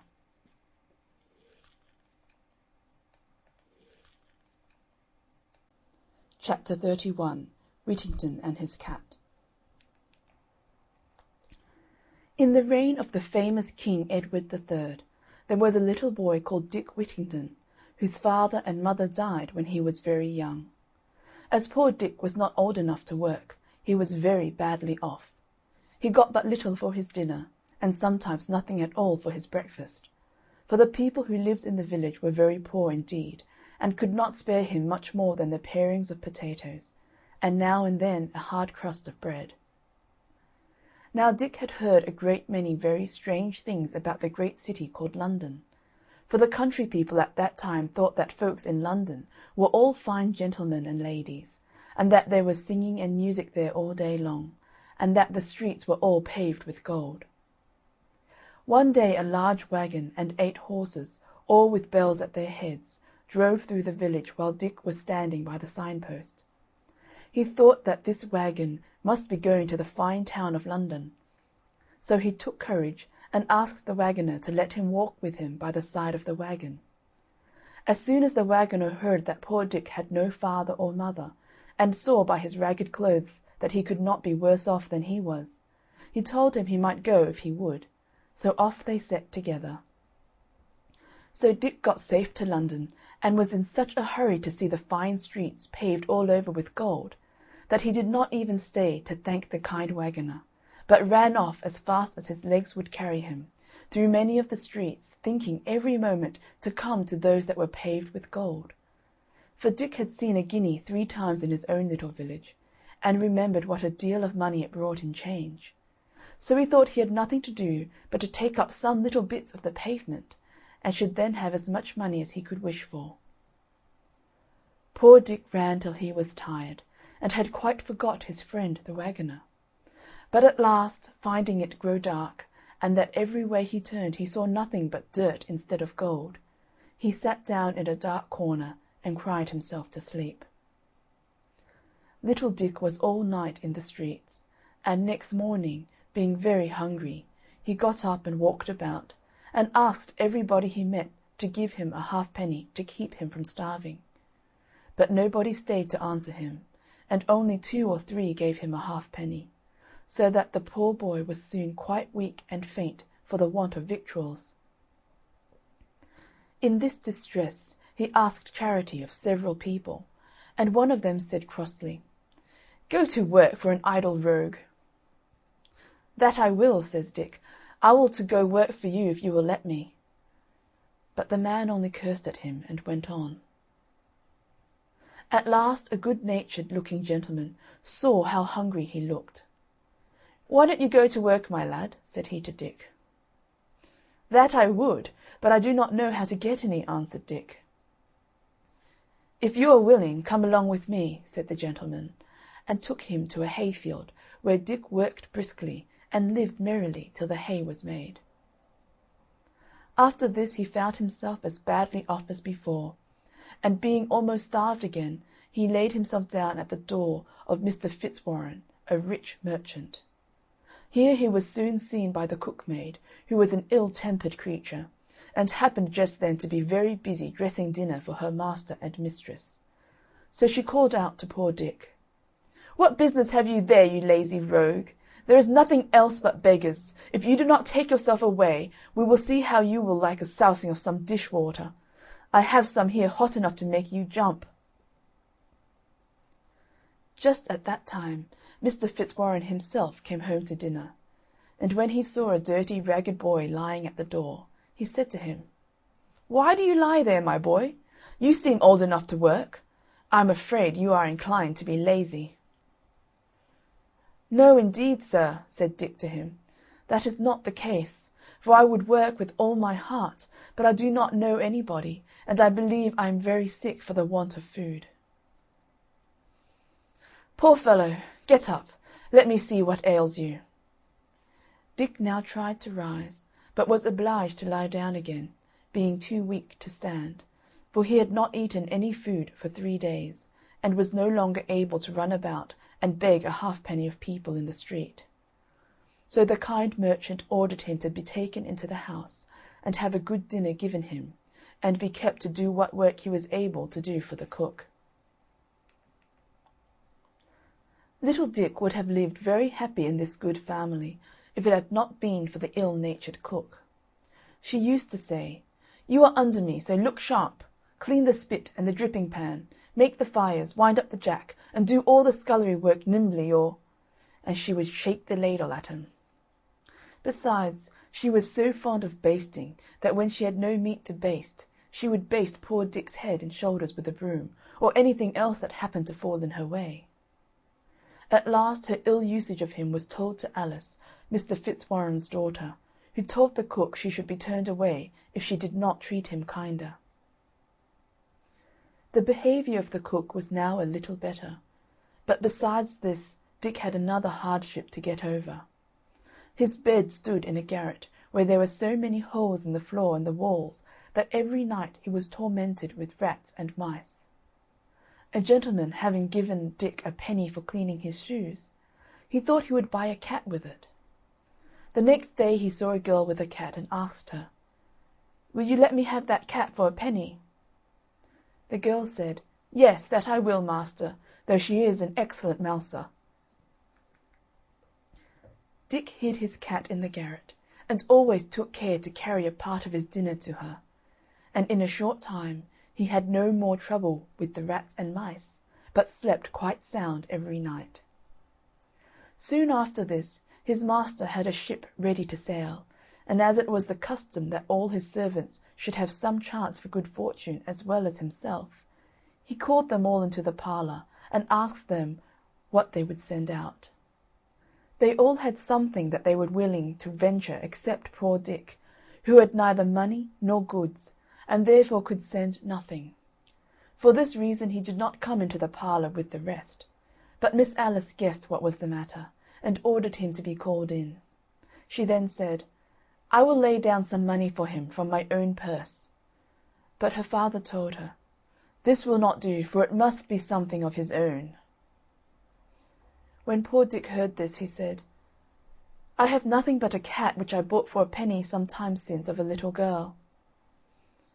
"Fetch your cat, then, my lad," said Mr. Fitzwarren, "and let her go." Dick went upstairs and brought down poor Puss with tears in his eyes, and gave her to the captain. "For," he said, "I shall now be kept awake all night by the rats and mice." All the company laughed at Dick's odd venture, and Miss Alice, who felt pity for him, gave him some money to buy another cat. This and many other marks of kindness shown him by Miss Alice made the ill-tempered cook jealous of poor Dick, and she began to use him more cruelly than ever, and always made game of him for sending his cat to sea. She asked him, "Do you think your cat will sell for as much money as would buy a stick to beat you?" At last poor Dick could not bear this usage any longer, and he thought he would run away from his place. So he packed up his few things and started very early in the morning, on All Hallows Day, the 1st of November. He walked as far as Holloway, and there sat down on a stone, which to this day is called Whittington's Stone, and began to think to himself which road he should take. While he was thinking what he should do, the bells of Bow Church, which at that time were only 6, began to ring, and their sound seemed to say to him, "Turn again, Whittington, thrice Lord Mayor of London." "Lord Mayor of London!" said he to himself. "Why, to be sure, I would put up with almost anything now to be Lord Mayor of London, and ride in a fine coach when I grow to be a man. Well, I will go back and think nothing of the cuffing and scolding of the old cook if I am to be Lord Mayor of London at last." Dick went back, and was lucky enough to get into the house and set about his work before the old cook came downstairs. We must now follow Miss Puss to the coast of Africa. The ship with the cat on board was a long time at sea, and was at last driven by the winds on a part of the coast of Barbary, where the only people were the Moors, unknown to the English. The people came in great numbers to see the sailors, because they were of different colour to themselves, and treated them civilly, and, when they became better acquainted, were very eager to buy the fine things that the ship was loaded with. When the captain saw this, he sent patterns of the best things he had to the king of the country, who was so much pleased with them that he sent for the captain to the palace.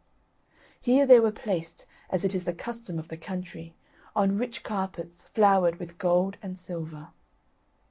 The king and queen were seated at the upper end of the room, and a number of dishes were brought in for dinner.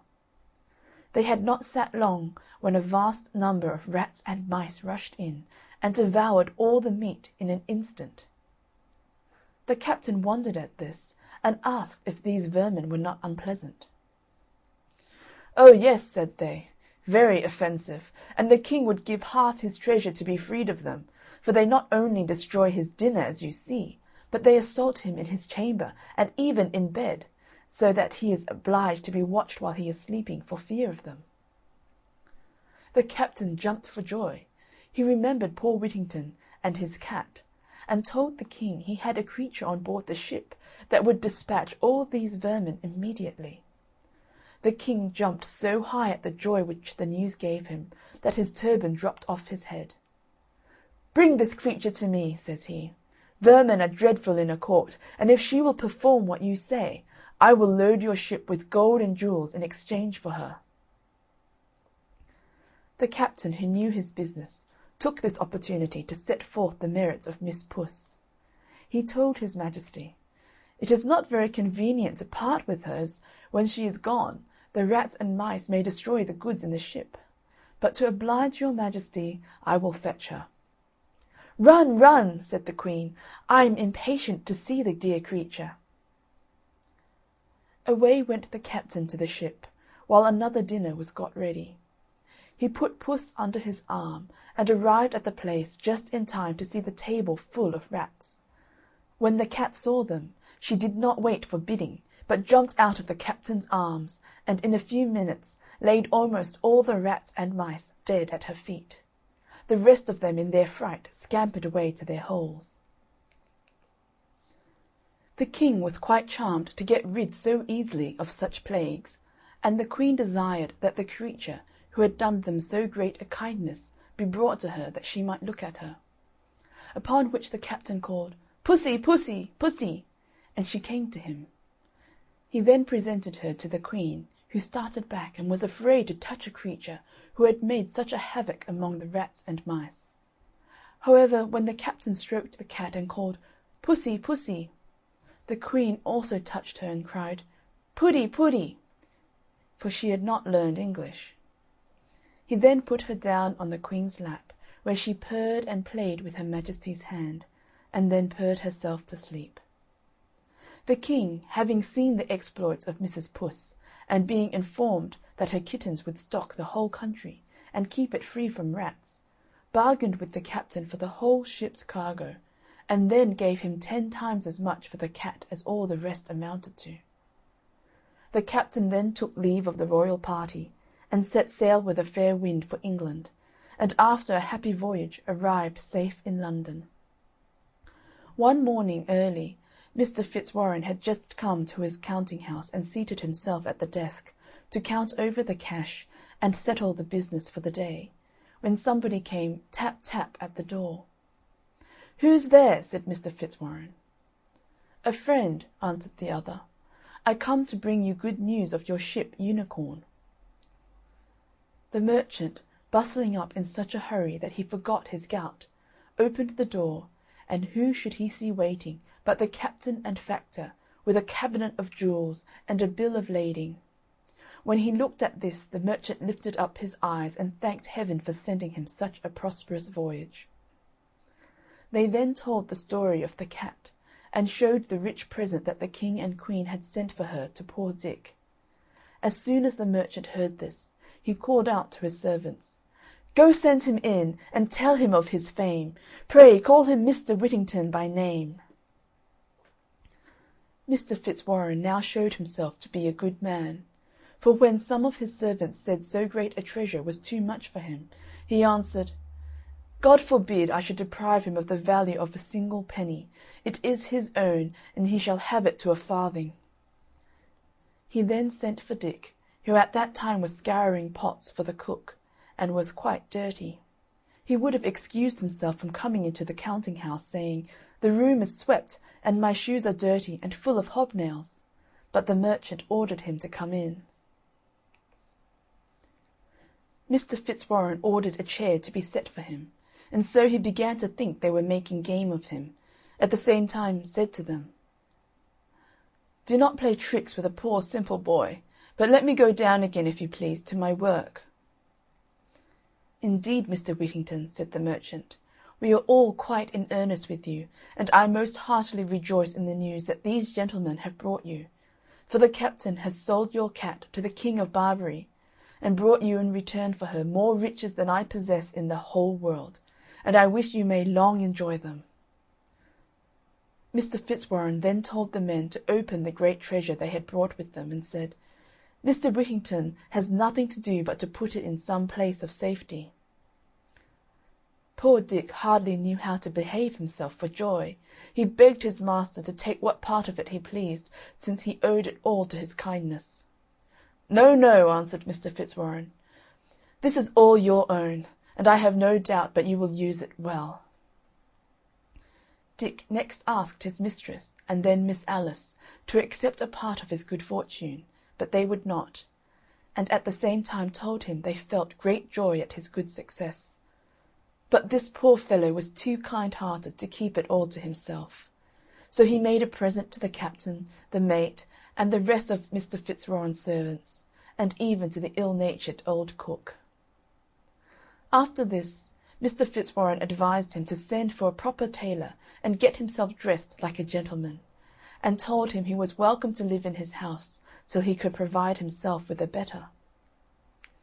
When Whittington's face was washed, his hair curled, his hat cocked, and he was dressed in a nice suit of clothes, he was as handsome and genteel as any young man who visited at Mr. Fitzwarren's, so that Miss Alice, who had once been so kind to him, and thought of him with pity, now looked upon him as fit to be her sweetheart, and the more so, no doubt, because Whittington was now always thinking what he could do to oblige her, and making her the prettiest presents that could be.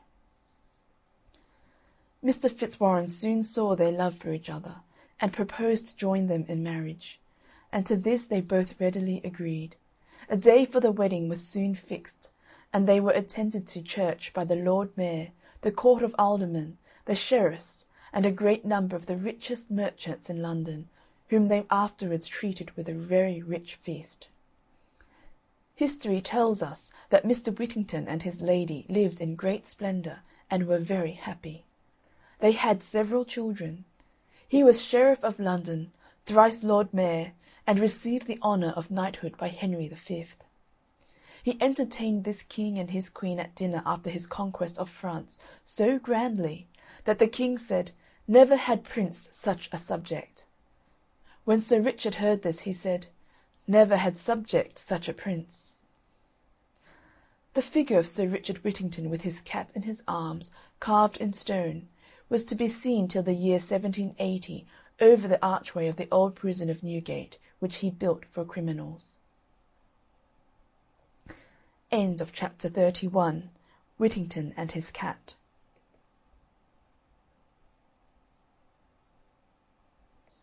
Chapter 32. The Strange Visitor.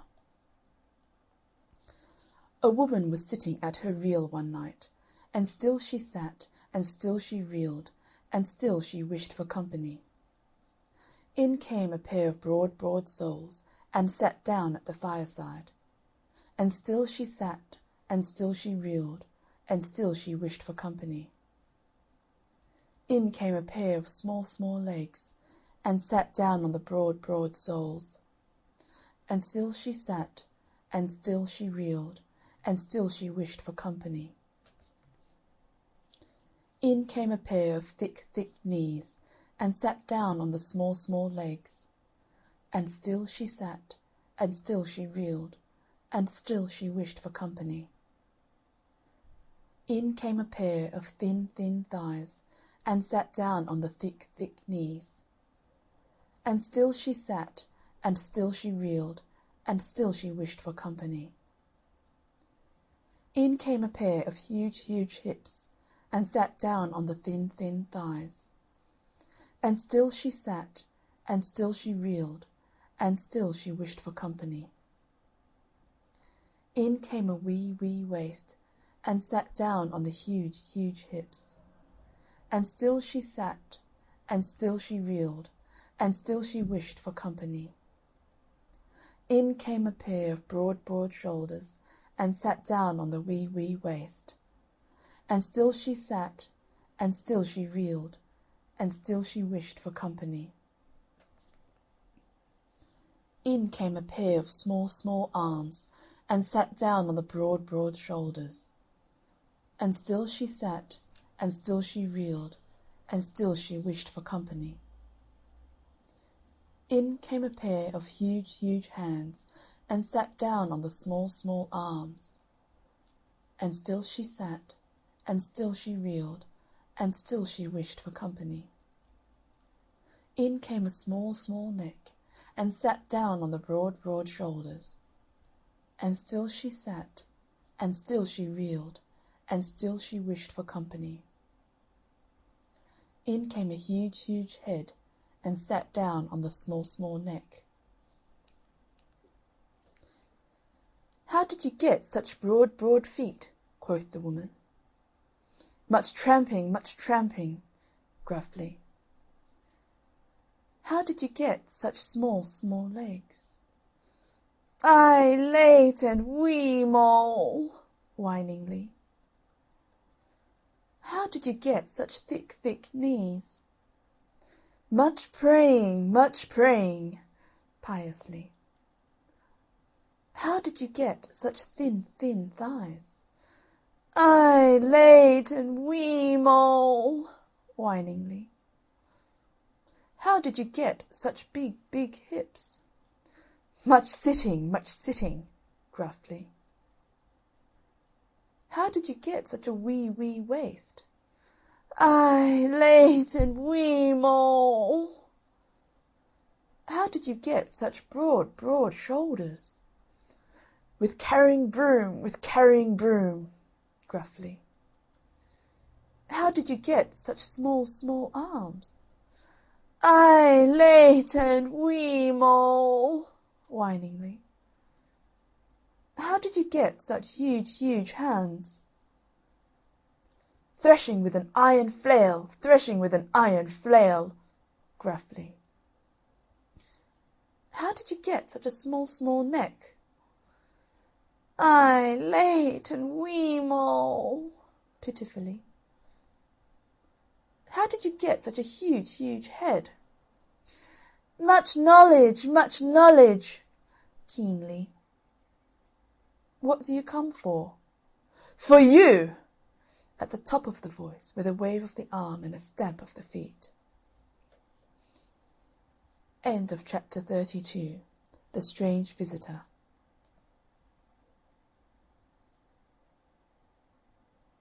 Chapter 33. The Laidly Worm of Spindleston Heugh.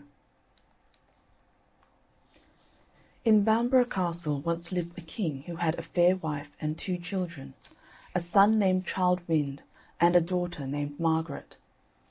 Childe Wynd went forth to seek his fortune, and soon after he had gone, the queen his mother died.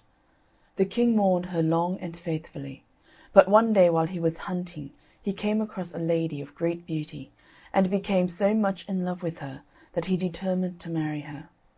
So he sent word home that he was going to bring a new queen to Bamborough Castle.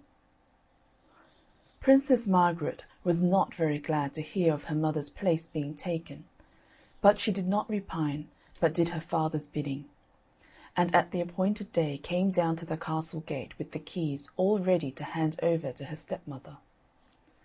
Soon the procession drew near, and the new queen came towards Princess Margaret, who bowed low and handed her the keys of the castle.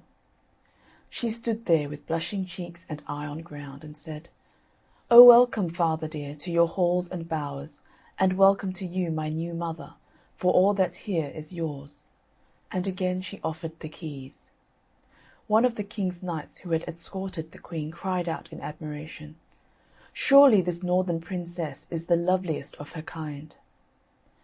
At that the new queen flushed up and cried out, "At least your courtesy might have accepted me," and then she muttered below her breath, "I'll soon put an end to her beauty." That same night the queen, who was a noted witch, stole down to a lonely dungeon, wherein she did her magic with spells 3 times 3, and with passes 9 times 9 she cast Princess Margaret under her spell. And this was her spell: "I weird ye to be a laidly worm, and borrowed shall ye never be, until Childe Wynd, the king's own son, come to the heugh and thrice kiss thee. Until the world comes to an end, borrowed shall ye never be." So Lady Margaret went to bed a beauteous maiden, and rose up a laidly worm. And when her maidens came in to dress her in the morning, they found coiled up on the bed a dreadful dragon, which uncoiled itself and came towards them. But they ran away shrieking, and the laidly worm crawled and crept and crawled, till it reached the heugh or rock of the spindlestone, round which it coiled itself, and lay there basking with its terrible snout in the air. Soon the country round about had reason to know of the laidly worm of Spindleston Heugh. For hunger drove the monster out from its cave, and it used to devour everything it could come across. So at last they went to a mighty warlock, and asked him what they should do. Then he consulted his works and his familiar, and told them, "The laidly worm is really the Princess Margaret, and it is hunger that drives her forth to do such deeds. Put aside for her 7 kine, and each day as the sun goes down, carry every drop of milk they yield to the stone trough at the foot of the heugh, and the laidly worm will trouble the country no longer. But if ye would that she be borrowed to her natural shape, and that she who bespelled her be rightly punished, send over the seas for her brother Childe Wynd." All was done as the warlock advised. The laidly worm lived on the milk of the 7 kine, and the country was troubled no longer. But when Childe Wynd heard the news, he swore a mighty oath to rescue his sister and revenge her on her cruel stepmother. And 33 of his men took the oath with him. Then they set to work and built a long ship, and its keel they made of the rowan tree. And when all was ready, they out with their oars and pulled sheer for Bamborough Keep. But as they got near the keep, the stepmother felt by her magic power that something was being wrought against her, so she summoned her familiar imps and said, "Childe Wynd is coming over the seas. He must never land. Raise storms or bore the hull, but nohow must he touch shore." Then the imps went forth to meet Childe Wynd's ship, but when they got near, they found they had no power over the ship, for its keel was made of the rowan tree. So back they came to the Queen Witch, who knew not what to do. She ordered her men-at-arms to resist Childe Wynd if he should land near them, and by her spells she caused the laidly worm to wait by the entrance of the harbour. As the ship came near, the worm unfolded its coils, and dipping into the sea, caught hold of the ship of Childe Wynd, and banged it off the shore. 3 times Childe Wynd urged his men on to row bravely and strong, but each time the Laidly Worm kept it off the shore. Then Childe Wynd ordered the ship to be put about, and the Witch Queen thought he had given up the attempt. But instead of that, he only rounded the next point and landed safe and sound in Budle Creek, and then, with sword drawn and bow bent, rushed up followed by his men to fight the terrible worm that had kept him from landing. But the moment Childe Wynd had landed, the Witch Queen's power over the Laidly Worm had gone, and she went back to her bower all alone, not an imp nor a man at arms to help her, for she knew her hour was come. So when Childe Wynd came rushing up to the Laidly Worm, it made no attempt to stop him or hurt him. But just as he was going to raise his sword to slay it, the voice of his own sister Margaret came from its jaws, saying, "O quit your sword, unbend your bow, and give me kisses 3, for though I am a poisonous worm, no harm I'll do to thee." Childe Wynd stayed his hand, but he did not know what to think if some witchery were not in it. Then said the Laidly Worm again, "O quit your sword, unbend your bow, and give me kisses 3. If I'm not one ere set of sun, one never shall I be." Then Childe Wynd went up to the Laidly Worm and kissed it once, but no change came over it. Then Childe Wynd kissed it once more, but yet no change came over it. For a 3rd time he kissed the loathsome thing, and with a hiss and a roar the Laidly Worm reared back, and before Childe Wynd stood his sister Margaret. He wrapped his cloak about her, and then went up to the castle with her.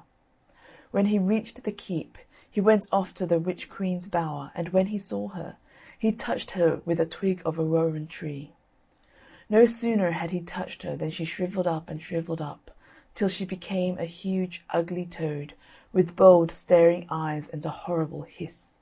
She croaked and she hissed, and then hopped away down the castle steps, and Childe Wynd took his father's place as king, and they all lived happy afterwards.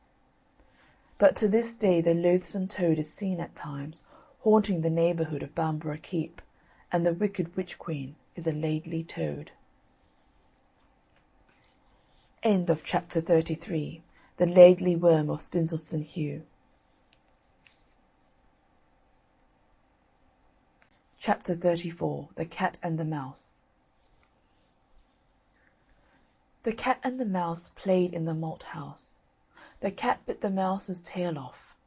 "Pray, puss, give me my tail." "No," says the cat, "I'll not give you your tail till you go to the cow and fetch me some milk."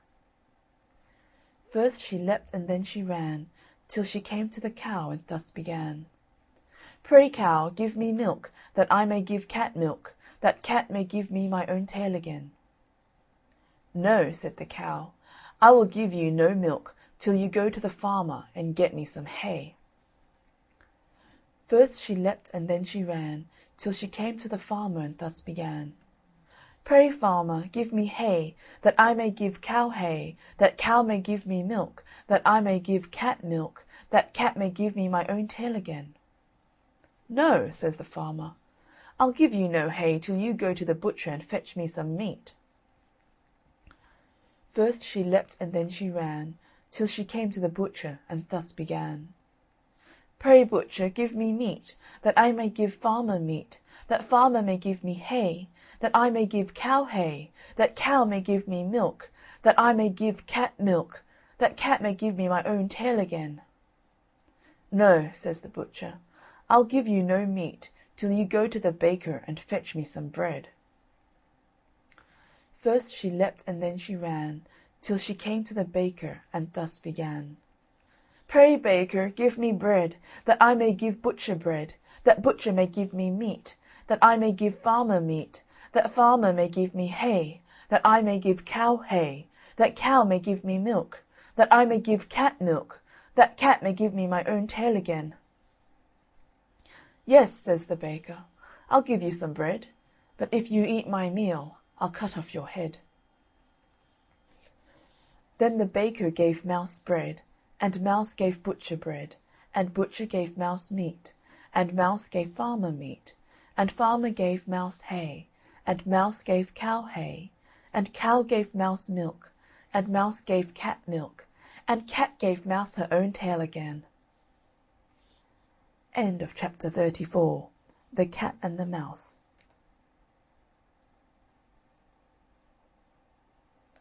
Chapter 35. The Fish and the Ring. Once upon a time there was a mighty baron in the north country who was a great magician that knew everything that would come to pass. So one day when his little boy was 4 years old, he looked into the book of fate to see what would happen to him. And to his dismay, he found that his son would wed a lowly maid that had just been born in a house under the shadow of York Minster. Now the baron knew the father of the little girl was very, very poor, and he had 5 children already. So he called for his horse and rode into York, and passed by the father's house, and saw him sitting by the door, sad and doleful. So he dismounted and went up to him and said, "What is the matter, my good man?" And the man said, "Well, your honour, the fact is, I've 5 children already, and now a 6th come, a little lass, and where to get the bread from to fill their mouths, that's more than I can say." "Don't be downhearted, my man," said the baron. "If that's your trouble, I can help you. I'll take away the last little one, and you won't have to bother about her." "Thank you kindly, sir," said the man, and he went in and brought out the lass and gave her to the baron, who mounted his horse and rode away with her. And when he got by the bank of the river Ouse, he threw the little thing into the river and rode off to his castle. But the little lass didn't sink. Her clothes kept her up for a time, and she floated, till she was cast ashore just in front of a fisherman's hut.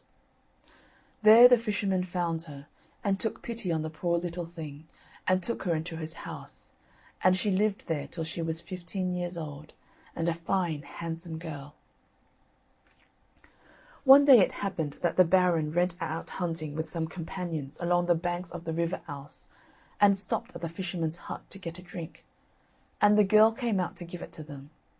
They all noticed her beauty, and one of them said to the baron, "You can read fates, baron. Whom will she marry, do you think?" "Oh, that's easy to guess," said the baron, "some yokel or other. But I'll cast her horoscope. Come here, girl, and tell me on what day you were born." "I don't know, sir," said the girl. "I was picked up just here after having been brought down by the river about 15 years ago." Then the baron knew who she was, and when they went away he rode back and said to the girl, "Hark ye, girl, I will make your fortune. Take this letter to my brother in Scarborough, and you'll be settled for life." And the girl took the letter and said she would go. Now this was what he had written in the letter: "Dear brother, take the bearer and put her to death immediately. Yours affectionately, Albert." So soon after the girl set out for Scarborough, and slept for the night at a little inn. Now that very night a band of robbers broke into the inn and searched the girl, who had no money and only the letter. So they opened this and read it, and thought it a shame. The captain of the robbers took a pen and paper and wrote this letter: "Dear brother, take the bearer and marry her to my son immediately. Yours affectionately, Albert." And then he gave it to the girl, bidding her be gone. So she went on to the baron's brother at Scarborough, a noble knight with whom the baron's son was staying. When she gave the letter to his brother, he gave orders for the wedding to be prepared at once, and they were married that very day. Soon after, the baron himself came to his brother's castle, and what was his surprise to find that the very thing he had plotted against had come to pass. But he was not to be put off that way, and he took out the girl for a walk, as he said, along the cliffs. And when he got her all alone, he took her by the arms, and was going to throw her over. But she begged hard for her life. "I have not done anything," she said. "If you will only spare me, I will do whatever you wish. I will never see you or your son again till you desire it." Then the Baron took off his gold ring and threw it into the sea, saying, "Never let me see your face till you can show me that ring." And he let her go. The poor girl wandered on, till at last she came to a great noble's castle, and she asked to have some work given to her, and they made her the scullion girl of the castle, for she had been used to such work in the fisherman's hut. Now one day, who should she see coming up to the noble's house but the Baron and his brother and his son, her husband? She didn't know what to do, but thought they would not see her in the castle kitchen. So she went back to her work with a sigh, and set to cleaning a huge big fish that was to be boiled for their dinner. And as she was cleaning it, she saw something shine inside it. And what do you think she found? Why, there was the Baron's ring, the very one he had thrown over the cliff at Scarborough. She was right glad to see it, you may be sure. Then she cooked the fish as nicely as she could, and served it up. Well, when the fish came on the table, the guests liked it so well that they asked the noble who cooked it. He said he didn't know, but called to his servants, "Ho there! Send up the cook that cooked that fine fish." So they went down to the kitchen and told the girl she was wanted in the hall.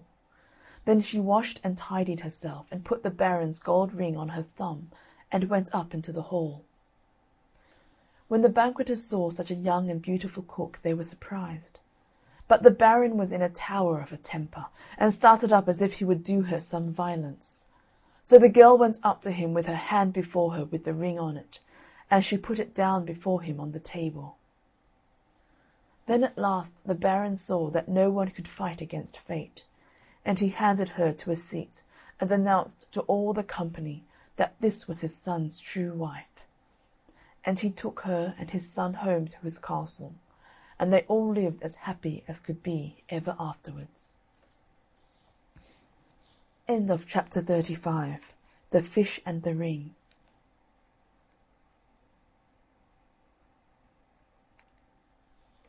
Chapter 36.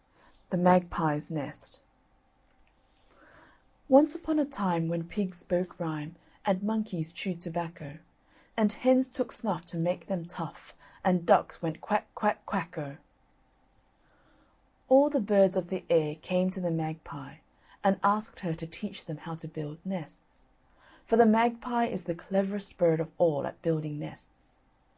So she put all the birds round her, and began to show them how to do it. First of all she took some mud, and made a sort of round cake with it. "Oh, that's how it's done," said the thrush, and away it flew, and so that's how thrushes build their nests. Then the magpie took some twigs, and arranged them round in the mud. "Now I know all about it," says the blackbird, and off he flew, and that's how the blackbirds make their nests to this very day. Then the magpie put another layer of mud over the twigs. "Oh, that's quite obvious," said the wise owl, and away it flew, and owls have never made better nests since. After this the magpie took some twigs, and twined them round the outside. "The very thing," said the sparrow, and off he went. So sparrows make rather slovenly nests to this day. Well, then Madge Magpie took some feathers and stuff, and lined the nest very comfortably with it. "That suits me," cried the starling, and off it flew, and very comfortable nests have starlings.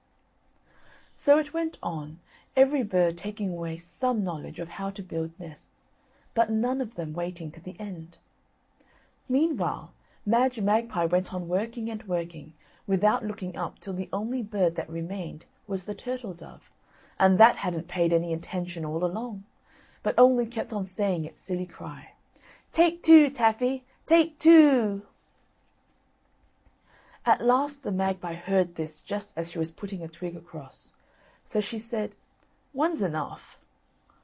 But the turtle-dove kept on saying, "Take two, Taffy, take two!" Then the magpie got angry and said, "One's enough, I tell you." Still the turtle-dove cried, Take two, Taffy, take two!"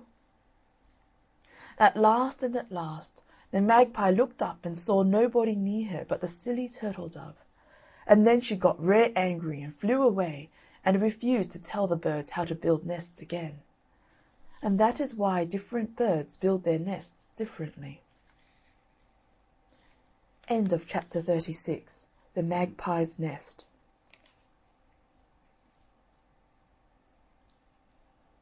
Chapter 37. Kate Crackernuts.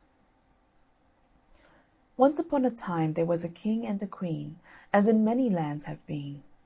The king had a daughter, Anne, and the queen had one named Kate. But Anne was far bonnier than the queen's daughter, though they loved one another like real sisters. The queen was jealous of the king's daughter being bonnier than her own, and cast about to spoil her beauty. So she took counsel of the henwife, who told her to send the lassie to her next morning fasting. So next morning early the queen said to Anne, "Go, my dear, to the henwife in the glen, and ask her for some eggs." So Anne set out, but as she passed through the kitchen she saw a crust, and she took and munched it as she went along. When she came to the henwife's she asked for eggs, as she had been told to do. The henwife said to her, "Lift the lid off that pot there and see." The lassie did so, but nothing happened. "Go home to your Minnie and tell her to keep her larder door better locked," said the henwife. So she went home to the queen and told her what the henwife had said. The queen knew from this that the lassie had had something to eat, so watched the next morning and sent her away fasting. But the princess saw some country folk picking peas by the roadside, and being very kind, she spoke to them and took a handful of the peas, which she ate by the way. When she came to the henwife, she said, "Lift the lid off that pot and you'll see." So Anne lifted the lid, but nothing happened. Then the henwife was rare angry and said to Anne, "Tell your Minnie the pot won't boil if the fire's away." So Anne went home and told the queen. The third day the queen goes along with the girl herself to the henwife. Now this time, when Anne lifted the lid off the pot, off falls her own pretty head, and on jumps a sheep's head. So the queen was now quite satisfied, and went home. Her own daughter Kate, however, took a fine linen cloth and wrapped it round her sister's head, and took her by the hand, and they both went out to seek their fortune.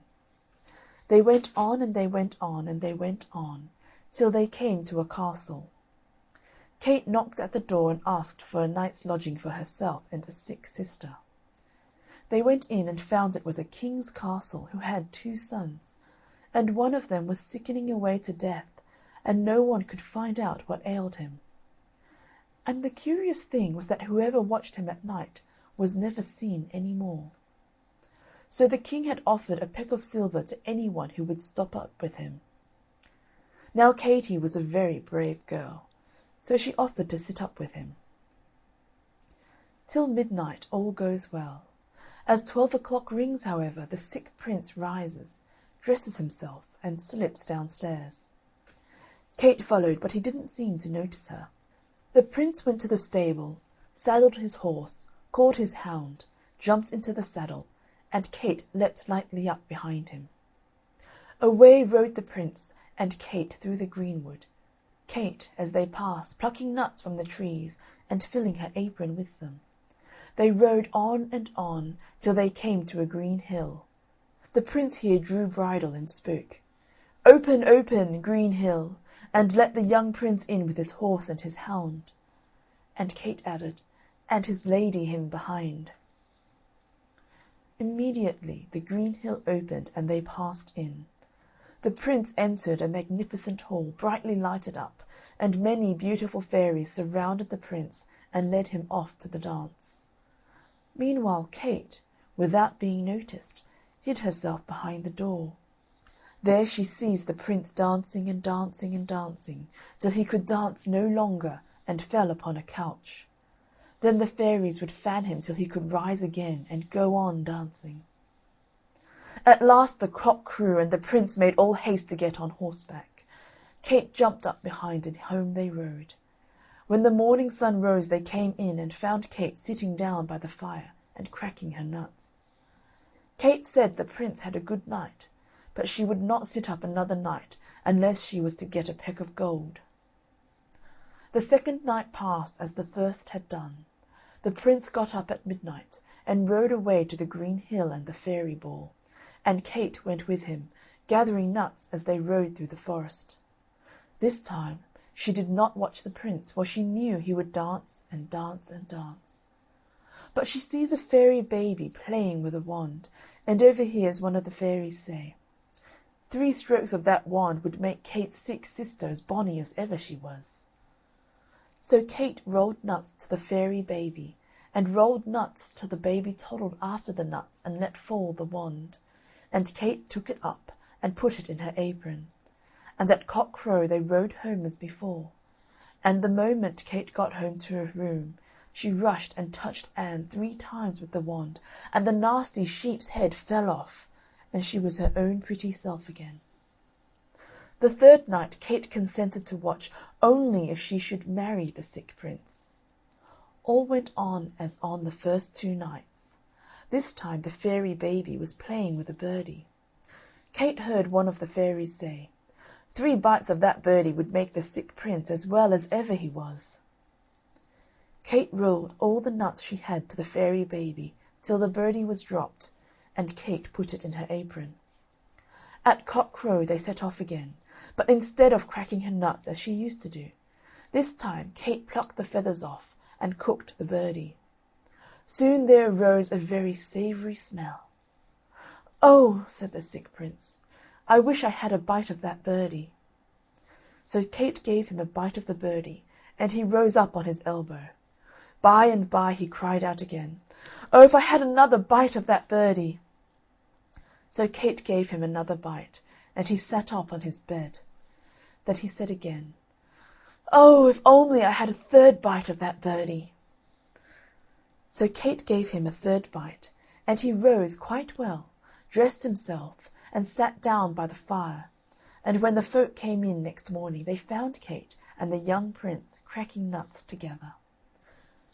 Meanwhile his brother had seen Annie, and had fallen in love with her, as everybody did who saw her sweet pretty face. So the sick son married the well sister, and the well son married the sick sister, and they all lived happy and died happy, and never drank out of a dry cappy. End of chapter 37. Kate Crackernuts.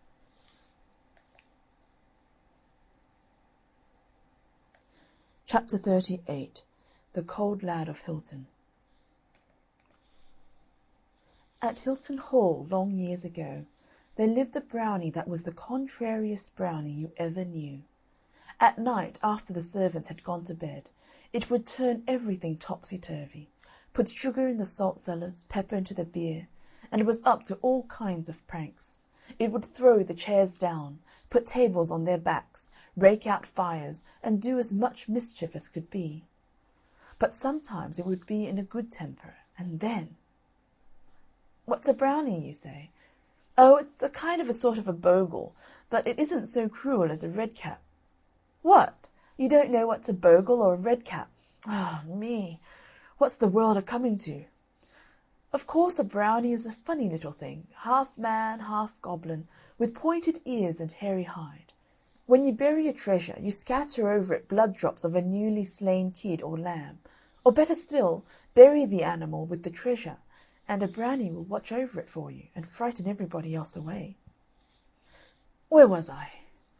Well, as I was a-saying, the brownie at Hilton Hall would play at mischief, but if the servants laid out for it a bowl of cream, or a knuckle cake spread with honey, it would clear away things for them, and make everything tidy in the kitchen. One night, however, when the servants had stopped up late, they heard a noise in the kitchen, and, peeping in, saw the brownie swinging to and fro on the jack-chain, and saying, "Woe's me, woe's me! The acorn's not yet fallen from the tree. That's to grow the wood, that's to make the cradle, that's to rock the bairn, that's to grow to the man, that's to lay me. Woe's me, woe's me!" So they took pity on the poor brownie, and asked the nearest henwife what they should do to send it away. "That's easy enough," said the henwife, and told them that a brownie that's paid for its service in aught that's not perishable goes away at once. So they made a cloak of Lincoln green with a hood to it, and put it by the hearth and watched. They saw the brownie come up, and seeing the hood and cloak, put them on, and frisk about, dancing on one leg and saying, "I've taken your cloak, I've taken your hood, the cold lad of Hilton will do no more good." And with that it vanished, and was never seen or heard of afterwards. End of chapter 38. The Cold Lad of Hilton.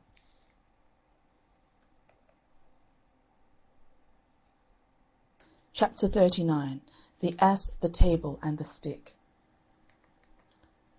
A lad named Jack was once so unhappy at home through his father's ill treatment that he made up his mind to run away and seek his fortune in the wide world. He ran and he ran till he could run no longer, and then he ran right up against a little old woman who was gathering sticks. He was too much out of breath to beg pardon, but the woman was good-natured, and she said he seemed to be a likely lad, so she would take him to be her servant and would pay him well. He agreed, for he was very hungry, and she brought him to her house in the wood, where he served her for a 12 months and a day. When the year had passed, she called him to her, and said she had good wages for him.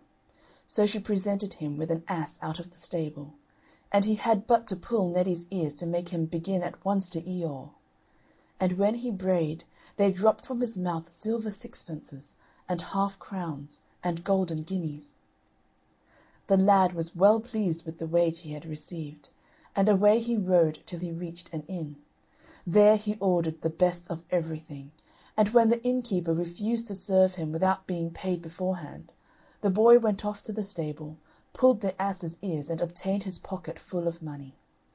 The host had watched all this through a crack in the door, and when night came on he put an ass of his own for the precious Neddy of the poor youth. So Jack, without knowing that any change had been made, rode away next morning to his father's house. Now I must tell you that near his home dwelt a poor widow with an only daughter. The lad and the maiden were fast friends and true loves, but when Jack asked his father's leave to marry the girl, "Never till you have the money to keep her," was the reply. "I have that, father," said the lad, and going to the ass he pulled its long ears. Well, he pulled and he pulled, till one of them came off in his hands. But Neddy, though he hee-hawed and he hee-hawed, let fall no half-crowns or guineas. The father picked up a hay-fork and beat his son out of the house. I promise you he ran. Ah, he ran and ran till he came bang against the door and burst it open, and there he was in a joiner's shop. "You're a likely lad," said the joiner. "Serve me for 12 months and a day, and I will pay you well." So he agreed, and served the carpenter for a year and a day. "Now," said the master, "I will give you your wage," and he presented him with a table, telling him he had but to say, "Table, be covered," and at once it would be spread with lots to eat and drink. Jack hitched the table on his back, and away he went with it till he came to the inn. "Well, host," shouted he, "my dinner to-day, and that of the best." "Very sorry, but there is nothing in the house but ham and eggs." "Ham and eggs for me!" exclaimed Jack. "I can do better than that. Come, my table, be covered." At once the table was spread with turkey and sausages, roast mutton, potatoes, and greens. The publican opened his eyes, but he said nothing, not he. That night he fetched down from his attic a table very like that of Jack, and exchanged the two. Jack, none the wiser, next morning hitched the worthless table on to his back and carried it home. "Now, father, may I marry my lass?" he asked. "Not unless you can keep her," replied the father. "Look here!" exclaimed Jack. "Father, I have a table which does all my bidding." "Let me see it," said the old man. The lad set it in the middle of the room, and bade it be covered, but all in vain, the table remained bare. In a rage, the father caught the warming pan down from the wall and warmed his son back with it, so that the boy fled howling from the house, and ran till he came to a river and tumbled in. A man picked him out and bade him assist him in making a bridge over the river. And how do you think he was doing it? Why, by casting a tree across. So Jack climbed up to the top of the tree and threw his weight on it, so that when the man had rooted the tree up, Jack and the tree head dropped on the farther bank. "Thank you," said the man, "and now for what you have done I will pay you." So saying, he tore a branch from the tree and fettled it up into a club with his knife. "There," exclaimed he, "take this stick, and when you say to it, 'Up stick and bang him,' it will knock any one down who angers you." The lad was overjoyed to get this stick, so away he went with it to the inn, and as soon as the publican appeared, "Up stick and bang him," was his cry. At the word, the cudgel flew from his hand and battered the old publican on the back, rapped his head, bruised his arms, tickled his ribs, till he fell groaning on the floor. Still the stick belaboured the prostrate man, nor would Jack call it off till he had got back the stolen ass and table. Then he galloped home on the ass with the table on his shoulders and the stick in his hand. When he arrived there he found his father was dead, so he brought his ass into the stable and pulled its ears till he had filled the manger with money. It was soon known through the town that Jack had returned rolling in wealth, and accordingly all the girls in the place set their caps at him. "Now," said Jack, "I shall marry the richest lass in the place, so to-morrow do you all come in front of my house with your money and your aprons." Next morning the street was full of girls with aprons held out, and gold and silver in them. But Jack's own sweetheart was among them, and she had neither gold nor silver, naught but 2 copper pennies, that was all she had. "Stand aside, lass," said Jack to her, speaking roughly. "Thou hast no silver nor gold, stand off from the rest." She obeyed, and the tears ran down her cheeks and filled her apron with diamonds. "Up stick and bang them!" exclaimed Jack, whereupon the cudgel leapt up, and running along the line of girls, knocked them all on the heads and left them senseless on the pavement. Jack took all their money and poured it into his true love's lap. "Now, lass," he exclaimed, "thou art the richest, and I shall marry thee." End of chapter 39. The Ass, the Table, and the Stick.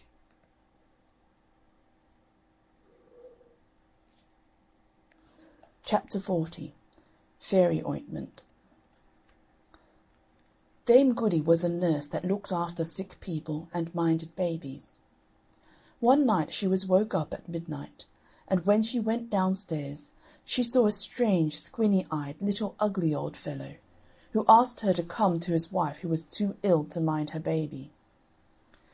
Dame Goody didn't like the look of the old fellow, but business is business, so she popped on her things and went down to him, and when she got down to him he whisked her up onto a large coal-black horse with fiery eyes that stood at the door, and soon they were going at a rare pace, Dame Goody holding on to the old fellow like grim death.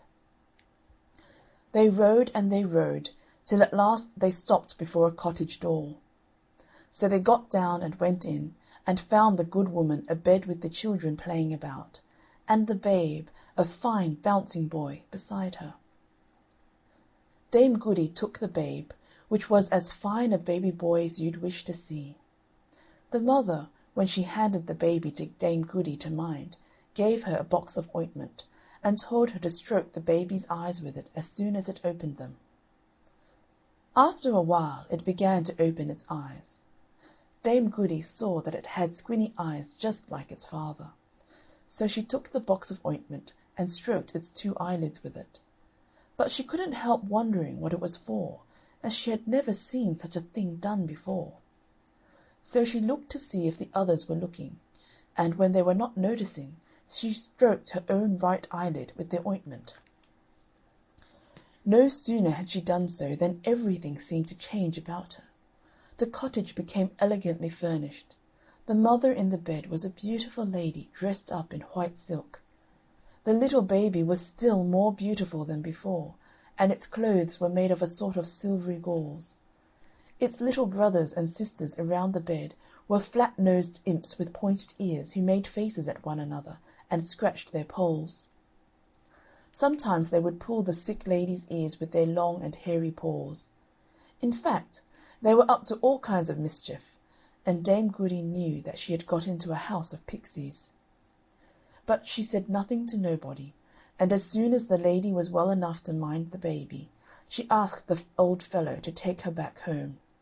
So he came round to the door with the coal-black horse with eyes of fire, and off they went as fast as before, or perhaps a little faster, till they came to Dame Goody's cottage, where the squinny-eyed old fellow lifted her down and left her, thanking her civilly enough, and paying her more than she had ever been paid before for such service. Now next day happened to be market day, and as Dame Goody had been away from home, she wanted many things in the house, and trudged off to get them at the market. As she was buying the things she wanted, who should she see but the squinny-eyed old fellow who had taken her on the coal-black horse. And what do you think he was doing? Why, he went about from stall to stall, taking up things from each, here's some fruit, and there's some eggs, and so on, and no one seemed to take any notice. Now Dame Goody did not think it her business to interfere, but she thought she ought not to let so good a customer pass without speaking. So she ups to him and bobs a curtsy and says, "Good'n, sir, I hopes as how your good lady and little one are as well as—" But she couldn't finish what she was a-saying, for the funny old fellow started back in surprise, and he says to her, says he, "What, do you see me to-day?" "See you?" says she. "Why, of course I do, as plain as the sun in the skies. And what's more," says she, "I see you are busy too, into the bargain." "Ah, you see too much," said he. "Now, pray, with which eye do you see all this?" "With the right eye, to be sure," said she, as proud as can be to find him out. "The ointment! The ointment!" cried the old pixie thief. "Take that for meddling with what don't concern you. You shall see me no more." And with that he struck her on her right eye, and she couldn't see him any more. And what was worse, she was blind on the right side from that hour till the day of her death. End of chapter 40. Fairy Ointment. Chapter 41. The Well of the World's End. Once upon a time, and a very good time it was, though it wasn't in my time, nor in your time, nor any one else's time. There was a girl whose mother had died, and her father had married again, and her stepmother hated her because she was more beautiful than herself, and she was very cruel to her. She used to make her do all the servants' work, and never let her have any peace. At last one day the stepmother thought to get rid of her altogether. So she handed her a sieve and said to her, "Go, fill it at the Well of the World's End, and bring it home to me full, or woe betide you." For she thought she would never be able to find the Well of the World's End, and if she did, how could she bring home a sieve full of water? Well, the girl started off, and asked every one she met to tell her where was the Well of the World's End. But nobody knew, and she didn't know what to do, when a queer little old woman, all bent double, told her where it was, and how she could get to it. So she did what the old woman told her, and at last arrived at the Well of the World's End. But when she dipped the sieve in the cold, cold water, it all ran out again. She tried and she tried again, but every time it was the same, and at last she sate down and cried as if her heart would break. Suddenly she heard a croaking voice, and she looked up and saw a great frog with goggle eyes looking at her and speaking to her. "What's the matter, dearie?" it said. Oh, dear," she said. "My stepmother has sent me all this long way to fill this sieve with water from the Well of the World's End, and I can't fill it nohow at all." "Well," said the frog, "if you promise me to do whatever I bid you for a whole night long, I'll tell you how to fill it." So the girl agreed, And then the frog said, "Stop it with moss and daub it with clay, and then it will carry the water away." And then it gave a hop, skip, and jump, and went flop into the well of the world's end. So the girl looked about for some moss, and lined the bottom of the sieve with it, and over that she put some clay, and then she dipped it once again into the well of the world's end, and this time the water didn't run out, and she turned to go away. Just then the frog popped up its head out of the well of the world's end and said, "Remember your promise." "All right," said the girl, for thought she, "What harm can a frog do me?" So she went back to her stepmother and brought the sieve full of water from the well of the world's end. The stepmother was fine and angry, but she said nothing at all. That very evening they heard something tap-tapping at the door low down, and a voice cried out, "Open the door, my hinny, my heart. Open the door, my own darling. Mind you the words that you and I spoke, down in the meadow at the world's end well." "Whatever can that be?" cried out the stepmother, and the girl had to tell her all about it, and what she had promised the frog. "Girls must keep their promises," said the stepmother. "Go and open the door this instant," for she was glad the girl would have to obey a nasty frog. So the girl went and opened the door, and there was the frog from the well of the world's end, and it hopped and it skipped and it jumped till it reached the girl, and then it said, "Lift me to your knee, my hinny, my heart. Lift me to your knee, my own darling. Remember the words you and I spoke, down in the meadow by the world's end well." But the girl didn't like to, till her stepmother said, "Lift it up this instant, you hussy. Girls must keep their promises." So at last she lifted the frog up onto her lap, and it lay there for a time till at last it said, "Give me some supper, my hinny, my heart. Give me some supper, my darling. Remember the words you and I spake, in the meadow by the well of the world's end." Well, she didn't mind doing that, so she got it a bowl of milk and bread, and fed it well. And when the frog had finished, it said, "Go with me to bed, my hinny, my heart. Go with me to bed, my own darling. Mind you the words you spake to me, down by the cold well so weary." But that the girl wouldn't do, till her stepmother said, "Do what you promised, girl. Girls must keep their promises. Do what you're bid, or out you go, you and your froggy." So the girl took the frog with her to bed, and kept it as far away from her as she could. Well, just as the day was beginning to break, what should the frog say but, "Chop off my head, my hinny, my heart. Chop off my head, my own darling. Remember the promise you made to me, down by the cold well so weary." At first the girl wouldn't, for she thought of what the frog had done for her at the well of the world's end. But when the frog said the words over again, she went and took an axe and chopped off its head, and lo and behold, there stood before her a handsome young prince, who told her that he had been enchanted by a wicked magician, and he could never be unspelled till some girl would do his bidding for a whole night, and chop off his head at the end of it. The stepmother was that surprised when she found the young prince instead of the nasty frog, and she wasn't best pleased, you may be sure, when the prince told her that he was going to marry her stepdaughter because she had unspelled him. So they were married and went away to live in the castle of the king his father, and all the stepmother had to console her was that it was all through her that her stepdaughter was married to a prince. End of chapter 41. The Well of the World's End.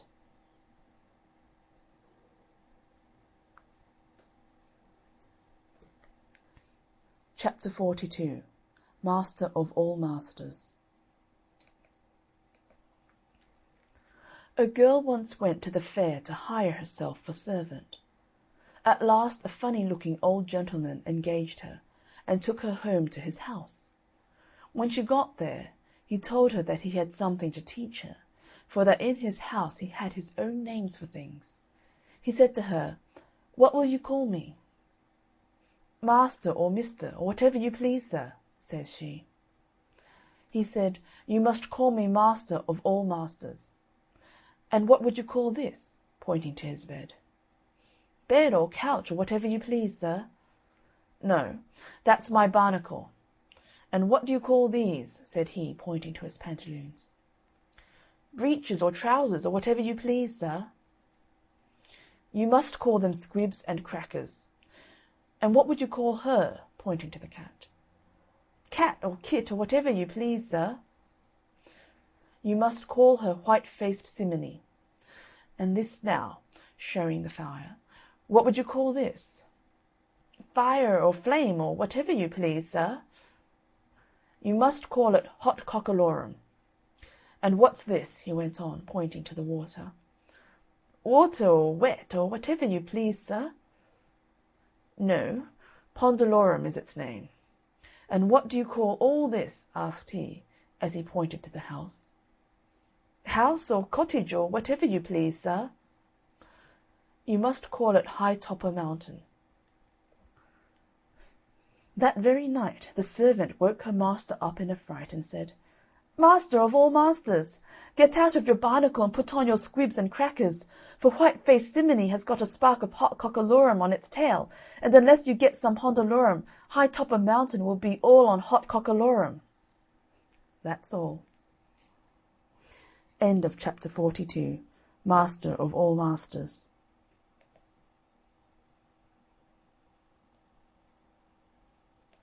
Chapter 43.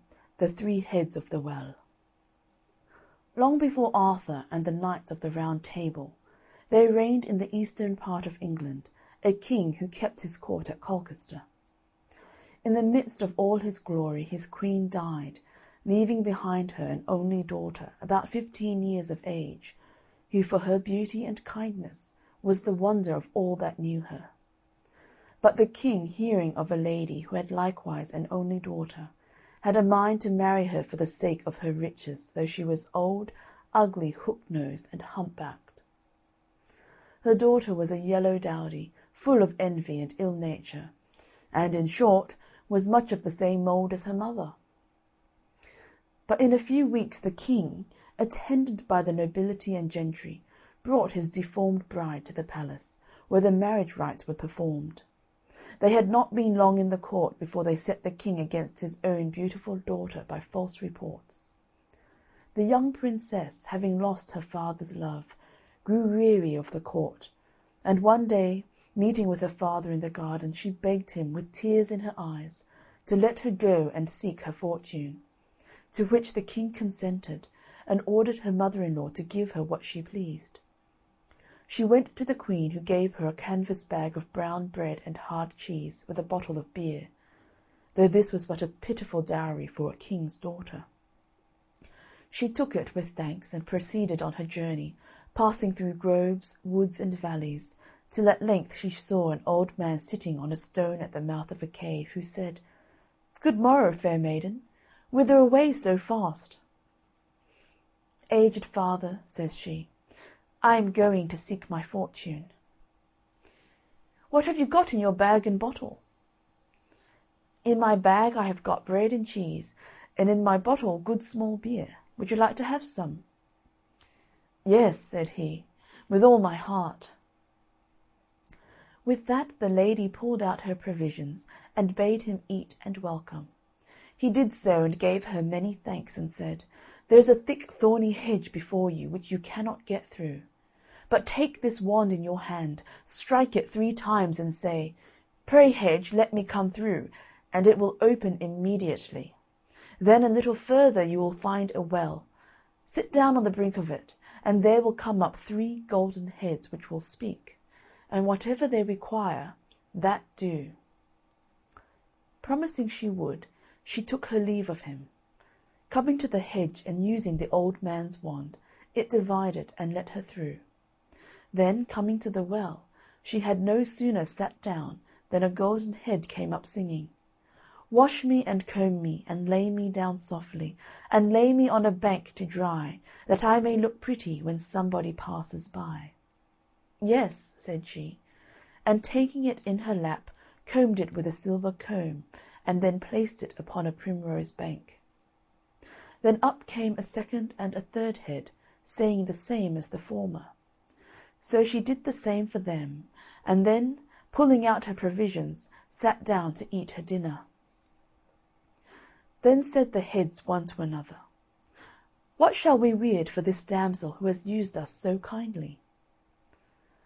The first said, "I weird her to be so beautiful that she shall charm the most powerful prince in the world." The second said, "I weird her such a sweet voice as shall far exceed the nightingale." The third said, "My gift shall be none of the least, as she is a king's daughter. I'll weird her so fortunate that she shall become queen to the greatest prince that reigns." She then let them down into the well again, and so went on her journey. She had not travelled long before she saw a king hunting in the park with his nobles. She would have avoided him, but the king, having caught a sight of her, approached, and what with her beauty and sweet voice, fell desperately in love with her, and soon induced her to marry him. This king, finding that she was the king of Colchester's daughter, ordered some chariots to be got ready, that he might pay the king, his father-in-law, a visit. The chariot in which the king and queen rode was adorned with rich gems of gold. The king, her father, was at first astonished that his daughter had been so fortunate, till the young king let him know of all that had happened. Great was the joy at court amongst all, with the exception of the queen and her club-footed daughter, who were ready to burst with envy.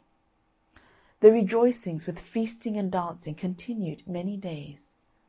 Then at length they returned home with the dowry her father gave her. The humpbacked princess, perceiving that her sister had been so lucky in seeking her fortune, wanted to do the same. So she told her mother, and all preparations were made, and she was furnished with rich dresses and with sugar, almonds, and sweetmeats in great quantities, and a large bottle of Malaga sack.